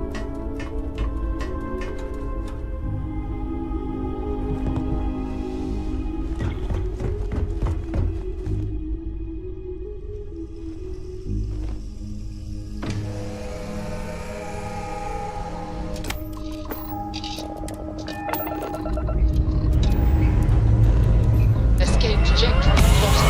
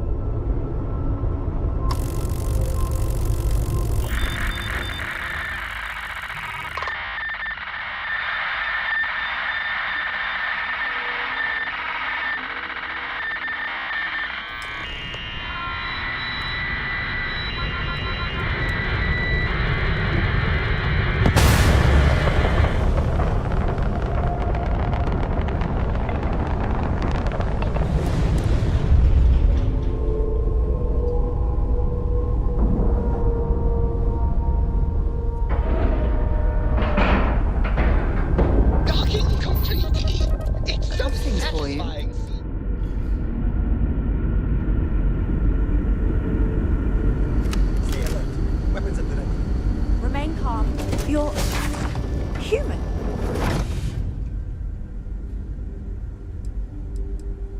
Oh, we're human. From the planet Earth in the Sol system.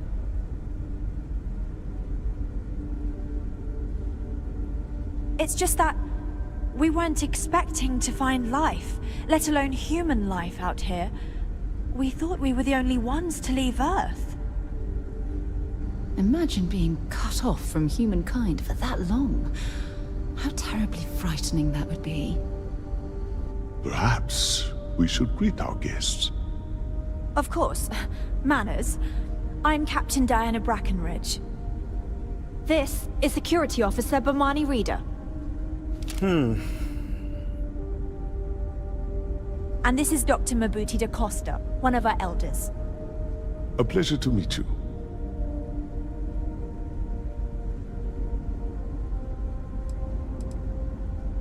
You've come aboard the Earth colony ship, Constant. Generations ago, we set forth from the planet Earth with the mission of colonizing a new habitable world, in the spirit of our ancestors nearly a millennium ago. I see. As you may have presumed, we're in a bit of a bind. Our ship has finally completed its near 200-year journey from Earth, only to find our new home seemingly colonized by... well, we don't know.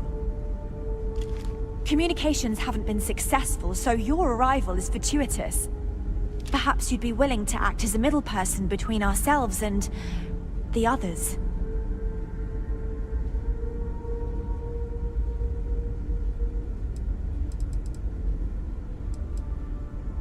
We're not entirely sure. Our engineers believe it's possible that our technology just isn't compatible with theirs. All we hear when using them to communicate with anyone is a bunch of disturbing noise. It gave me the heebie-jeebies at first.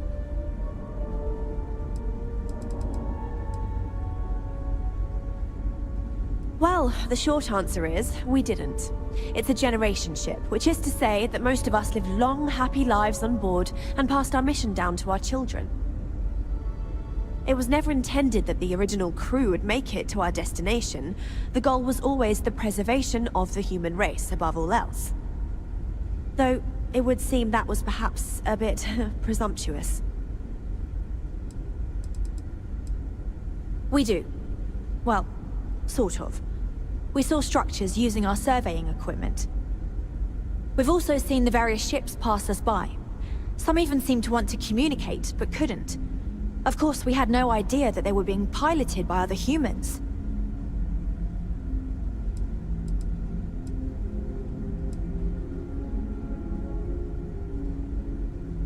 Of course, we know that now. Human or not, we were still unable to communicate our intentions.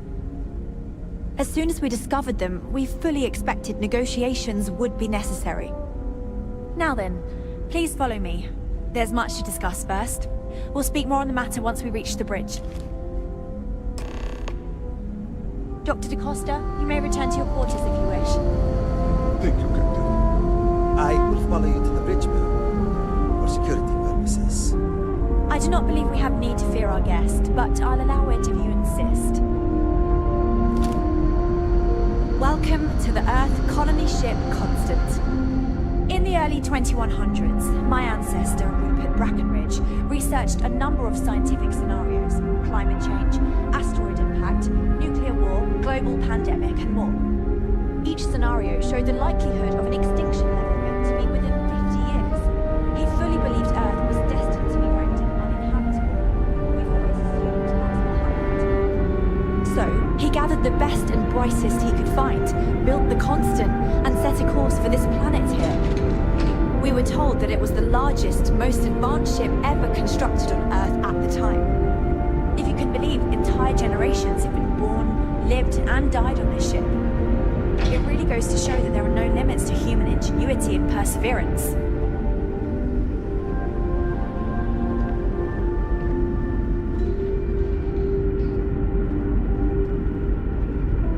Careful waving that fancy gun around. We don't need to see what it can do.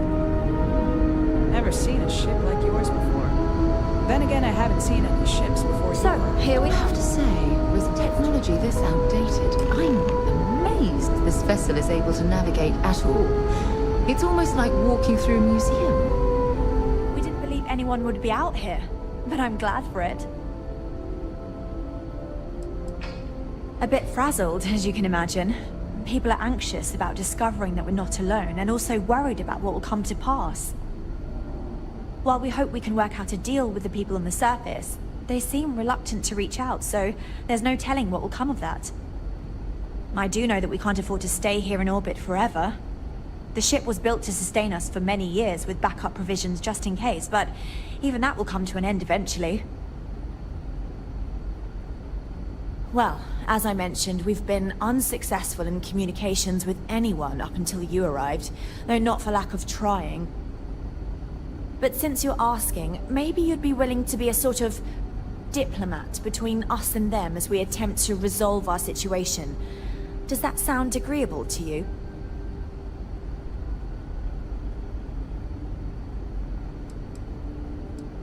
We suspect that our equipment is woefully obsolete compared to whatever you all have now. In all honesty, we never expected to need to communicate with anyone, so our comms aren't particularly robust. That limits our options. We even attempted communicating with lights and sounds. Something we saw in an old movie, but I don't believe they picked up on it. If anything, it may have inadvertently alarmed them. Ah, so they have a name. Paradiso. And it sounds promising that they sent you here to speak with us. You see, we intended to settle here, but we assumed that they intend to defend their claim given their presence here.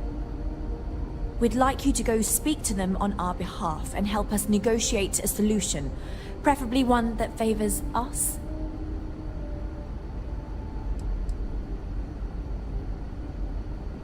When we left Earth, there were no claims to planets this far out into space. We had assumed that we were the only ones attempting a generational journey such as this, meaning that there would be no need for a formal claims process.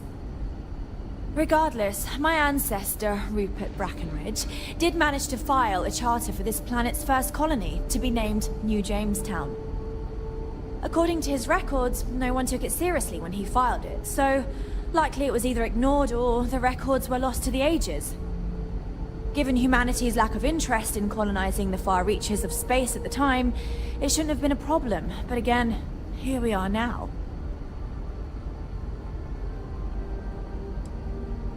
Yes, of course.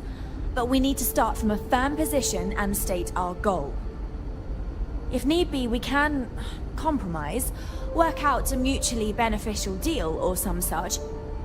But initially, I'd like you to be firm with them and convince them to leave the planet to us. Let me know how they respond, and we'll go from there.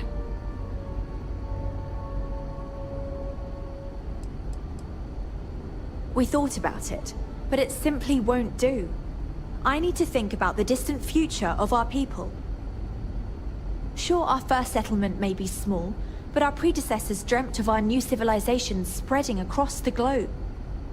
That will be difficult if someone else plans to do the same. While we're not completely close to the idea of sharing, it's much easier if we have complete domain over this world. Now, it makes little sense to give up before you try. Thank you, and good luck.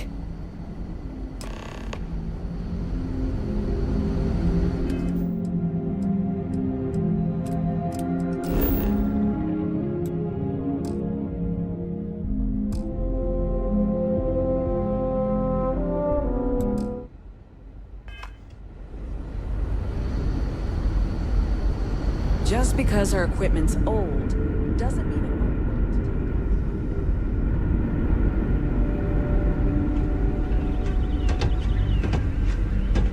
Just stay out of trouble.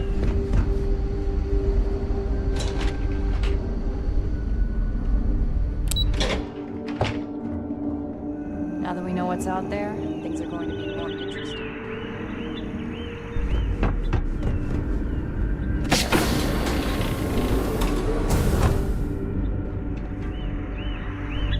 Hey there.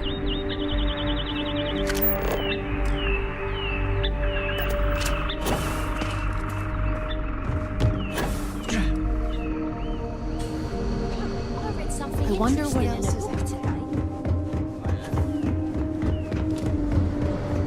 Sure is nice to know that.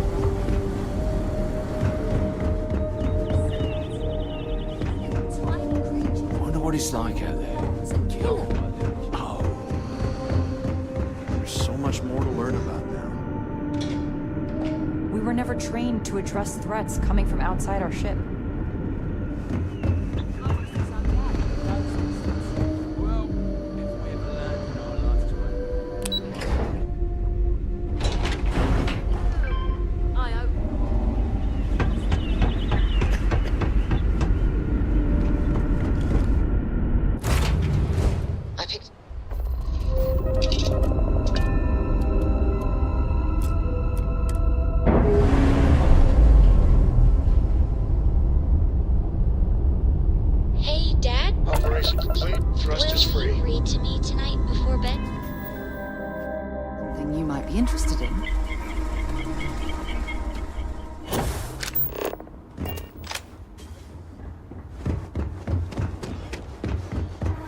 Have a great day.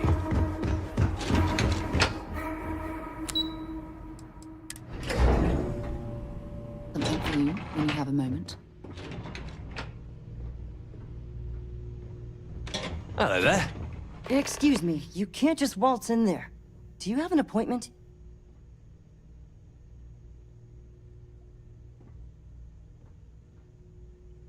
Oh, you're the one they're waiting for then. Do you need anything else from me before you meet with the board?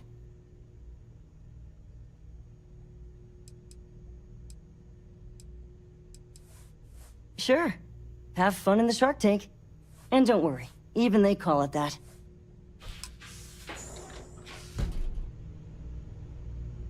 No major incidents in a while.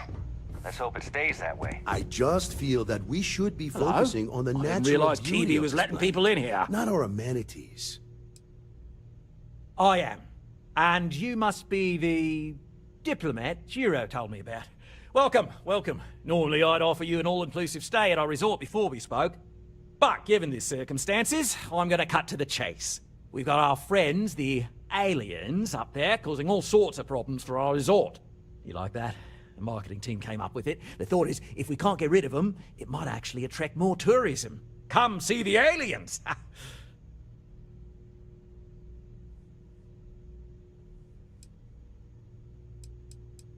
We run a premier resort getaway here. We can't have our guests concocting stories about some budgy old ship hanging around up there.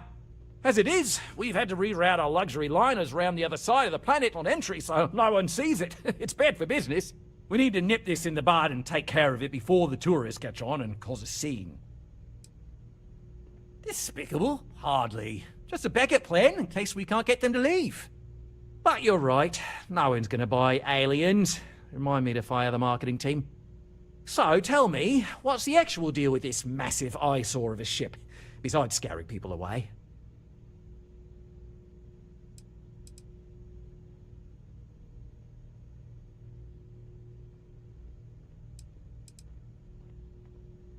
Well, that's something.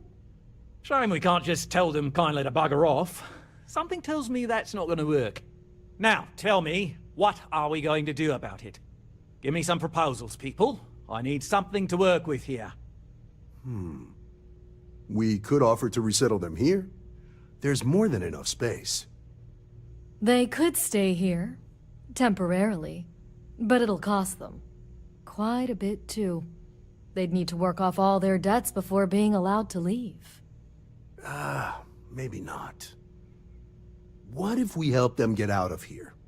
Outfit their ship with a grav drive so they can find a new home. We could even lend our engineers to help and give their captain an updated star map. What do you think? Sounds costly. We can't absorb that cost, and it's unlikely they even have compatible currency, let alone enough for the transaction. Someone else would have to foot the bill. Oh, I swear this would be a lot easier if they ceased to exist entirely. Anyway, Seema's got the right idea. Either works for me. Just tell me what you want to do.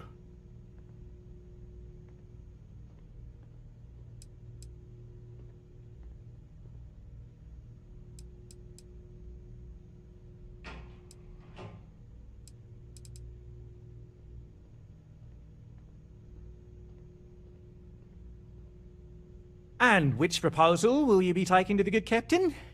I assume there's a captain?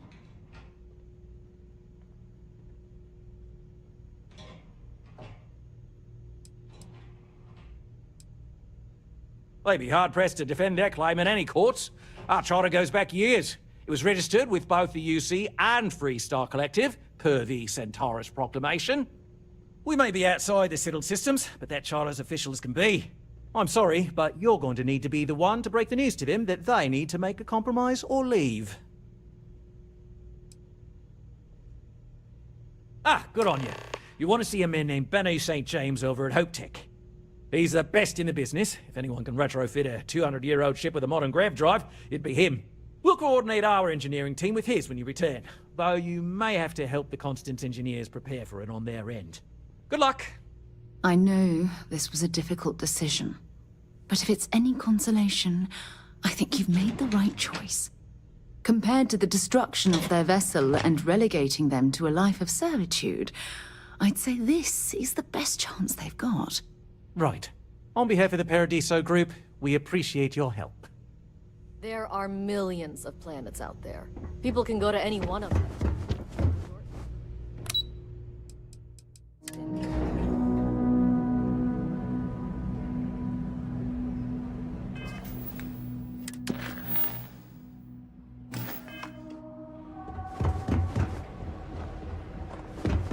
Every day's nice around here. Hope you're staying safe out there.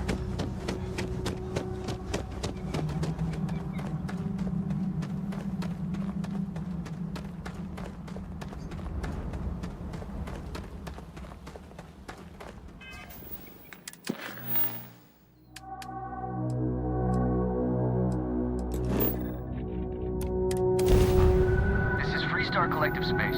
Hold while we scan your ship.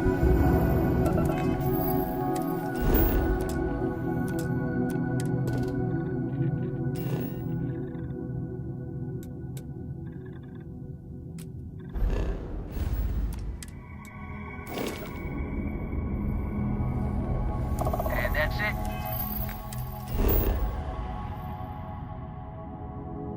Setting down, everything in the green.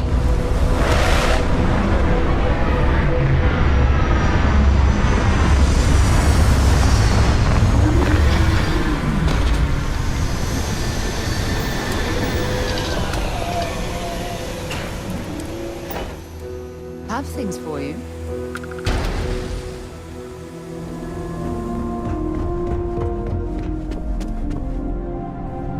Oh, hello. Someone worth paying attention to. Oh, hello. I'm not used to people wanting to talk to me. Sure, that sounds like me. What can I do for you? I'm a little busy, but I think I could spare some time.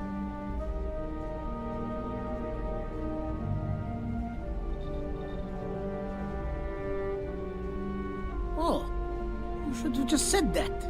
Of course I can help you. Oliver sent a courier ahead of you. I did some research on ships from that era, and I have a decent idea what we're dealing with. So grav drives didn't really take off until after the ship was built. But I've got access to an ancient grav drive that looks like it could be compatible. It's some minor adjustments. It's in good shape, too. Parts not cheap, though. Neither is the labor. Just pay the combined cost of parts and labor, and it's yours.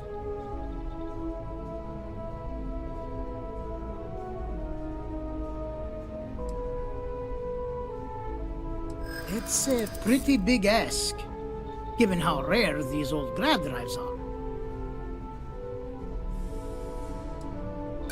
As much as I'd love to, I just don't know if I can afford to take a loss on this. Again, I'm sorry. Oh, I had no idea. That's very generous. I may need to rethink this.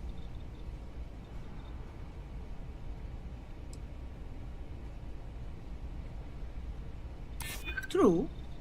I keep telling myself I'm holding on to it for the right time. Perhaps this is that right time. Tell you what. Sounds like this is for a good cause. While I can't give you the part for free, I won't charge you for the work. You're darn right it is. I'll get to work on it right away. I recommend you go back to the ship and ask the captain to prepare for its retrofit. Standard stuff. I'm sure they have an engineer on board to help. We'll send the part along when it's ready and install it with the help of Oliver's people. Pleasure working with you.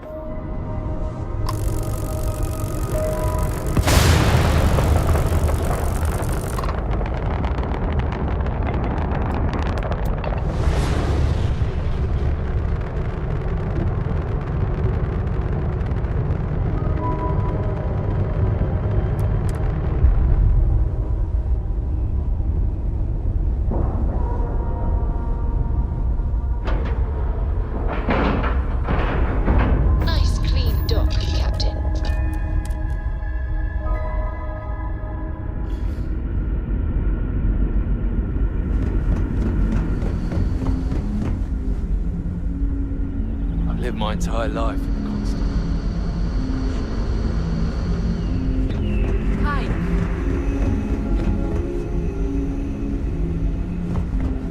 Just because our equipment's old doesn't mean it won't work. Hydroponics. Pools. This must be...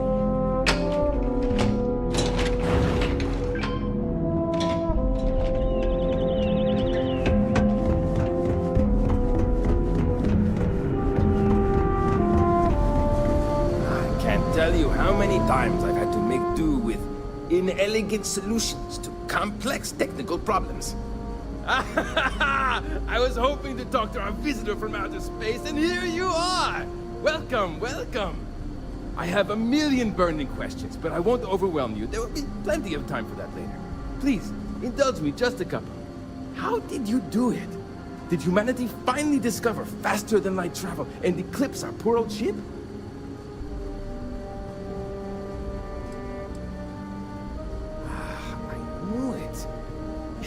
It's incredible!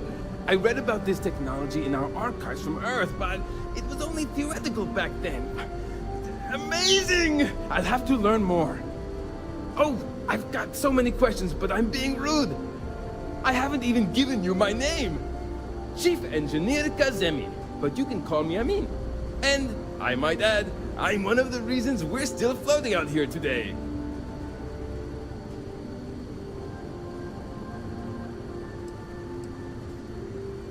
Yes, of course. Anything for my new friend.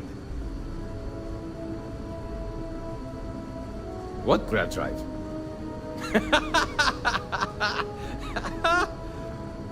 Just joking with you. The Paradiso engineers filled me in. Okay, let's see what we need to do. All right.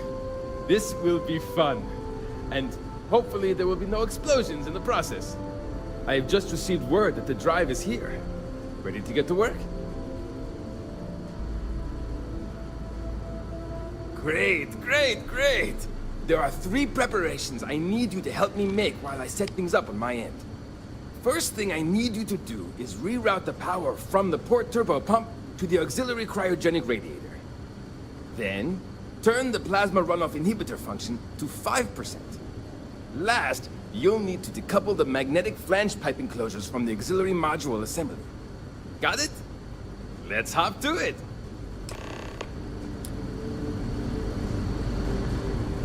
These are exciting times, aren't they?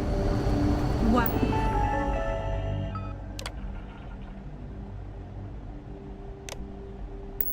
Ow. Why?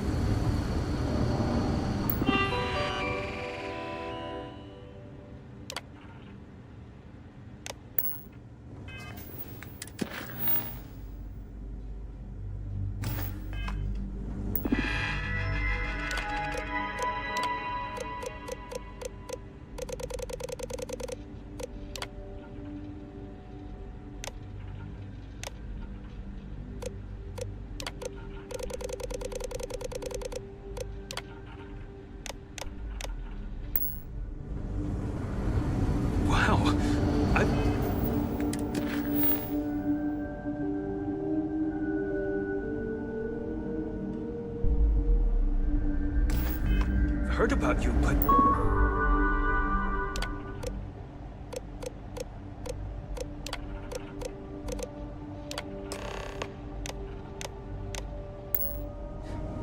Here you are.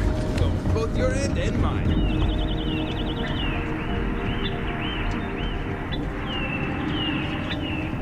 Now that we know what's out there,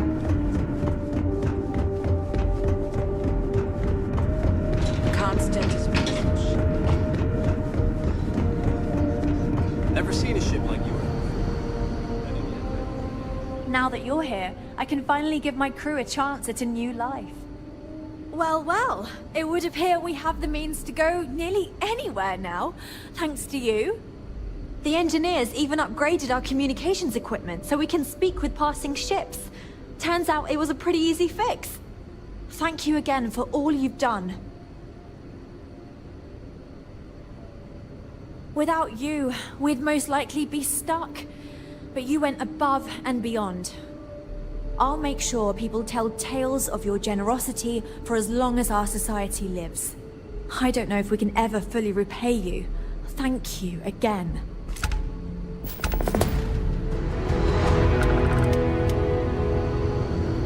We were never trained to address threats coming from outside.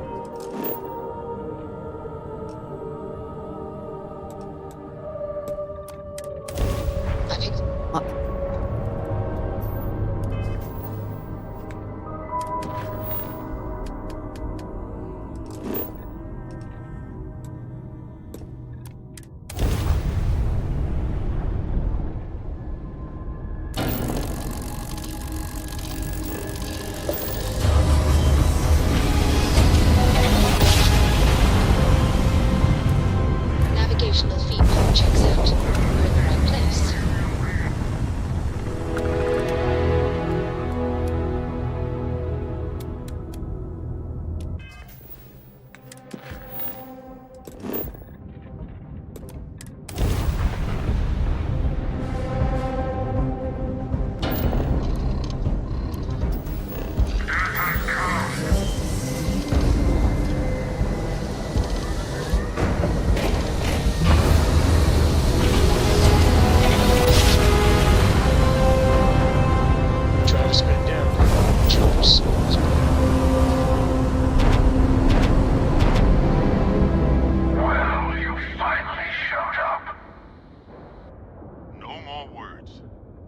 Let's settle this. You had your chance to pick a side. Don't go walking back from your lone wolf strategy now.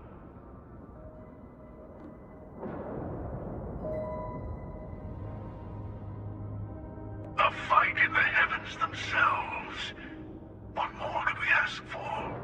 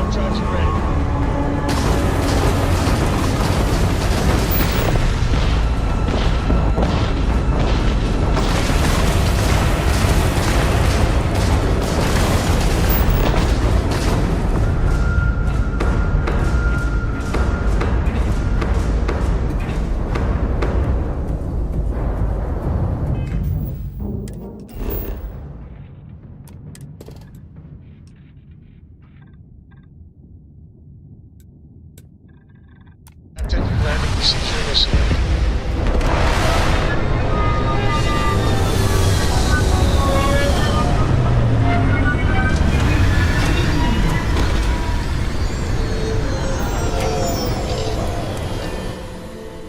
Can't even imagine to tell you the number of inhospitable worlds like these that I've visited.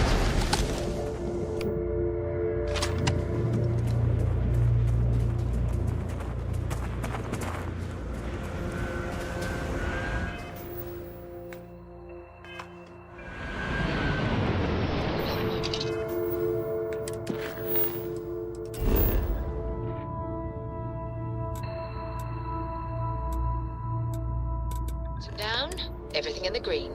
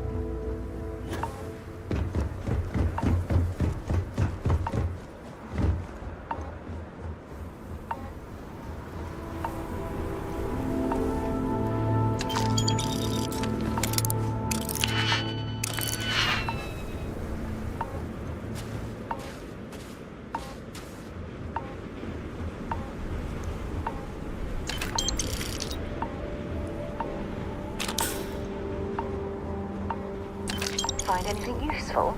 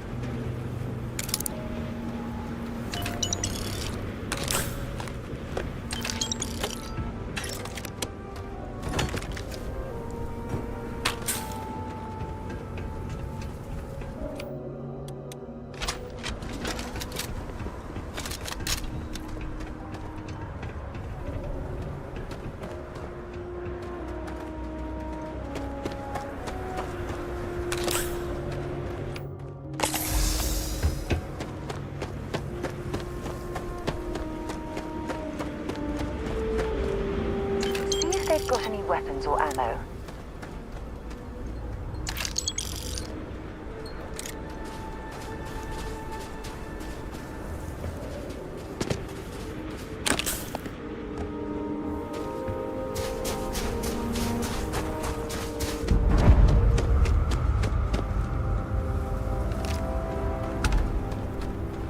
Death is only the beginning.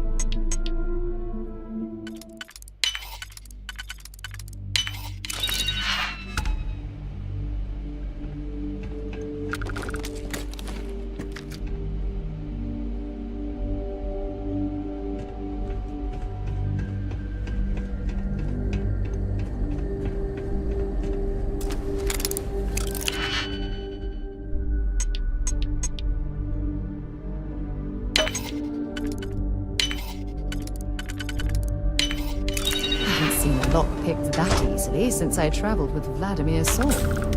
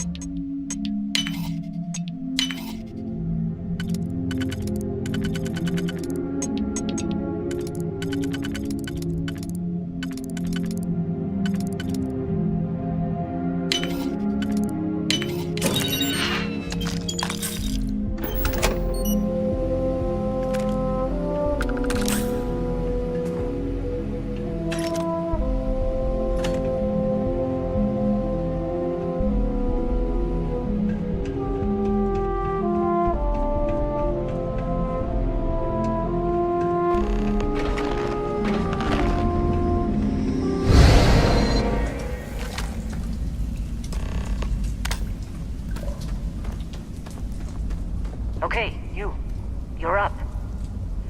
Something goes wrong in there, we'll come get you.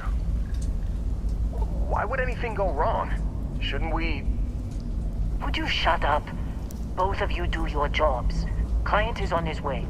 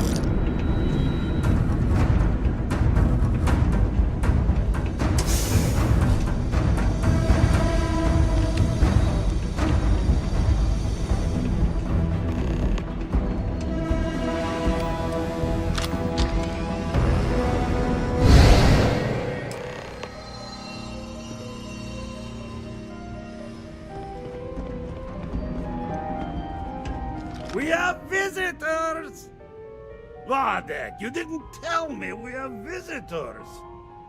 We have visitors. Welcome. What's mine is yours. Well, no, it's still mine, but you get what I mean.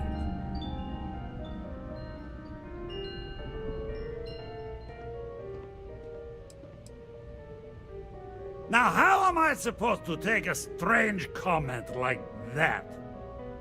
Is this some kind of... You don't deserve the final artifact. This life you've led, you're nothing but a thief, an opportunist, a liar.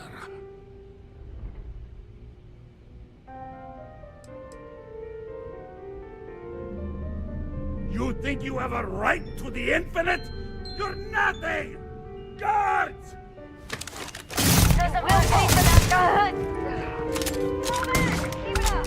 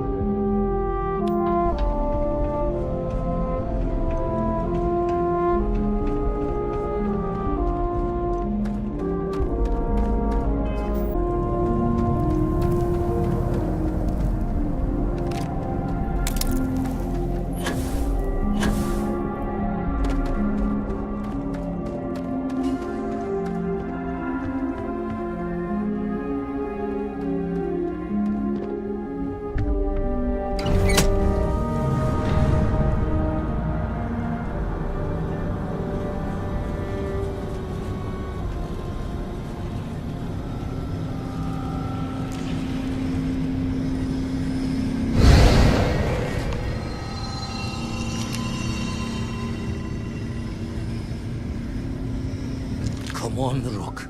Come on. You can make it. Barely stepped on the juryman's road with us. Can't see another soul off to the void so soon. No. No. I'll pour one out to the blackest sea for you, Rook.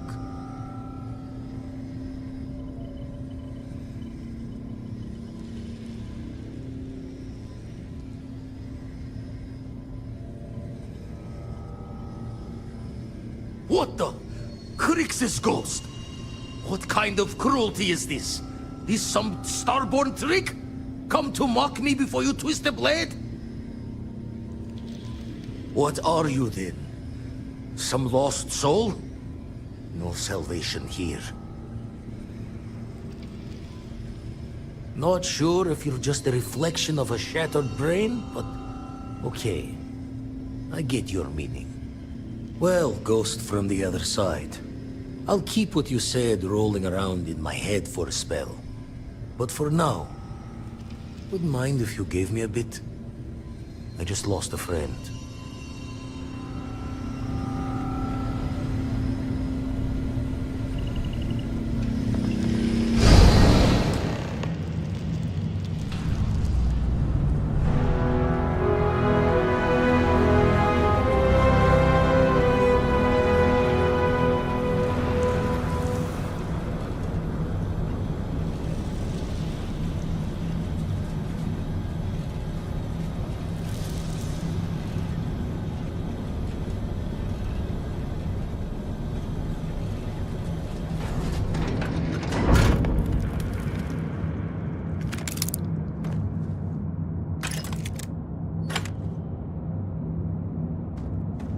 What's happening, darling?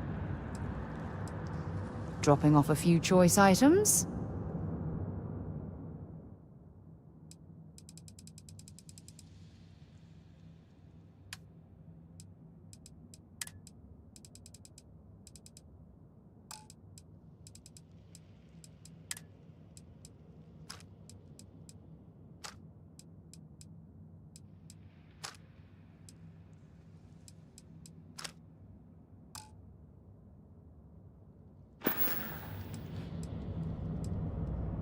You support all of my dreams and aspirations. Who could ask for anything more? If it keeps us close, then I'll gladly say those words every time you ask.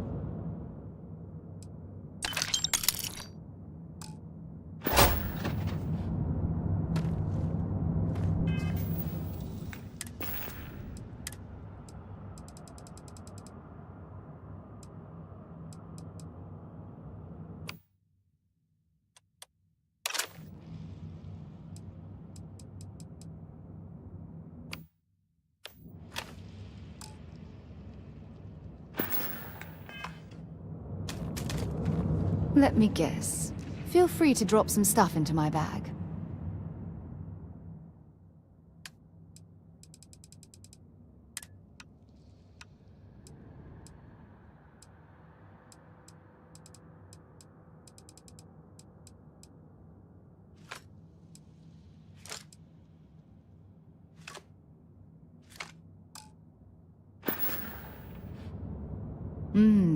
Maybe if you're lucky, we'll talk again later.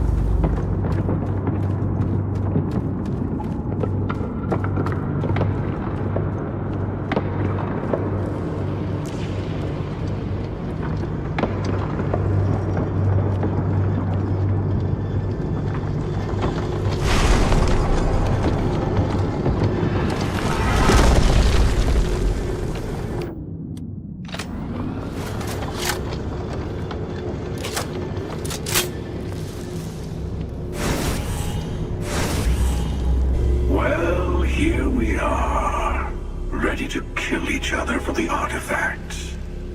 As always. I'm sorry it's come to this.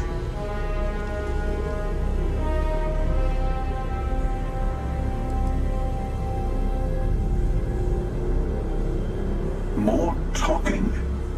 I'm a little disappointed. No. Wait. I want to hear this. Fine.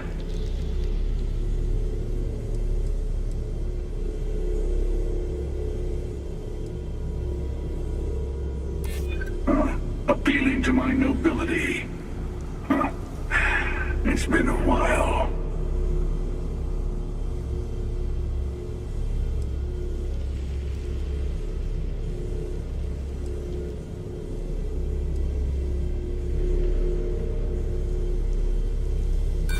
I just wanted to see if you could surprise me. You're failing.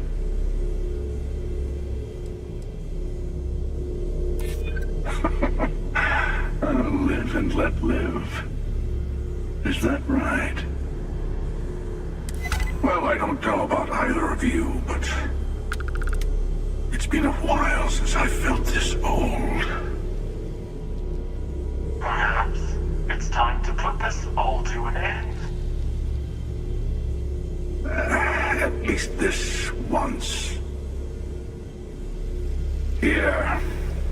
Take the artifacts. Before I come to my senses.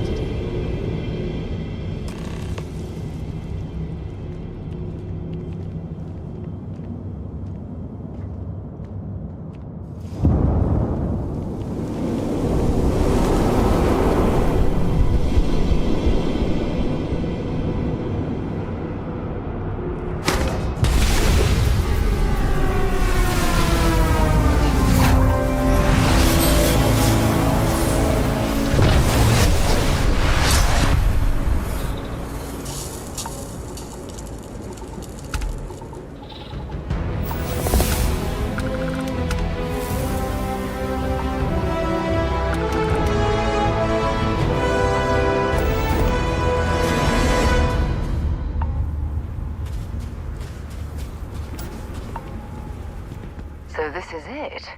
This armillary can finally be assembled, and the Starborn are sure that something will happen on the other side. Something that will make us like them. Funny.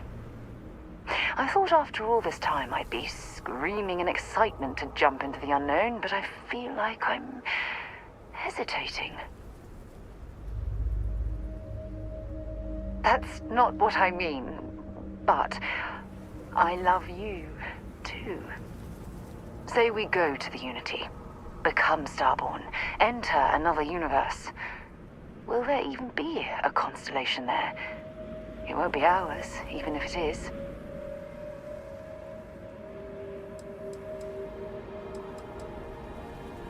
We both know that one of us is going to let curiosity win out, eventually. It's who we are. But I wouldn't mind pretending one universe is enough. For a little while, at least.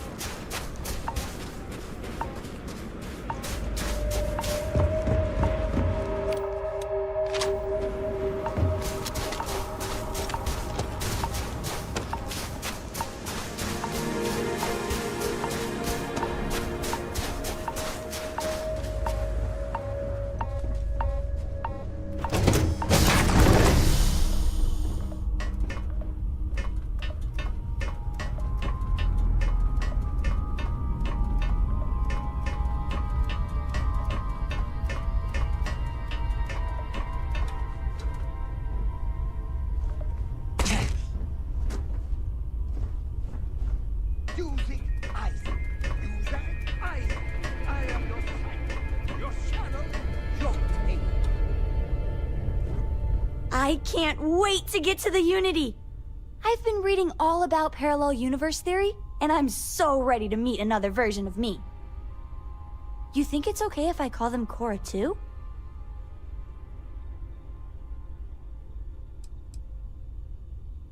You're right. We shouldn't assume that just because they're the second us we see, that they somehow didn't exist before. Look, Dad said that there's a chance we might all get separated after we go to the Unity. You don't think that's going to happen, do you?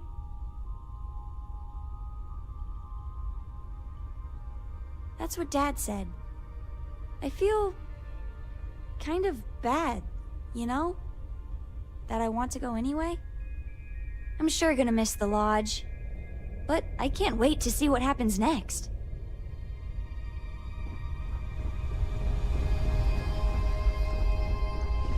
As the...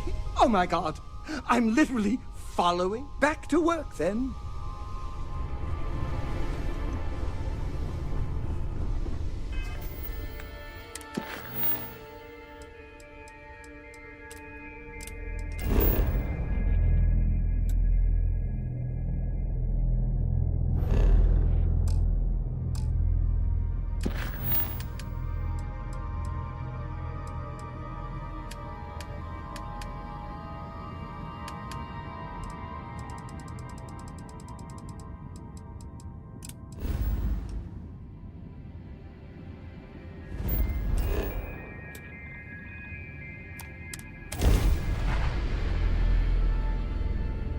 Something you might be interested in.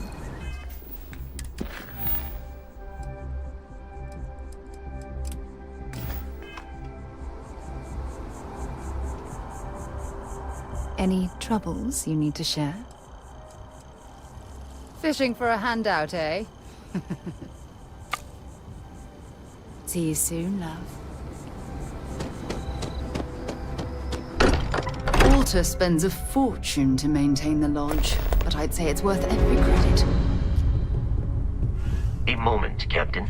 It appears Constellation's current mission is at its end. It is customary to offer congratulatory statements. Thank you. If I were sentient, I am sure I would be feeling a great sense of pride and increased social connectivity to you. I hope the process of becoming Starborn is done without causing any physical trauma. But given the unknown physiological requirements of crossing universes, that seems unlikely. I am told that is the best way to deliver potentially upsetting news. If we do not see each other again, goodbye, Captain. From a statistical standpoint, you have been an unusually effective member of this team.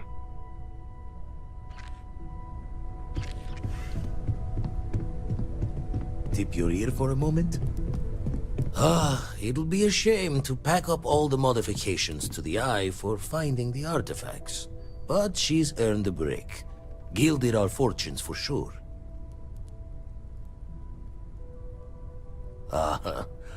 I'm just an old blade in the dark trying to make good. I'll be taking up the chair when everyone's gone in the Unity. Set Constellation's course for another new beginning. Not my first time at the helm for a crew, but going to take it slow.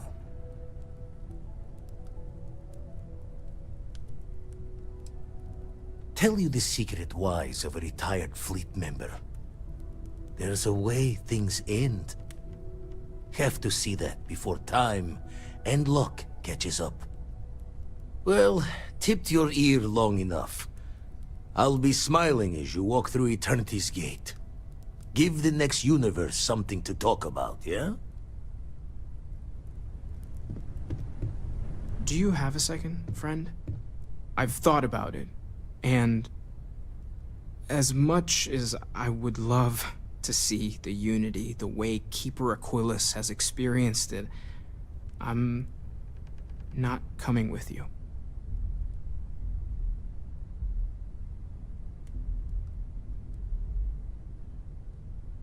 I know I should be excited, but I can't stop thinking about the fact that the Keeper knew about the Unity but chose to keep it hidden. I think I need to look for my answers here, in this universe. And I can't leave my parents. I know they would understand, but they're not getting any younger.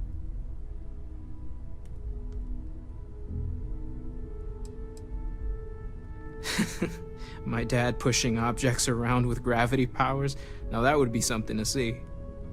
Take care of yourself, okay? In the next universe. I'm gonna miss these chats of ours.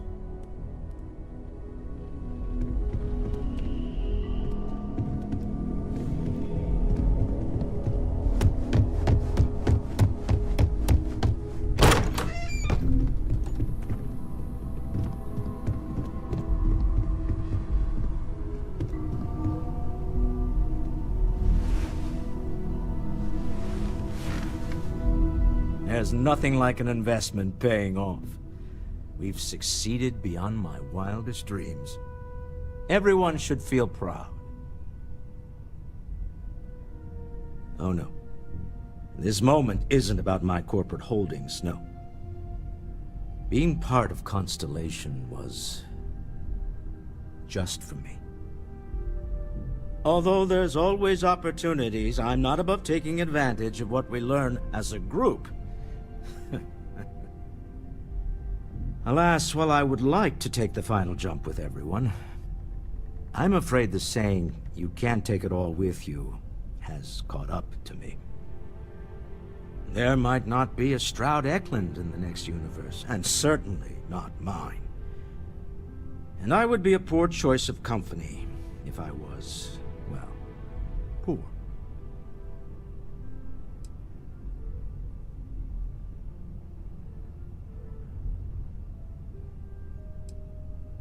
You see, that's a bad lesson to teach. Time is money, and an interest on a loan is the incentive to remember that. Goodbye, my friend.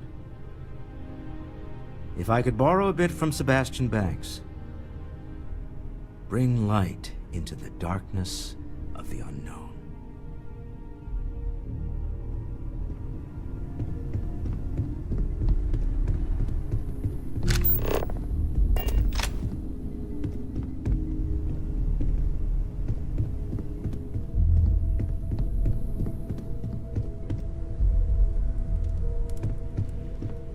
If you want, what did you want to talk about?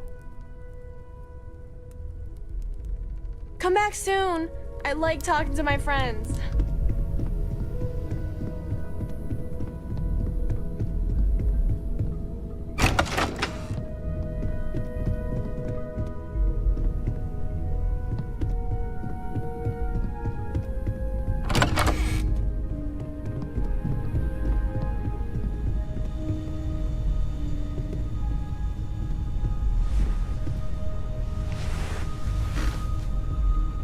So I know we aren't keeping all the artifacts here anymore, but I think I can get some good readings from your ship.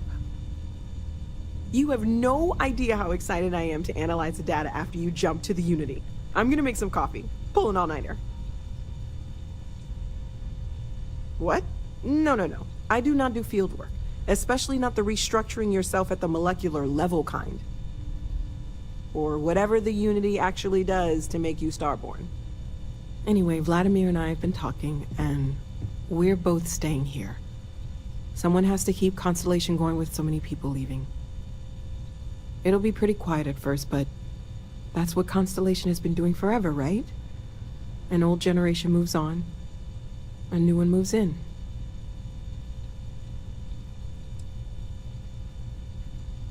I'll be okay, really. I'll have a lifetime's worth of research to share with the whole settled systems. When the time is right. That's the side of Constellation I fell in love with. Okay, I promised myself I wouldn't cry. And I'm sticking to that. So, goodbye. I'll miss you all.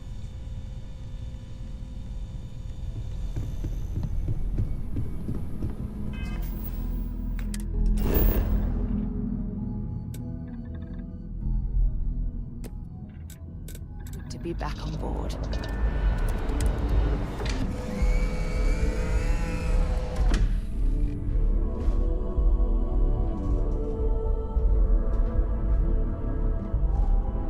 Hi! Heck of a thing we pulled off. Coming up on the end of a long ride here. We got all the artifacts. You ready for what comes next? Might not see each other on the other side. Yeah, so am I. Hey, listen, you're probably wondering about Cora. I played it over in my head 1,000 times, and I've made up my mind. She's coming with. I know what everyone's gonna say, but even if I told her no, she'd find some way on board that ship. And if we stayed behind, we'd both regret it.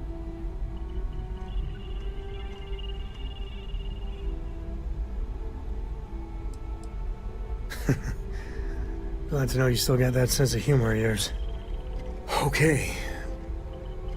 Let's get it, huh? The unknown is right over the next bend.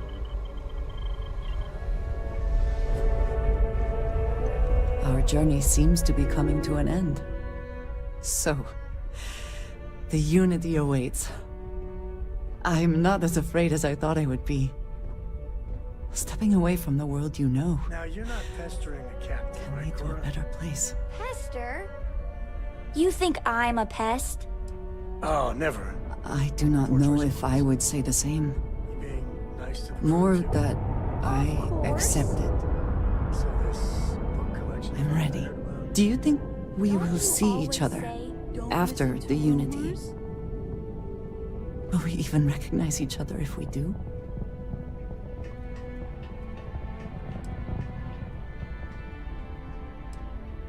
Oh, that was already my plan. If we do not see each other again, then goodbye. I am proud of all that we have accomplished.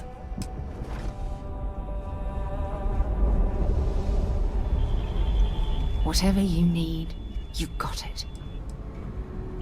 Ask whatever you'd like.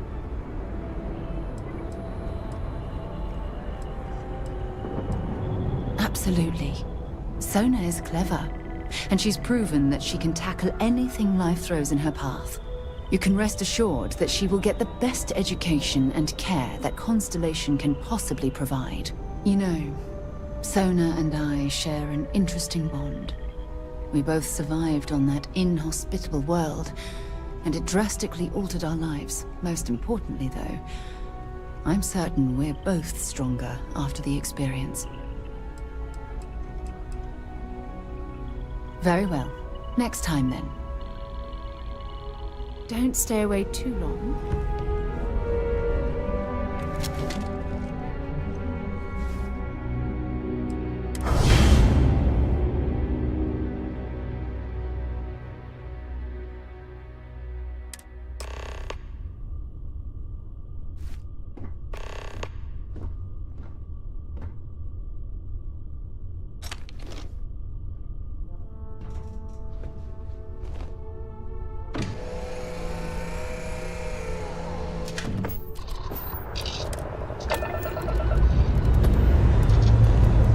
All thrusters firing.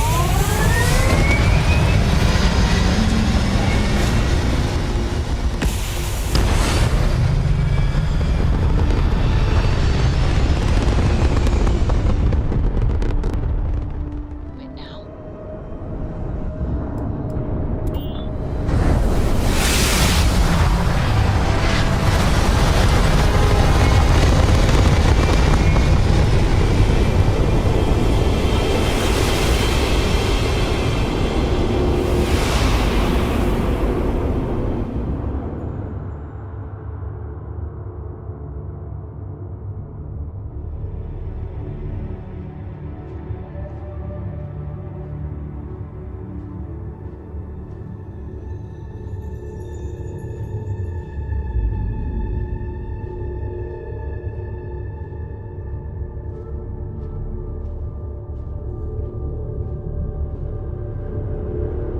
You made it.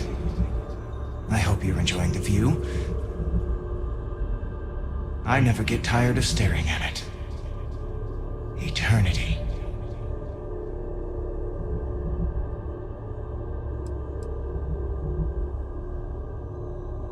The infinite only exists. Judging it makes no difference. I am as much you as you are a part of everything. All points connect to here. When a star is born or dies, its existence beats through the heart of this place. The unity. I have seen all you are, have been, and could be. Do you feel like you've lived a good life? Is there anything you regret?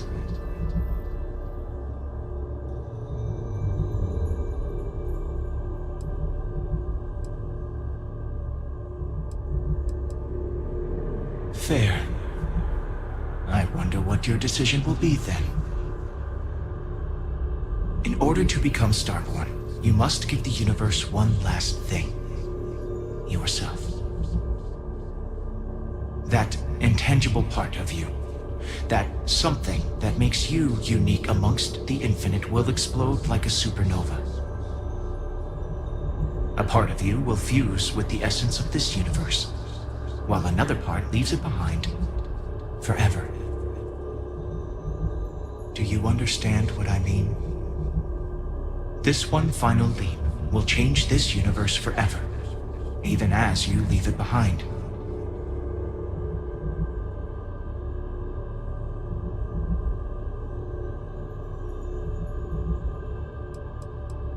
Unknowingly, you just answered your own questions. For who creates things but creators? That is what they have been named throughout the endless circle of time. Are they one or many? Human or alien? Terrestrial or celestial? One day, you might even meet the creators, but not this day. As for the why, so that you could ask that very question, so that you could stand before me for time immemorial and delve into the mysterious of the unending cosmos. Much like the death of a star creates new kinds of matter, so will the part of your being become fused with the unity itself. That part is what becomes Starborn and crosses into the multiverse. Through your eyes, it will be as if waking up from a dream. Walk into the gate of light, and you will become Starborn. Everything will vanish, and you will awaken somewhere else. But that isn't your only potential destiny. You could turn around, walk away from the unity until the stars fade away, and you will wake up on your own ship, in your universe. You could live out the life you have. I have enjoyed speaking to you once again. All of you. Every version that is here in the Unity, right now. Go out into the stars.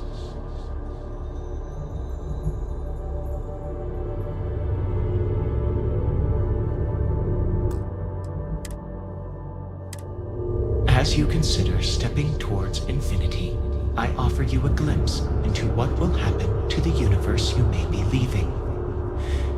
As the essence of who you are is spread throughout space and time.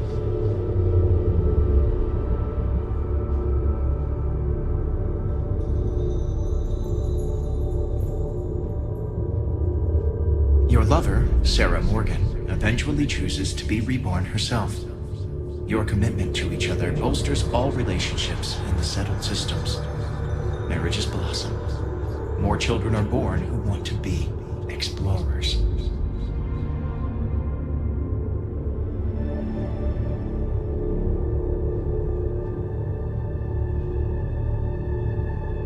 Your work with UC SysDef against the Crimson Fleet is a triumph of law over greed. The UC establishes greater security throughout the settled systems. Travelers throughout the stars will be safer.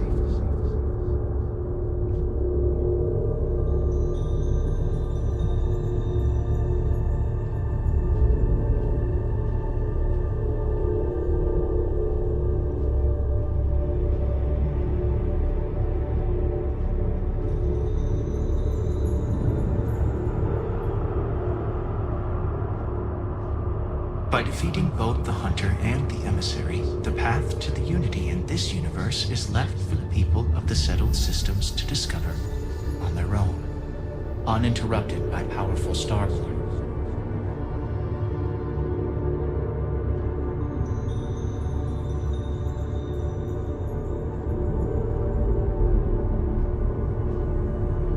The Constellation membership who stays behind will in time publish their data about the discovery of the artifacts, the Starborn, and the Unity. Space exploration across the settled systems is given new life as people search for home out there in the stars.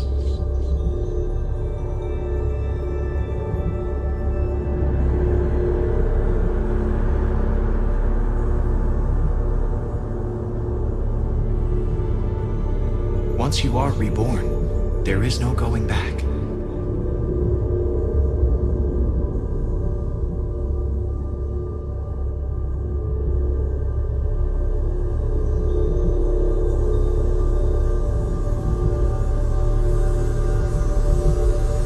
Although you leave this universe behind, a new universe awaits you. Who will you be in this one? What choices will you make?